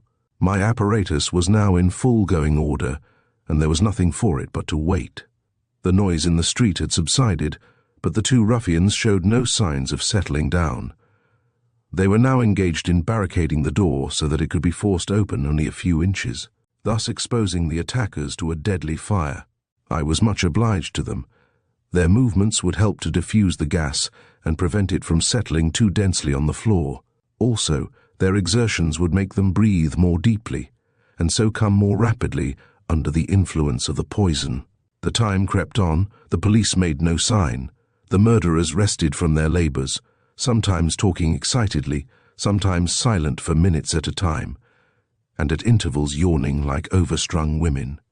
And all the time the invisible stream of heavy, deadly gas was pouring out of the stovepipe and trickling unseen along the floor. Even now it must be eddying about the murderers' feet and slowly diffusing upwards. If only the police would remain quiescent for an hour or two more, the danger would be over. The long hours of the winter's night dragged out their weary length, yet not weary to me. For, as I kept my vigil by the pipe and fed the stove silently at intervals, I was on the very tiptoe of expectation. Every moment I dreaded to hear the disastrous crash on the door that should herald a fresh slaughter, and as the minutes passed and all remained still, hope rose higher and higher. Sometimes I caught a glimpse of my quarry through the crack of their cupboard door, for I had opened the slide fully a foot, finding that the clothes that hung from the pegs would screen me, even if the darkness on my side had not done so already. So I saw one of them sit down on a low chair and crouch, shuddering, over the coke stove, while the other restlessly paced the room. And still the stream of deadly gas trickled unceasingly from the pipe. Presently the former rose and yawned heavily. "Bah," he growled, "I am tired. I shall lie down. If I fall asleep, Boris, do you watch and wake me if you hear them coming." By craning my neck through the opening, I could just continue to get a glimpse of him as he threw himself on a mattress that was spread on the floor. The other man continued for a while to pace the room. Then he sat down on the chair and spread his hands out over the stove, muttering to himself. I watched him as well as I could through the crack of the cupboard doors by the dim light of the stinking paraffin lamp, a greasy, unwholesome-looking wretch, sallow, pallid and unshorn, and thought how striking he would look in the form of a reduced, dry preparation. But that was impossible. I was now working only for the police. Regrettable as it was, I should have to surrender these two specimens to the coroner and the gravedigger. A deplorable waste of material, but unavoidable, even if one of them should prove to be my long-sought enemy. At this thought I started, and at that moment the man on the mattress gave a strange, snorting cry. The ruffian Boris looked round, rose, went over to the mattress, and stirred the other with his foot. "Louis! Louis!" he cried angrily. "What the devil are you making that noise for?" The other man scrambled up with a cry of terror, pistol in hand. "Ah, it is you, Boris. I was dreaming. I thought they had come." He sat down again on the mattress and yawned. "Bah, I am sleepy. I must lie down again. Watch a little longer, Boris." "Why should I watch?" demanded Boris. "They will make enough noise opening that door. I shall lie down a little too." He flung himself down beside his comrade, but in a minute or two started up, taking deep breaths. "My God," he exclaimed. "I can't breathe lying down. I feel as if I should choke. And you too, Louise. You are snorting like a pig. Get up, man." He shook the prostrate man roughly, but eliciting only a few drowsy curses, resumed his restless pacing of the room, but not for long. Yawn after yawn told me that the gas was already in his blood, and the loud snoring of the other man indicated plainly the state of the air in the lower part of the room. Presently Boris halted in his walk and sat down by the stove, muttering as before. Soon he began to nod. Then he nearly fell forward on the stove. Finally he rose heavily, staggered across to the mattress, and once more flung himself down. I breathed more freely, notwithstanding that the gas, having partially diffused upwards to the level of the opening, now began to filter through to my side. I waited a minute or two, listening to the breathing of the two murderers as it grew moment by moment more stertorous and irregular, and then, having filled up the stove, went down to the first floor and sat a while by the open window to breathe the relatively fresh air. All was now quiet in the street. No doubt the guard had been strengthened, but I did not look out. It was as well not to be seen at that hour in the morning. As I sat by the window, I thought about the two men in that deadly room. It was 1,000 pities that they should be lost to science, yet there was no help for it. Even if I had decided to acquire them, I could not have done so, for, by the very worst of luck, I had used up my last barrel and had neglected to lay in a fresh stock. Besides, of course, the police knew they were there. I rested for half an hour or so, and then went upstairs to see how matters were progressing. No light now came through the opening in the wall, for the paraffin lamp had either burned out or been extinguished by the accumulating gas. I listened attentively. The harsh, metallic ticking of a cheap American clock was plainly, even intrusively audible, otherwise no sound came from that chamber of death. I drew the sliding panel right back, held aside the dangling garments, and climbing through into the cupboard, pushed open the doors.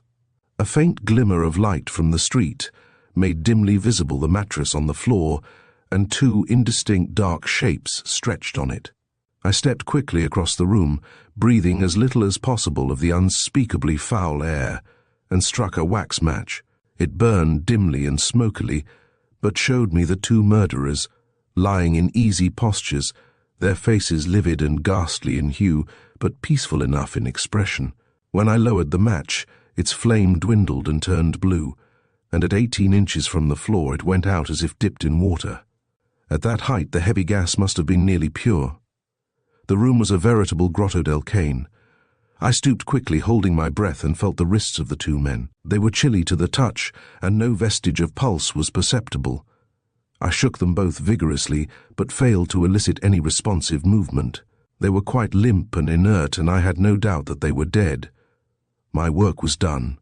The policemen were now safe, whatever follies they might commit, and it only remained for me to remove the traces of the fairy godmother who had laboured through the night to save them from their own exuberant courage.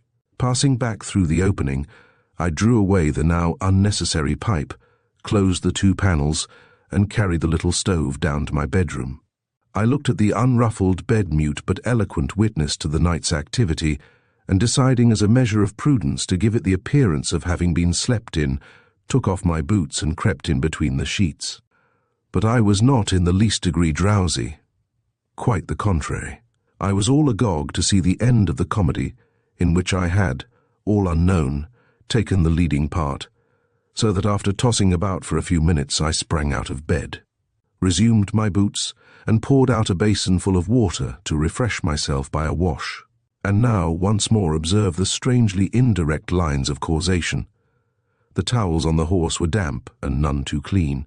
I flung them into the dirty linen basket and dragged open the drawer in which the clean ones were kept.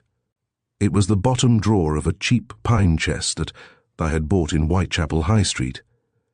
That chest of drawers was of unusual size. It was 4 feet wide by nearly 5 feet high, and the two bottom drawers were each fully 18 inches deep, and were far larger than was necessary for my modest stock of household linen. I pulled out the bottom drawer then, and as its great cavity yawned before me, it offered a not unnatural suggestion. The length of an average man's head and trunk is under 36 inches. Allowing a few inches more for his feet and ankles, a cavity 48 inches long is amply sufficient for his accommodation. Flinging out the towels and sheets that lay in the drawer, I got in and lay down with my knees drawn up. Of course there was room and to spare. It was an interesting fact, but not very applicable to present circumstances. Still, it set me thinking. I went into the front room and glanced out of the open window. A faint lightening of the murky sky heralded the approach of dawn, and from afar came the murmur of commencing traffic out in High Street. I was about to turn away when my ear caught a new and unusual sound rising above that distant murmur, the measured tread of feet mingling with the clatter of horses' hoofs and a heavy metallic rumbling. I looked out cautiously in the direction whence the sounds came and was positively stupefied with amazement.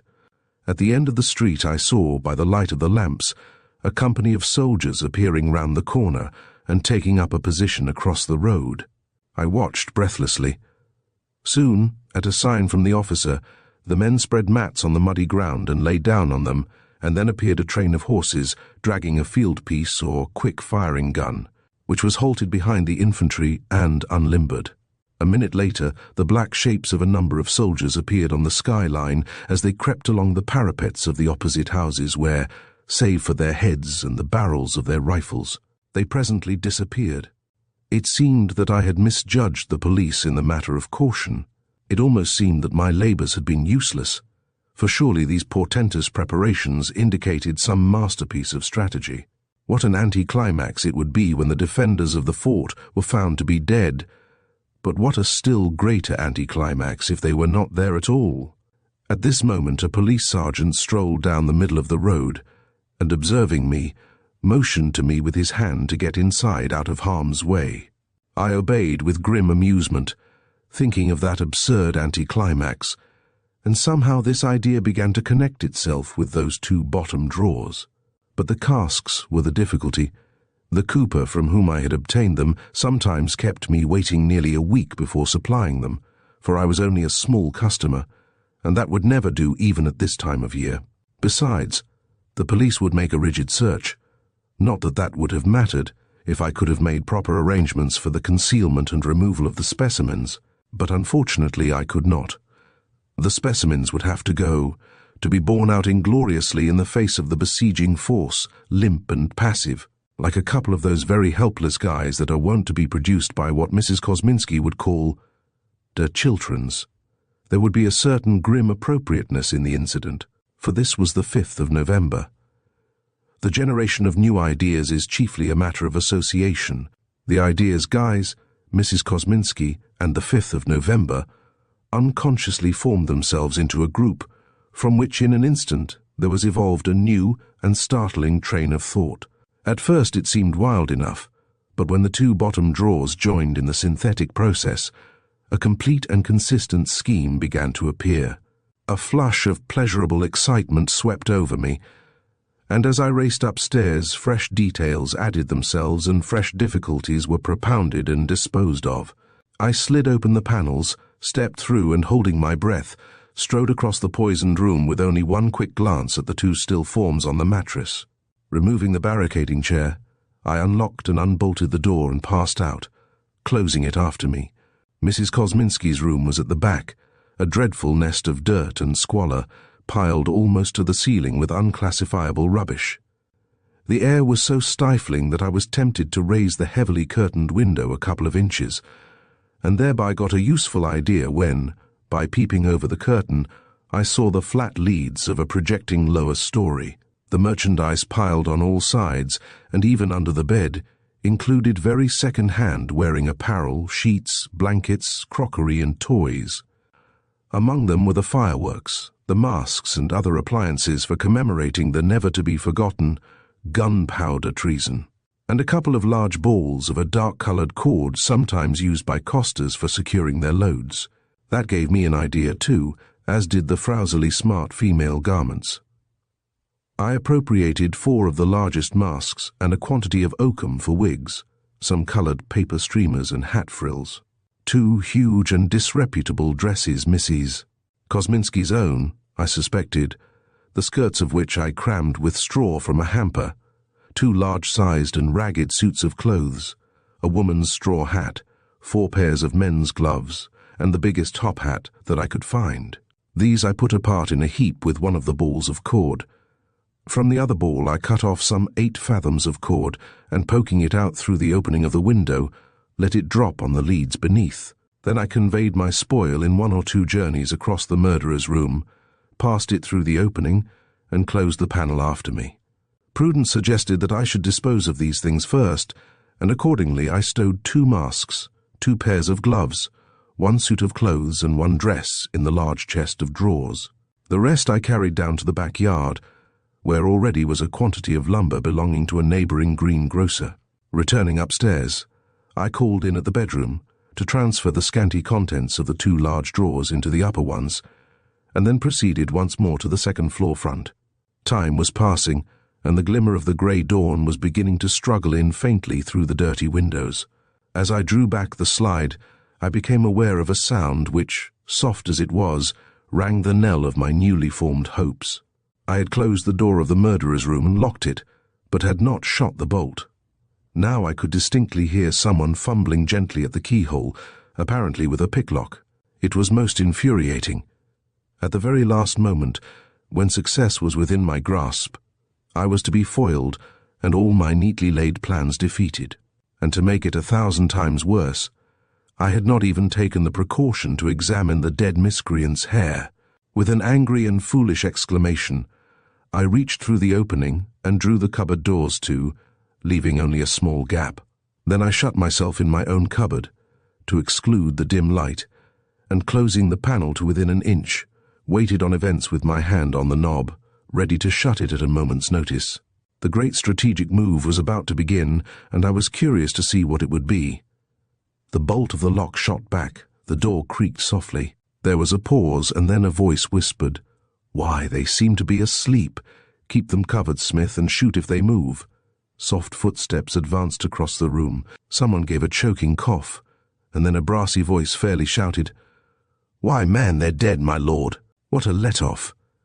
An unsteady laugh told of the effort it had cost the worthy officer to take this frightful risk. "Yes," said another voice. "They're dead enough. They've cheated us after all. Not that I complain of that. But my eye, sir, what a sell.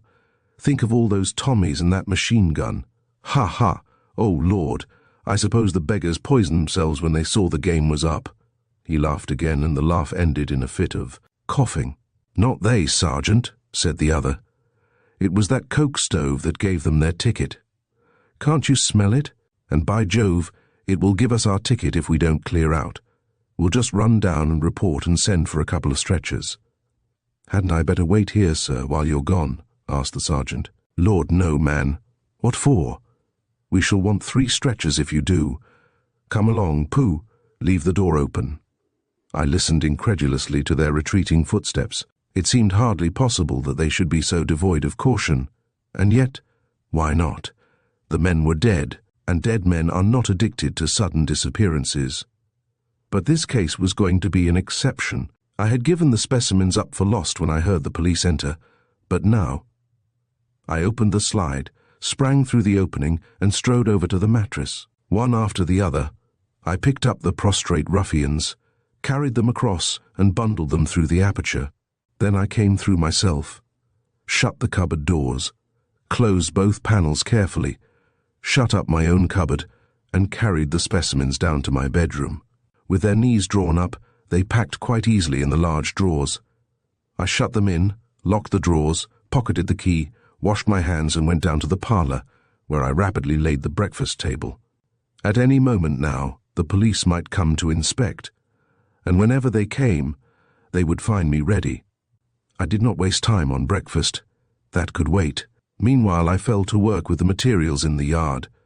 In addition to the handcart, there was now a coster's barrow, the property of a greengrocer, to whom also belonged a quantity of lumber, including some bundles of stakes and several hampers filled with straw. With these materials, and those that I had borrowed from Mrs. Kosminski, I began rapidly to build up a pair of life-sized guys, one male and one female. I put them together very roughly and sat them side by side in the barrow, leaning against the wall, and to each I attached a large ticket, on which I had scrawled the name of the person it represented, one being the highly unpopular minister, Mr. Todd Leeks, and the other the notorious Mrs. Gamway. They were very sketchily built and would have dropped to pieces at a touch, but that was of no consequence. The time factor was the important one, and I had worked at such speed that I had huddled them into a pretty plausible completeness when the inevitable peal at the house bell disturbed my labours. I darted into the parlour, crammed a piece of bread into my mouth, and rushed out to the shop door, chewing frantically. As I opened the door, an agitated police inspector burst in, followed by a sergeant. "Good morning, gentlemen," I said suavely. "Hair cutting or shaving?"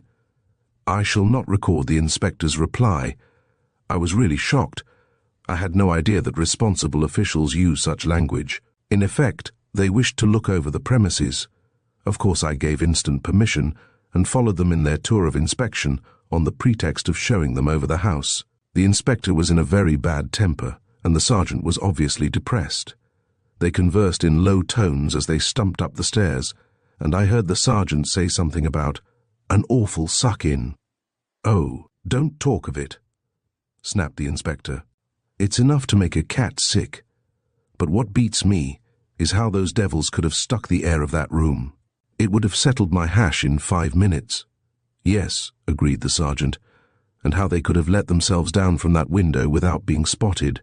I wouldn't have believed it if I hadn't seen the cord. The constables must have been asleep." "Yes," grunted the inspector, "thick-headed louts. Let's have a look out here." He strode into the second floor back and threw up the window. "Now you see," he continued, "what I mean. This house has no connection with the next one. That projecting wing cuts it off. This backyard opens into Bell's Alley. The yard next door opens into Kosher Court. That's the way they went. They couldn't have got to this house excepting by the roof, and we've seen that they went down, not up." He stuck his head out of the window and looked down sourly at the guys. "Those things yours?" he asked gruffly, pointing at the effigies.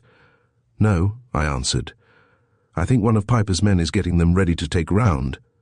The inspector grunted and moved away. He walked into the front room, looked in the cupboard, glanced round, and went downstairs. On the first floor, he made a perfunctory inspection of the rooms, glancing in at my bedroom, and then went down to the ground floor. From thence the two officers descended to the cellar, which they examined more thoroughly, even prodding the sawdust in the bin, and so up to the backyard. Here, at the sight of the guys, the sergeant's woeful countenance brightened somewhat. "Ha!" he exclaimed. "Mrs. Gamway! I saw a good deal of her when I was in the Westminster Division. I've often thought I'd like to, and, by Jiminy, I will." He squared up fiercely at the helpless-looking effigy of the lady, and with a vicious round-arm punch sent its unstable head flying across the yard. The blow and its effect seemed to rouse his destructive instincts, for he returned to the attack with such ferocity that in a few seconds he had reduced not only the factitious Mrs. Gamway, but the Right Honourable Todd Leeks also, to a heap of ruin. "Stop that foolery, Smith," snarled the inspector. "You'll give the poor devil the trouble of building them up all over again. Come along." He unlocked the gate and stood for a moment looking back at me. "I suppose you've heard nothing in the night," he said. "Not a sound," I answered, adding, "I shan't open the shop until the evening, and I shall probably go out for the day. Would you like to have the key?" The inspector shook his head. "No, I don't want the key. I've seen all I want to see. Good morning," and he stumped out, followed by his subordinate. I drew a deep breath as I relocked the gate. I was glad he had refused the key, though I had thought it prudent to make the offer. Now I was at liberty to complete my arrangements at leisure. My first proceeding, after locking up the shop, was to rig up, with the greengrocer's stakes and Mrs. Kosminski's cord, a firm pair of standards to support the guys. Then I took a hearty breakfast, after which I repaired to my bedroom with a hamper of straw, a bundle of small stakes and a quantity of odd rags.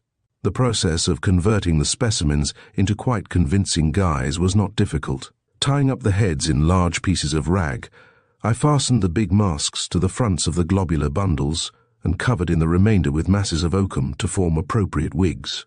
Each figure was then clothed in the bulky garments borrowed from Mrs. Kosminski's stock and well stuffed with straw, portions of which I allowed to protrude at all the apertures. A suitable stiffness was imparted to the limbs by pieces of stick poked up inside the clothing, and smaller sticks gave the correct starfish-like spread to the gloved hands. When they were finished, the illusion was perfect. As the two effigies sat on the floor with their backs against the wall, stiff, staring, bloated and grotesquely horrible, not a soul would have suspected them. I carried the male guy down to the yard, sat him on the barrow and put on his hat, and taking with me the remains of the ruined guys, which I decided to put away in the drawers, I returned for the second effigy. I lashed the two figures very securely to the standards, fixed on their hats firmly, and attached their name cards. Then I went into the shop to attend to my own appearance. I had brought back from my Bloomsbury house the shabby overcoat and battered hat that I had worn on the last few expeditions. These I now assumed, and having fixed on my cheek a large cross of sticking plaster, which pulled down my eyebrow and pulled up the corner of my mouth, begrimed my face, reddened my nose, and carefully tinted in a not too emphatic black eye, I was sufficiently transmogrified to deceive even my intimate friends. Now I was ready to start, and now was the critical moment. I went out into the yard, unlocked the gate, trundled the barrow out into the alley and locked the gate behind me. At the moment there was not a soul in sight, but from the street close by came the unmistakable murmur of a large crowd. I must confess that I felt a little nervous. The next few minutes would decide my fate. I grasped the handles of the barrow and started forward resolutely. As I rounded the curve of the alley, a densely packed throng appeared ahead. Faces turned towards me and broke into grins. The murmur rose into a dull roar, and, as the people drew aside to make way for me, I plunged into the heart of the throng and raised my voice in a husky chant. Remember the 5th of November, the gunpowder treason and plot. Through the interstices of the crowd, I could see the soldiers still drawn up by the curb, and even the machine gun was yet in position. Suddenly the inspector and the sergeant appeared bustling through the crowd. The former caught sight of me, and, waving his hand angrily, shouted, "Take that thing away from here! Move him out of the crowd, Maloney." And a gigantic constable pounced on me with a broad grin, snatched the barrow handles out of my hands, and started off at a trot that made the effigies rock in the most alarming manner. "Holla, boys!" shouted the grinning constable, and the boys complied with raucous enthusiasm. At the outskirts of the crowd, Constable Maloney resigned in my favour, and it was at this moment that I noticed a manifest plain-clothes officer observing my exhibits with undue attention. But here fortune favoured me, for at the same instant I saw a man attempt to pick a pocket under the officer's very nose. The pickpocket caught my eye and moved off quickly. I pulled up, and pointing at the thief, bawled out, "Stop that man! Stop him!" The pickpocket flung himself into the crowd and made off. The startled loafers drew hastily away from him. Men shouted, women screamed, and the plain-clothes officer started in pursuit. And in the whirling confusion that followed, I trundled away briskly into Middlesex Street and headed for Spitalfields. My progress through the squalid streets was quite triumphal. A large juvenile crowd attended me, with appropriate vocal music, and adults cheered from the pavements, though no one embarrassed me with gifts. But, for all my outward gaiety, I was secretly anxious. It was barely 10 o'clock, and many hours of the dreary November day had yet to run before it would be safe for me to approach my destination. The prospect of tramping the streets for some 10 or 12 hours with this very conspicuous appendage was far from agreeable, to say nothing of the increasing risk of detection, and I looked forward to it with gloomy forebodings. If a suspicion arose, I could be traced with the greatest ease, and in any case I should be spent with fatigue before evening. Reflecting on these difficulties, I decided to seek some retired spot where I could dismount the effigies, cover them with the tarpaulin that was rolled up in the barrow, and take a rest, when once more circumstances befriended me. All through the night and morning the ordinary winter haze had hung over the town, but now, by reason of a change of wind, the haze began rapidly to thicken into a definite fog. I set down the barrow and watched with thankfulness the mass of opaque yellow vapour filling the street and blotting out the sky. As it thickened and the darkness closed in, the children strayed away, and only one solitary loafer remained. "Hard luck for you, mate, this 'ere fog," he remarked. "Arter you've took all that trouble too." He little knew how much. "But it's no go. You'd better get home whilst you can find your way. This is going to be a black un." I thanked him for his sympathy and moved on into the darkening vapour. Close to Spittal Square, I found a quiet corner where I quickly dismounted the guys, covered them with the tarpaulin, and, urged by a new anxiety from the rapidly growing density of the fog, groped my way into Norton Folgate. Here I moved forward as quickly as I dared, turned up Great Eastern Street, and at length, to my great relief, came out into Old Street. It was none too soon. As I entered the well-known thoroughfare, the fog closed down and into impenetrable obscurity. The world of visible objects was extinguished and replaced by a chaos of confused sounds. Even the end of my barrow faded away into spectral uncertainty, and the curb against which I kept my left wheel grinding looked thin and remote. Opportune as the fog was, it was not without its dangers, of which the most immediate was that I might lose my way. I set down the barrow, and detaching the little compass that I always carry on my watchguard, laid it on the tarpaulin. My course, as I knew, lay about west-southwest, and with the compass before me, I could not go far wrong. Indeed, its guidance was invaluable. Without it I could never have found my way through those miles of intricate streets. When a stationary wagon or other obstruction sent me out into the road, it enabled me to pick up the curb again unerringly. It mapped out the corners of intersecting streets.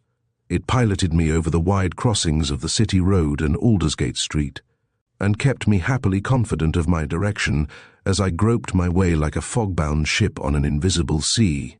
I went as quickly as was safe, but very warily, for a collision might have been fatal. listening intently, with my eye on the compass and my wheel at the curb.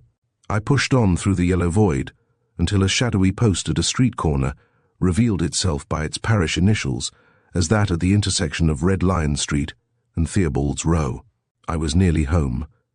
Another 10 minutes' careful navigation brought me to a corner, which I believed to be the one opposite my own house. I turned back a dozen paces, put down the barrow, and crossed the pavement, with the compass in my hand, lest I should not be able to find the barrow again. I came against the jamb of a street door. I groped across to the door itself. I found the keyhole of the familiar Yale pattern. I inserted my key and turned it, and the door of the museum entrance opened. I had brought my ship into port. I listened intently. Someone was creeping down the street, hugging the railings. I closed the door to let him pass, and heard the groping hands sweep over the door as he crawled by. Then I went out, steered across to the barrow, picked up one of the specimens and carried it into the hall, where I laid it on the floor, returning immediately for the other. When both the specimens were safely deposited, I came out, softly closing the door after me with the key, and once more took up the barrow handles. Slowly I trundled the invaluable little vehicle up the street, never losing touch of the curb, flinging the stakes and cordage into the road as I went, until I had brought it to the corner of a street about 1/4 of a mile from my house, and there I abandoned it, making my way back as fast as I could to the museum. My first proceeding on my return was to carry my treasures to the laboratory, light the gas, and examine their hair. I had really some hopes that one of them might be the man I sought. But alas, it was the old story. They both had coarse black hair of the mongoloid type. My enemy was still to seek. Having cleaned away my makeup, I spent the rest of the day pushing forward the preliminary processes so that these might be completed before Decay's effacing fingers should obliterate the details of the integumentary structures. In the evening I returned to Whitechapel and opened the shop, proposing to purchase the dummy skeletons on the following day and to devote the succeeding nights and early mornings to the preparation of the specimens. The barrow turned up next day, in the possession of an undeniable tramp who was trying to sell it for 10 shillings, and who was accused of having stolen it, but was discharged for want of evidence. I compensated the greengrocer for the trouble occasioned by my carelessness in leaving the back gate open, and thus the incident came to an end, with one important exception, for there was a very startling sequel. On the day after the expedition, I had the curiosity to open the panels and go through into the room that the murderers had occupied, which had now been locked up by the police. Looking round the room, my eye lighted on a shabby cloth cap lying on the still undisturbed mattress just below the pillow. I picked it up and looked it over curiously, for by its size I could see that it did not belong to either of the men whom I had secured. I took it over to the curtained window and carefully inspected its lining, and suddenly I perceived, clinging to the coarse cloth, a single short hair, which, even to the naked eye, had a distinctly unusual appearance. With a trembling hand, I drew out my lens to examine it more closely, and as it came into the magnified field, my heart seemed to stand still. For, even at that low magnification, its character was unmistakable. It looked like a tiny string of pale grey beads. Grasping it in my fingers, I dashed through the opening, slammed the panels to, and rushed down to the parlour where I kept a small microscope. My agitation was so intense that I could hardly focus the instrument, but at last the object on the slide came into view. A broad variegated stripe, with its dark medulla and the little rings of air bubbles at regular intervals. It was a typical ringed hair, and what was the inference? The hair was almost certainly Piragoff's. Piragoff was a burglar, a ruthless murderer, and he had ringed hair. The man whom I sought was a burglar, a ruthless murderer, and had ringed hair. Then Piragoff was my man. It was bad logic, but the probabilities were overwhelming, and I had had the villain in the hollow of my hand, and he had gone forth unscathed. I ground my teeth with impotent rage. It was maddening. All the old passion and yearning for retribution surged up in my breast once more. My interest in the new specimens almost died out. I wanted Piragoff, and it was only the new-born hope that I should yet lay my hand on him that carried me through that time of bitter disappointment. Chapter 7. The Uttermost Farthing. Intense was the curiosity with which I turned to the last entry in Humphrey Challoner's museum archives. Not that I had any doubt as to the issue of the adventure that it recorded. I had seen the specimen numbered 25 in the shallow box, and its identity had long since been evident. But this fact mitigated my curiosity, not at all. The archives had furnished a continuous narrative, surely one of the strangest ever committed to writing, and now I was to read the climax of that romantically terrible story, to witness the final achievement of that object that my poor friend had pursued with such unswerving pertinacity. Near the end, the reasons for the omission of which will be obvious to the reader. Circumstances attending the acquirement of the specimen numbered 25 in the anthropological series A, Osteology, B, Reduced Dry Preparations. The months that followed the events connected with the acquirement of the specimens 23 and 24 brought me nothing but aching suspense and hope deferred, the pursuit of the common criminal I had abandoned, since I had got scent of my real quarry. The concussor lay idle in its basket, the cellar steps were greased no more. I had but a passive role to play until the hour should strike to usher in the final scene, if that should ever be. Though the term of my long exile in East London was drawing nigh, its approach was unseen by me. I could but wait, and what is harder than waiting? I had made cautious inquiries among the alien population, but no one knew Piragoff, or, at least, admitted any knowledge of him. And as to the police, when they had made a few arrests and then released the prisoners, they appeared to let the matter drop. The newspapers were, of course, more active. One of them described circumstantially how the 3 anarchists who escaped from the house in Saul Street had been seen together in an East End restaurant, and several others followed from day to day the supposed whereabouts of a mysterious person known as Paul the Plumber, whom the police declared to be a picturesque myth. But for me there was one salient fact. Of those 3 ruffians, one was still at large, and no one seemed to have any knowledge of him. It was some 4 months later that I again caught up the scent. A certain Friday evening early in February found me listlessly tidying up the shop, for the Jewish Sabbath had begun and customers were few. But about 8 o'clock a man strode in jauntily, hung up his hat and seated himself in the operating chair, and at that moment a second man entered and sat down to wait. I glanced at this latter, and in an instant my gorge rose at him. I cannot tell why. To the scientific mind, intuitions are abhorrent. They are mostly wrong and wholly unreasonable. But as I looked at that man, a wave of instinctive dislike and suspicion swept over me. He was indeed an ill-looking fellow enough. A broad, lozenge-shaped Tartar face, with great cheekbones and massive jaws, a low forehead surmounted by a dense brush of upstanding greyish-brown hair, beetling brows and eyes deep-set, fierce and furtive, combined to make a sufficiently unprepossessing countenance. Nor was his manner more pleasing. He scowled forbiddingly at me. He scrutinized the other customer, craning sideways to survey him in the mirror. He looked about the shop, and he stared inquisitively at the parlour door. Every movement was expressive of watchful, uneasy suspicion. I tried to avoid looking at him lest my face should betray me, and to divert my thoughts concentrated my attention on the other customer. The latter unconsciously gave me every assistance in doing so. Though by no means a young man, he was the vainest and most dandified client I had ever had under my hands. He stopped me repeatedly to give exhaustive directions as to the effect that he desired me to produce. He examined himself in the glass and consulted me anxiously as to the exact disposition of an artificially curled forelock. I cursed him inwardly, for I wanted him to be gone and leave me alone with the other man. But for that very reason, and that I might conceal my impatience, I did his bidding and treated him with elaborate care.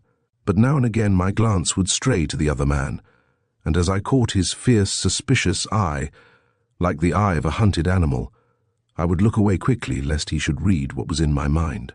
At length I had finished my dandy client. I had brushed his hair to a nicety and had even curled his forelock with heated tongs. With a sigh of relief I took off the cloth and waited for him to rise. But he rose not. Stroking his cheek critically, he decided that he wanted shaving, and, cursing him in my heart, I had to comply. I had acquired some reputation as a barber, and I think deserved it. I could put a perfect edge on a razor, and I wielded the instrument with a sensitive hand and habitual care. My client appreciated my skill and complimented me patronizingly in very fair English, though with a slight Russian accent, delaying me intolerably to express his approval. When I had shaved him, he asked for pink powder to be applied to his chin, and when I had powdered him, he directed me to shape his moustache with pâté hongrois, a process which he superintended with anxious care. At last the fellow was actually finished. He got up from the chair and surveyed himself in the large wall mirror. He turned his head from side to side and tried to see the back of it. He smiled into the mirror, raised his eyebrows, frowned, and in fact tried a variety of expressions and effects, including a slight and graceful bow. Then he approached the glass to examine a spot on his cheek, leaned against it with outspread hands to inspect his teeth, and finally put out his tongue to examine that too. I almost expected that he would ask me to brush it. However, he did not. Adjusting his necktie delicately, he handed me my fee with a patronizing smile and remarked, "You are a good barber, you have taste, and you take trouble. I give you a penny for yourself, and I shall come to you again." As the door closed behind him, I turned to the other customer. He rose, walked over to the operating chair and sat down sullenly, keeping an eye on me all the time, and something in his face expressive of suspicion. Uneasiness and even fear seemed to hint at something unusual in my own appearance. It was likely enough. Hard as I had struggled to smother the tumult of emotions that seethed within me, some disturbance must have reached the surface, some light in the eye, some tension of the mouth to tell of the fierce excitement, the raging anxiety that possessed me. I was afraid to look at him for fear of frightening him away. Was he the man? Was this the murderer, Pirogov, the slayer of my wife? The question rang in my ears as, with a far from steady hand, I slowly lathered his face. Instinct told me that he was, but even in my excitement, reason rejected a mere unanalyzable belief. For what is an intuition? Brutally stated, it is simply a conclusion reached without premises. I had always disbelieved in instinct and intuition, and I disbelieved still. But what had made me connect this man with Pirogov? He was clearly a Russian. He looked like a villain. He had the manner of a nihilist or violent criminal of some kind. But all this was nothing. It formed no rational basis for the conviction that possessed me. There was his hair, a coarse, wiry mop of a queer greyish-brown. It might well, from its colour, be ringed hair, and if it was, I should have little doubt of the man's identity. But was it? I was getting on in years and could not see near objects clearly without my spectacles, and I had laid down my spectacles somewhere in the parlour. As I lathered his face, I leaned over him to look at his hair more closely. But he shrank away in fierce alarm, and after all my eyesight was not good enough. Once I tried to get out my lens, but he challenged me furiously as to my object, and I put it away again. I dared not provoke him to violence, for if he had struck me I should have killed him on the spot. And he might be the wrong man. The operation of shaving him was beset with temptations from moment to moment. Forgotten anatomical details revived in my memory. I found myself tracing through the coarse skin those underlying structures that were so near to hand. Now I was at the angle of the jaw, and as the ringing blade swept over the skin, I traced the edge of the strap like muscle and mentally marked the spot where it crossed the great carotid artery. I could even detect the pulsation of the vessel, how near it was to the surface, a little dip of the razor's beak at that spot. But still I had no clear evidence that he was the right man. A mere impression, a feeling of physical repulsion, unsupported by any tangible fact, was not enough to act on.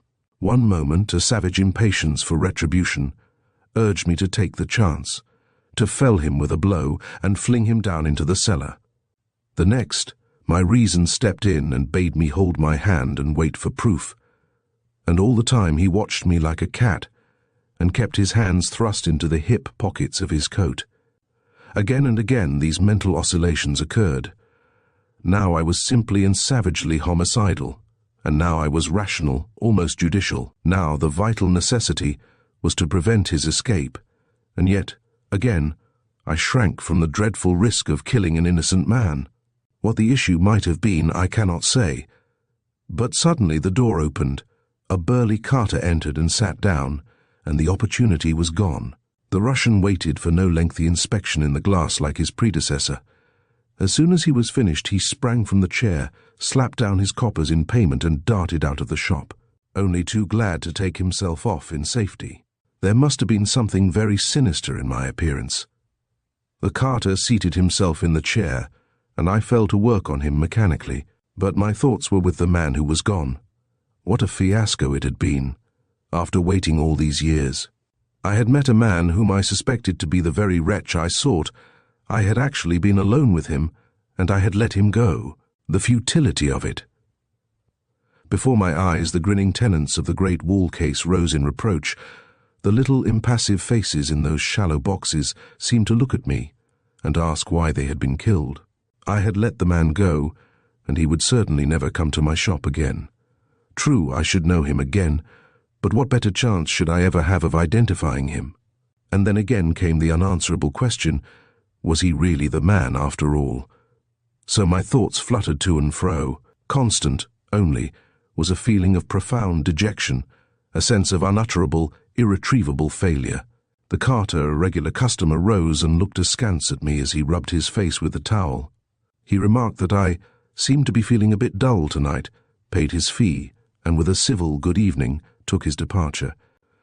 When he had gone, I stood by the chair wrapped in a gloomy reverie. Had I failed finally?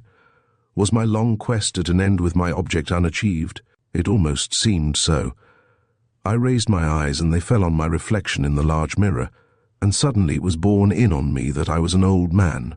The passing years of labor and mental unrest had left deep traces. My hair, which was black when I first came to the East, was now snow-white, and the face beneath it was worn and wrinkled and aged. The sands of my life were running out apace. Soon the last grains would trickle out of the glass, and then would come the end, the futile end, with the task still unaccomplished. And for this, I had dragged out these 20 weary years, ever longing for repose and the eternal reunion. How much better to have spent those years in the peace of the tomb by the dear companion of my sunny hours. I stepped up to the glass to look more closely at my face, to mark the crow's feet and intersecting wrinkles in the shrunken skin. Yes, it was an old, old face, a weary face too, that spoke of sorrow and anxious thought and strenuous, unsatisfying effort. And presently it would be a dead face, calm and peaceful enough then, and the wretch who had wrought all the havoc would still stalk abroad with his heavy debt unpaid. Something on the surface of the mirror interposed between my eye and the reflection, slightly blurring the image. I focused on it with some difficulty, and then saw that it was a group of finger marks, the prints made by the greasy fingers of my dandy customer when he had leaned on the glass to inspect his teeth. As they grew distinct to my vision, I was aware of a curious sense of familiarity, at first merely subconscious and not strongly attracting my attention. But this state lasted only for a few brief moments. Then the vague feeling burst into full recognition. I snatched out my lens and brought it to bear on those astounding impressions. My heart thumped furiously. A feeling of awe, of triumph, of fierce joy and fiercer rage surged through me and mingled with profound self-contempt. There could be no mistake. I had looked at those fingerprints too often. Every ridge mark, every loop and wall of the varying patterns was engraved on my memory. For 20 years I had carried the slightly enlarged photographs in my pocketbook, and hardly a day had passed without my taking them out, to con them afresh. I had them in my pocket now to justify rather than aid my memory. I held the open book before the glass and compared the photographs with the clearly printed impressions.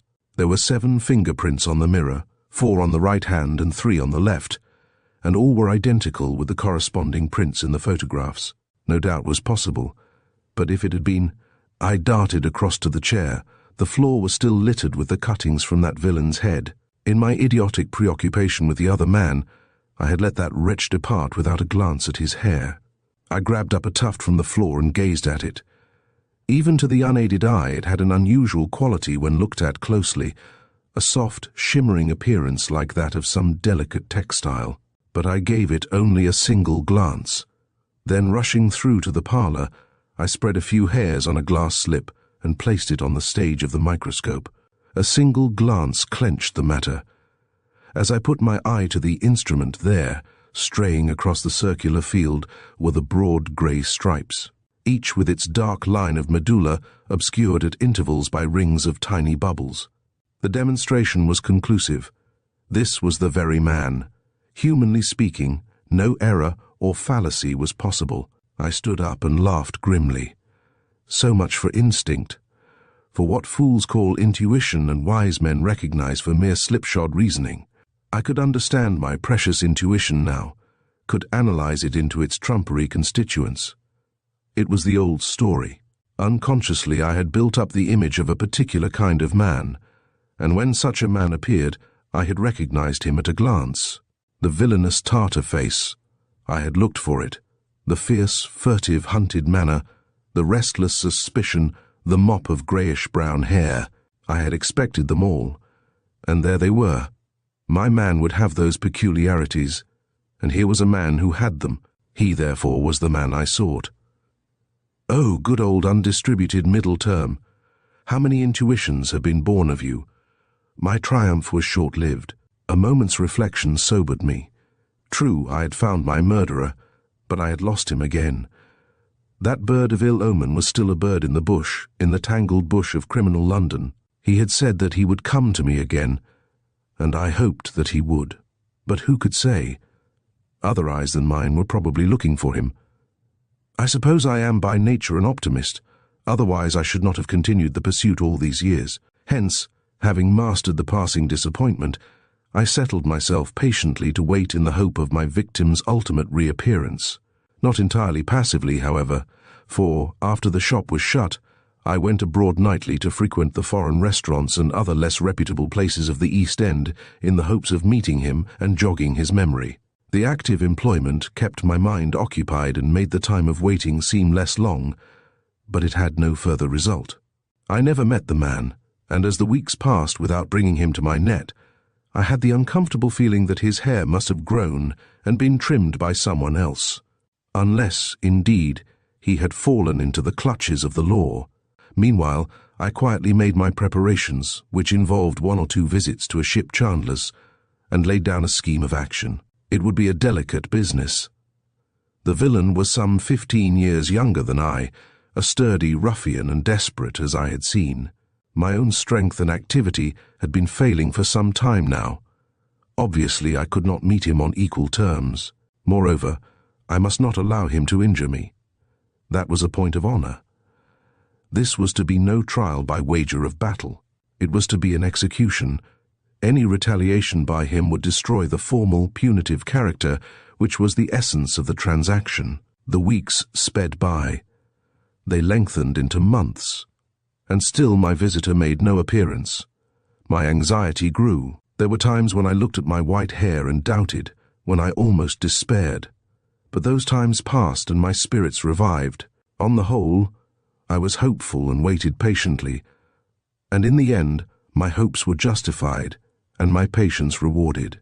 It was a fair evening early in June, Wednesday evening, I recollect, when at last he came. Fortunately, the shop was empty, and again, oddly enough, it was some Jewish holiday. I welcomed him effusively. No fierce glare came from my eyes now. I was delighted to see him, and he was flattered at the profound impression his former visit had made on me. I began very deliberately, for I could hardly hold the scissors, and was afraid that he would notice the tremor, which in fact he did. "Why does your hand shake so much, Mr. Vosper?" he asked in his excellent English. "You have not been curling your little finger, Hein?" I reassured him on this point, but used a little extra care until the tremor should subside, which it did as soon as I got over my first excitement. Meanwhile, I let him talk. He was a boastful, egotistical oaf, as might have been expected, and I flattered and admired him until he fairly purred with self-satisfaction. It was very necessary to get him into a good humor. My terror from moment to moment was that some other customer should come in, though a holiday evening was usually a blank in a business sense until the Christian shops shut. Still, it was a serious danger which impelled me to open my attack with as little delay as possible. I had several alternative plans, and I commenced with the one that I thought most promising, taking advantage of a little pause in the conversation. I said in a confidential tone, "I wonder if you can give me a little advice. I want to find somebody who will buy some valuable property without asking too many questions, and who won't talk about the deal afterwards. A safe person, you know. Can you recommend me such a person?" He turned in the chair to look at me. All his self-complacent smiles were gone in an instant. The face that looked into mine was the face of as sinister a villain as I have ever clapped eyes on. "The person you mean," he said fiercely, "is a fence, a receiver. Why do you ask me if I know a fence? Who are you? Are you a spy for the police? Hein? What should I know about receivers? Answer me that." He glared at me with such furious suspicion that I instinctively opened my scissors and looked at the neighborhood of his. Carotid, but I took his question quite pleasantly. "That's what they all say," I remarked with a foolish smile. "Who do?" he demanded. "Everybody that I ask. They all say, 'What should I know about fences? It's very inconvenient for me.'" "Why is it inconvenient to you?" he asked less savagely, and with evidently awakening curiosity. I gave an embarrassed cough. "Well, you see," I said, "it's this way. Supposing I have some valuable property, but of a kind that is of no use to me. Naturally, I want to sell it. But I don't want it talked about. I am a poor man. If I am known to be selling things of value, people may make uncharitable remarks and busy bodies may ask inconvenient questions. You see my position?" Pirogov looked at me fixedly, eagerly. A new light was in his eye now. "What have you got?" he demanded. I coughed again. "Aha," I said with a smile. "It is you who are asking questions now, but you ask me to advise you. How can I if I don't know what you have got to sell? Perhaps I might buy the stuff myself. Hein?" "I think not," said I, "unless you can write a check for 4 figures. But perhaps you can. Yes, perhaps I can, or perhaps I can get the money. Tell me what the stuff is." I clipped away at the top of my speed, and I could cut hair very quickly if I tried. No fear of his slipping away now. I had him fast. "It's a complicated affair," I said hesitatingly, "and I don't want to say much about it if you're not in the line. I thought you might be able to put me on to a safe man in the regular trade." Pirogov moved impatiently, then glanced at the parlor door. "Anyone in that room?" he asked. "No," I answered. "I live here all alone." "No servant? No one to look after you?" He asked the question with ill-concealed eagerness. "No. I look after myself. It's cheaper, and I want so little." The last statement I made in accordance with a curious fact that I have observed, which is that the really infallible method of impressing a stranger with your wealth is to dilate on your poverty. The statement had its usual effect. Pirogov fidgeted slightly, glanced at the shop door and said, "Finish my hair quickly and let us go in there and talk about this." I chuckled inwardly at his eagerness. Even his personal appearance had become a secondary consideration. I bustled through the rest of the operation, whisked off the cloth and opened the parlor door. He rose, glanced at his reflection in the glass, looked quickly at the shop door, and followed me into the little room, shutting and bolting the door after him. I watched him closely. I am no believer in the rubbish called telepathy, but by observing a person's face and actions, it is not difficult to trace the direction of his thoughts. Pirogov gazed round the room with the frank curiosity of the barbarian, and the look of pleased surprise that he bestowed on the safe and the way in which his glance travelled from that object to my person were easy enough to interpret. Here was an iron safe, presumably containing valuables, and here was an elderly man with the key of that safe in his pocket. The corollary was obvious. "Is that another room?" he asked, pointing to the cellar door. I threw it open and let him look into the dark cavity. "That," I said, "is the cellar. It has a door opening into the backyard, which has a gate that opens into Bell's Alley. It might be useful. Don't you think so?" He did think so, very emphatically to judge by his expression. Very useful indeed when you have knocked down an old man and rifled his safe, to have a quiet exit at the back. "Now tell me about this stuff," said he. "Have you got it here?" "The fact is," I said confidentially, "I haven't got it at all yet." His face fell perceptibly at this. "But," I added, "I can get it when I like, when I have arranged about disposing of it."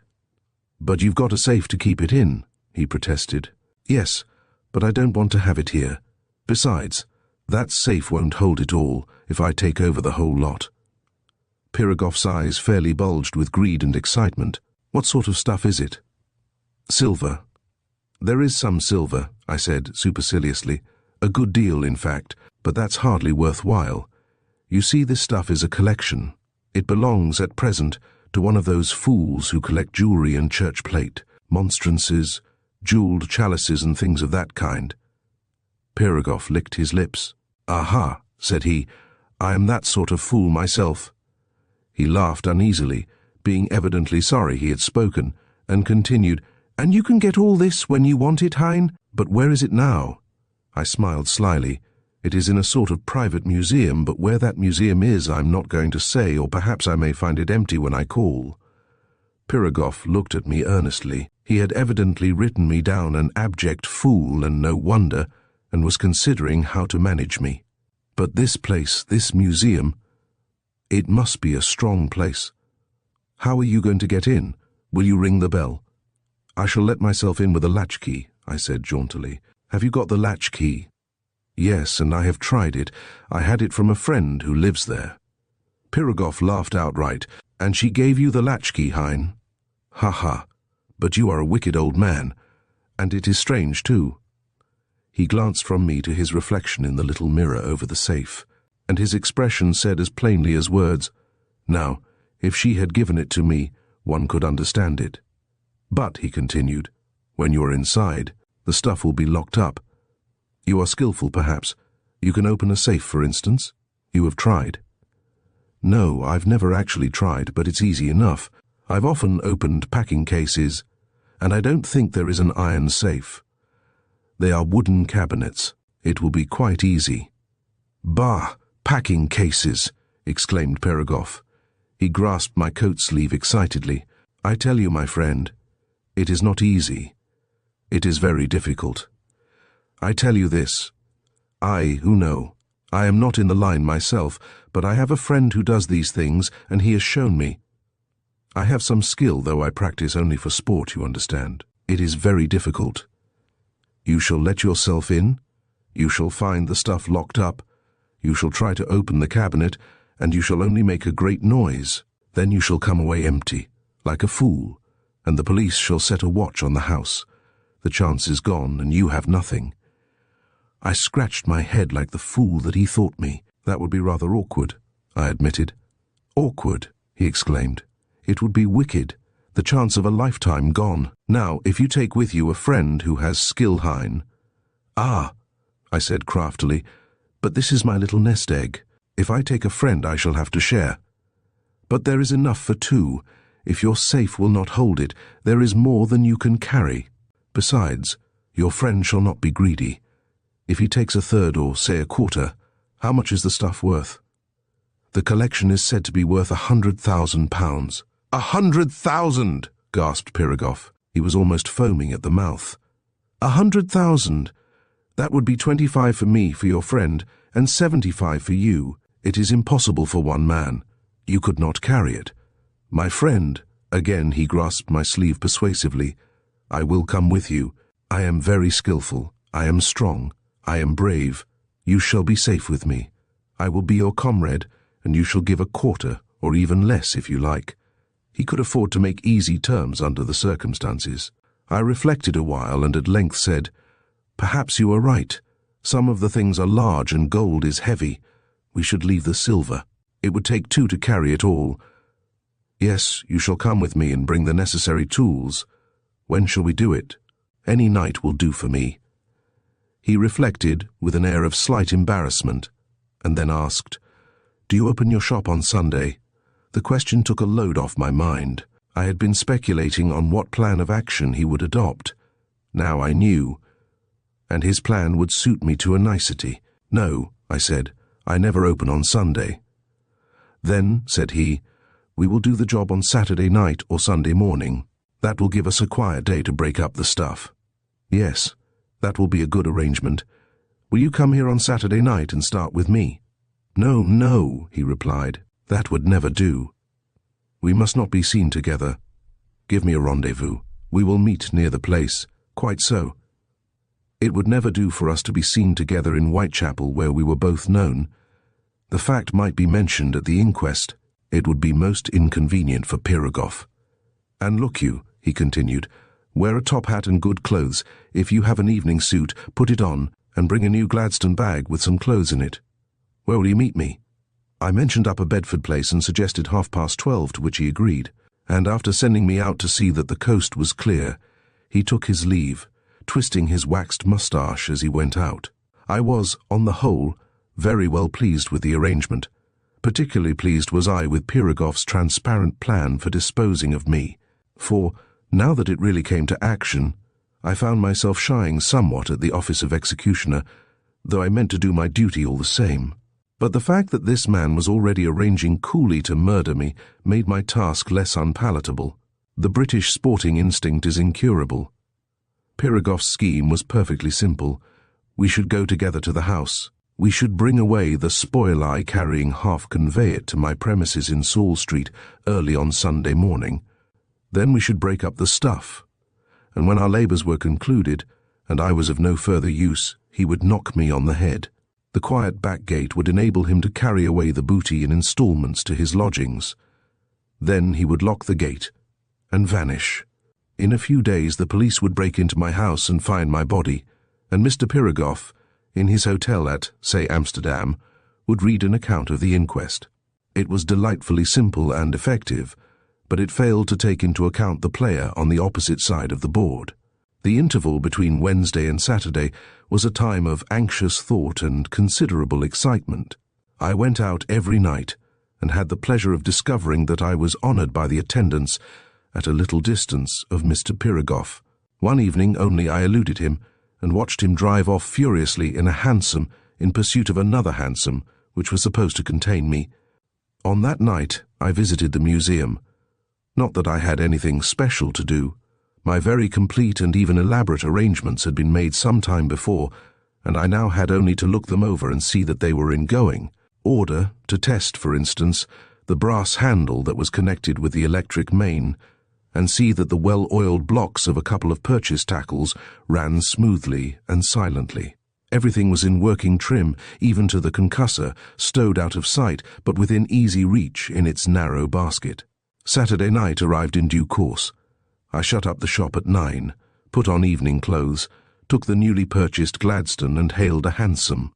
I drove, in the first place, to the Criterion restaurant and dined delicately but substantially, carefully avoiding indigestible dishes. From the restaurant I drove to the museum, where I loitered, making a final inspection of my arrangements, until 25 minutes past 12. Then I came forth and walked quietly to Upper Bedford Place. As I turned the corner and looked down the wide thoroughfare, the long stretch of pavement contained but a single figure, a dim, dark blot on the grey of the summer night. It moved towards me, and resolving itself into a definite shape, showed me Piragoff in evening dress, enveloped in a voluminous overcoat and carrying a small handbag. "You are punctual, Vosper," he said graciously. "Shall we make our visit now? Is the house quiet yet? These are not, you see." He nodded at the boarding houses that we were passing, several of which still showed lights in the windows. "Our house has settled down," I answered. "The collector is an early bird. I have just been past it to see that all the lights were out." We walked quickly across the square towards the neighbourhood of my house. Piragoff was very affable. He conversed cheerfully as we went and gave a pleasant good night to a policeman, who touched his helmet civilly in response. When I halted at the door of the museum, he looked about him with a slight frown. "I seem to know this place," he murmured. "Yes, I've been here before, many years ago. Yes, I remember." He laughed softly as if recalling an amusing incident. I set my teeth, inserted the key and pushed the door open. "Enter," I said. He stepped into the hall. I followed and softly closed the door, slipping up the catch as the lock clicked. It was a small precaution, but enough to hinder a hasty retreat. I piloted him through to the museum, and switched on a single electric lamp, which filled the great room with a ghostly twilight. Pyragov looked about him inquisitively, and his eye fell on the long wall case with the dimly seen pallid shapes of the company within it. His face blanched suddenly, and he stared with wide-open eyes. "God," he exclaimed, "what are those things?" "Those skeletons," said I. "They are part of the collection. The fellow who owns this place hoards all sorts of trash. Come round and have a look at them." "But skeletons," he whispered. "Skeletons of men. Ah, I do not like them." Nevertheless, he followed me round the room, peering in nervously at the case of skulls as we passed. I walked him slowly past the whole length of the wall case, and he stared in at the 24 motionless white figures, shuddering audibly. I must admit that their appearance was very striking in that feeble light. Their poses were so easy and natural, and their faces, modelled by broad shadows, so singularly expressive. I was very pleased with the effect. "But they are horrible," gasped Pyragov. "They seem to be alive. They seem to beckon to one to say, 'Come in here, come in and stay with us.' Ah, they are dreadful. Let us go away from them." He stole on tiptoe to the other side of the room and stood positively shaking at the sight of a mere collection of dry bones. It was amazing. I have often been puzzled by the odd, superstitious fear with which ignorant people view these interesting and beautiful structures. But surely this was an extreme case. Here was a callous wretch who would murder without a scruple a young and lovely woman and laugh at the recollection of the atrocity. And he was actually terrified at the sight of a few irregularly shaped fragments of phosphate of lime and gelatine. I repeat, it was amazing. Pyragov recovered only to develop the ferocity of a frightened ruffian. "Where is the stuff, fool?" he demanded. "Show it to me quickly, or I will cut your throat. Quick, let us get it and go." I watched him warily. These neurotic Slav criminals, when they get into a state of panic, are like frightened cats, very dangerous to be near, and the more frightened, the more dangerous. I must keep an eye on Pyragov. "I can open one of the cabinets," I said. "Then open it, pig. Open it quickly. I want to get away from this place." He grinned at me like an angry monkey, and I led him to the secret cupboard. As I very deliberately turned the hidden catches and prepared to take out the panel, I considered whether it was not time to set the apparatus going. For I had prepared a little surprise for Pyragov, and I was now rather doubtful how he would take it. Besides, I was not enjoying the proceedings as much as I had expected to. Pyragov's lack of nerve was disconcerting. However, I took out the panel and stood by to watch the result. Pyragov peered into the cupboard and uttered a growl of disappointment. "There is nothing there but books and those boxes. Lift the boxes down, pig, and let us see what is in them." I lifted the boxes from the shelf. "They are very light," I said, "and here are 2 pistols on top of them." These pistols were the surprise that I had prepared in a spirit of mischief. I had taken them from the pockets of the last 2 specimens and kept them for the sake of the devices that those 2 imbeciles had scratched on the butts. "Pistols!" exclaimed Pyragov. "Let me look at them." He snatched the weapons from the top of the box and took them over to the lamp. Immediately I heard a gasp of astonishment. "God, but this is a strange thing. Here is Louis Plotkovich's pistol, and this other belonged to Boris Slobodinsky. They have been here too." He stared at me open-mouthed, holding the pistols, which I had carefully unloaded, one in each trembling hand. What little nerve he had was going fast. I laid the boxes on a small table and switched on the lamp that hung close over it. High up above the table was one of the cross-beams of the roof. From the beam there hung down 2 purchase tackles. The tail rope of each tackle ended in a noose that was hitched on a hook on the wall, and the falls of the 2 tackles were hitched lightly over 2 other hooks. But none of these appliances was visible. The shaded lamp threw its bright light on the table only. Pyragov came across the room and laid down the pistols. "Open those boxes," he said gruffly, "and let us see what is in them." I took off the lid of one, and Pyragov started back with a gasp, but came back, snuffing at the box like a frightened animal. "What the devil are these things?" he demanded in a hoarse whisper. "They look like dolls' heads," I answered. "They look like dead men's heads," he whispered shudderingly. "Only they are too small. They are dreadful. This collector man is a devil. I should like to kill him." He glared with horrid fascination at the little dry preparations. There were 8 in this box, each in its own little black velvet compartment, with its number and date on the label. I opened the second box, also containing 8, and he stared into that with the same shuddering fascination. "What do you suppose these dates mean?" he whispered. "I suppose," I replied, "those are the dates on which he acquired them. Here is another box."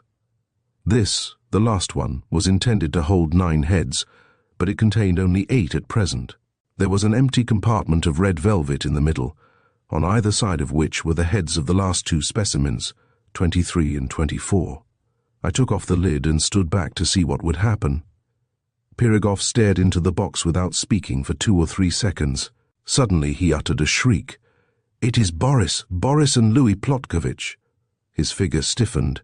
He stood rigid with his hands on his thighs, leaning over the box, his hair bristling, his white face running with sweat. His jaw dropped, the very personification of horror, and of a sudden he began to tremble violently. I looked at him with disgust and an instantaneous revulsion of feeling. What? Should I call in the aid of all those elaborate appliances to dispatch a poor, trembling devil like this? I would have none of them. The concussor was good enough for him. Nay, it was too good. I reached out behind me and lifted one of the nooses from its hook. Its own weight had nearly closed the loop, for the steel eyelet spliced into the end ran very easily and smoothly on the well-greased rope.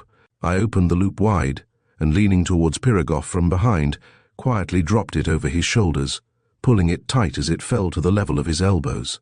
He sprang up, but at that instant I kicked away one of his feet and pushed him to the unsupported side, when he fell sprawling face downwards. I gave another tug at the rope, and, as he struggled to get to his feet, I snatched the fall of the tackle from its hook and ran away with it, hauling as I went. Looking back, I saw Pirogov slowly rise to the pull of the tackle until he was upright with his feet just touching the floor. Then I belayed the fall securely to one of a pair of cleats and approached him. Hitherto, sheer amazement had kept him silent, but as I drew near him he gave a yell of terror. This would not do. Taking the gag from the place where I had hidden it in readiness, I came behind him and slipped it over his mouth where I secured it, cautiously evading his attempts to clutch at me. It was a poor gag, having no tongue-piece, but it answered its purpose, for it reduced his shouts to mere muffled bellowings inaudible outside. Now that the poor wretch was pinioned and gagged and helpless, my feelings urged me to get the business over quickly. But certain formalities had to be observed. It was an execution. I stepped in front of the prisoner and addressed him. "Listen to me, Pirogov." At the sound of his name he stopped bellowing and stared at me, and I continued. 20 years ago a burglar came to this house. He was in the dining room at 2 o'clock in the morning preparing to steal the plate. A lady came into the room and disturbed him. He tried to prevent her from ringing the bell, but she rang it, and he shot her dead. I need not tell you, Pirogov, who that burglar was, but I will tell you who I am. I am the husband of that lady. I have been looking for you for 20 years. And now I have caught you, and you have got to pay the penalty of that murder. As I ceased speaking, he broke out into fresh bellowings. He wagged his head from side to side, and the tears coursed down his ghastly face. It was horrible. Trembling myself, from head to foot, I took the second noose from its hook, passed it over his head and quickly adjusted it. Then I snatched the second fall and walked away with it, gathering in the slack. As the rope tightened in my hand, the bellowings suddenly ceased. I never looked back. I continued to haul until I felt the tackle blocks come together. I belayed the rope to the second cleat and set a half-hitch on the turns. Then I walked out of the museum and shut the door. It had been very different from what I had anticipated. As I sat by the laboratory table with my head buried in my hands, I shook as if I had an ague. My skin was bathed in a cold sweat, and I felt that it would have been a relief to weep. I was astonished at myself. 24 of these vermin had I exterminated with a light heart, because the blow was dealt in the heat of conflict, and now, because this wretch had been helpless and unresisting, I was nearly broken with the effort of dispatching him. I sat in the dark laboratory slowly recovering, and thinking of the long years that had slipped away since the hand of this miscreant had robbed me of my darling. Gradually I grew more calm. but fully an hour passed before I could summon resolution to go back into the museum and satisfy myself that the long outstanding debt had indeed been paid at last to the uttermost farthing. On Monday morning, I withdrew from my bank £100 in notes, which I handed to my landlord's widow, Mr. Nathan had died some years previously with a note surrendering the shop and house in Saul Street. I emptied the safe and brought away such things as I cared to keep, leaving the rest for Mrs. Nathan. Then I shaved off my ragged beard and white moustache, set my Bloomsbury house in order, pensioned off the sergeant major, who was now growing an old man, and engaged a set of respectable servants. When the last specimen was finished and put in its place in the museum, my work was done. I had now only to wait quietly for the end, and for that I am now waiting, I hope not impatiently. Something tells me that I have not long to wait. Certain new and strange sensations, which I have discussed with my friend Dr. Wharton, seem to herald a change. Wharton makes light of them, but I think and hope he is mistaken. And in that hope I rest content, believing that soon I shall hear the curfew chime steal out of the evening mist to tell me that the day is over and that my little spark may be put out. As we conclude The Uttermost Farthing, a Savant's Vendetta, we reflect on the profound implications of Challoner's actions and the choices he made in his pursuit of justice. This captivating story leaves us questioning the nature of morality and the lengths one will go to achieve their goals. R. Austin Freeman masterfully weaves a narrative filled with suspense and complexity, reminding us that even the most brilliant minds can be ensnared by their darkest desires. Thank you for joining us on this journey, and we hope you continue to explore the depths of literature with us.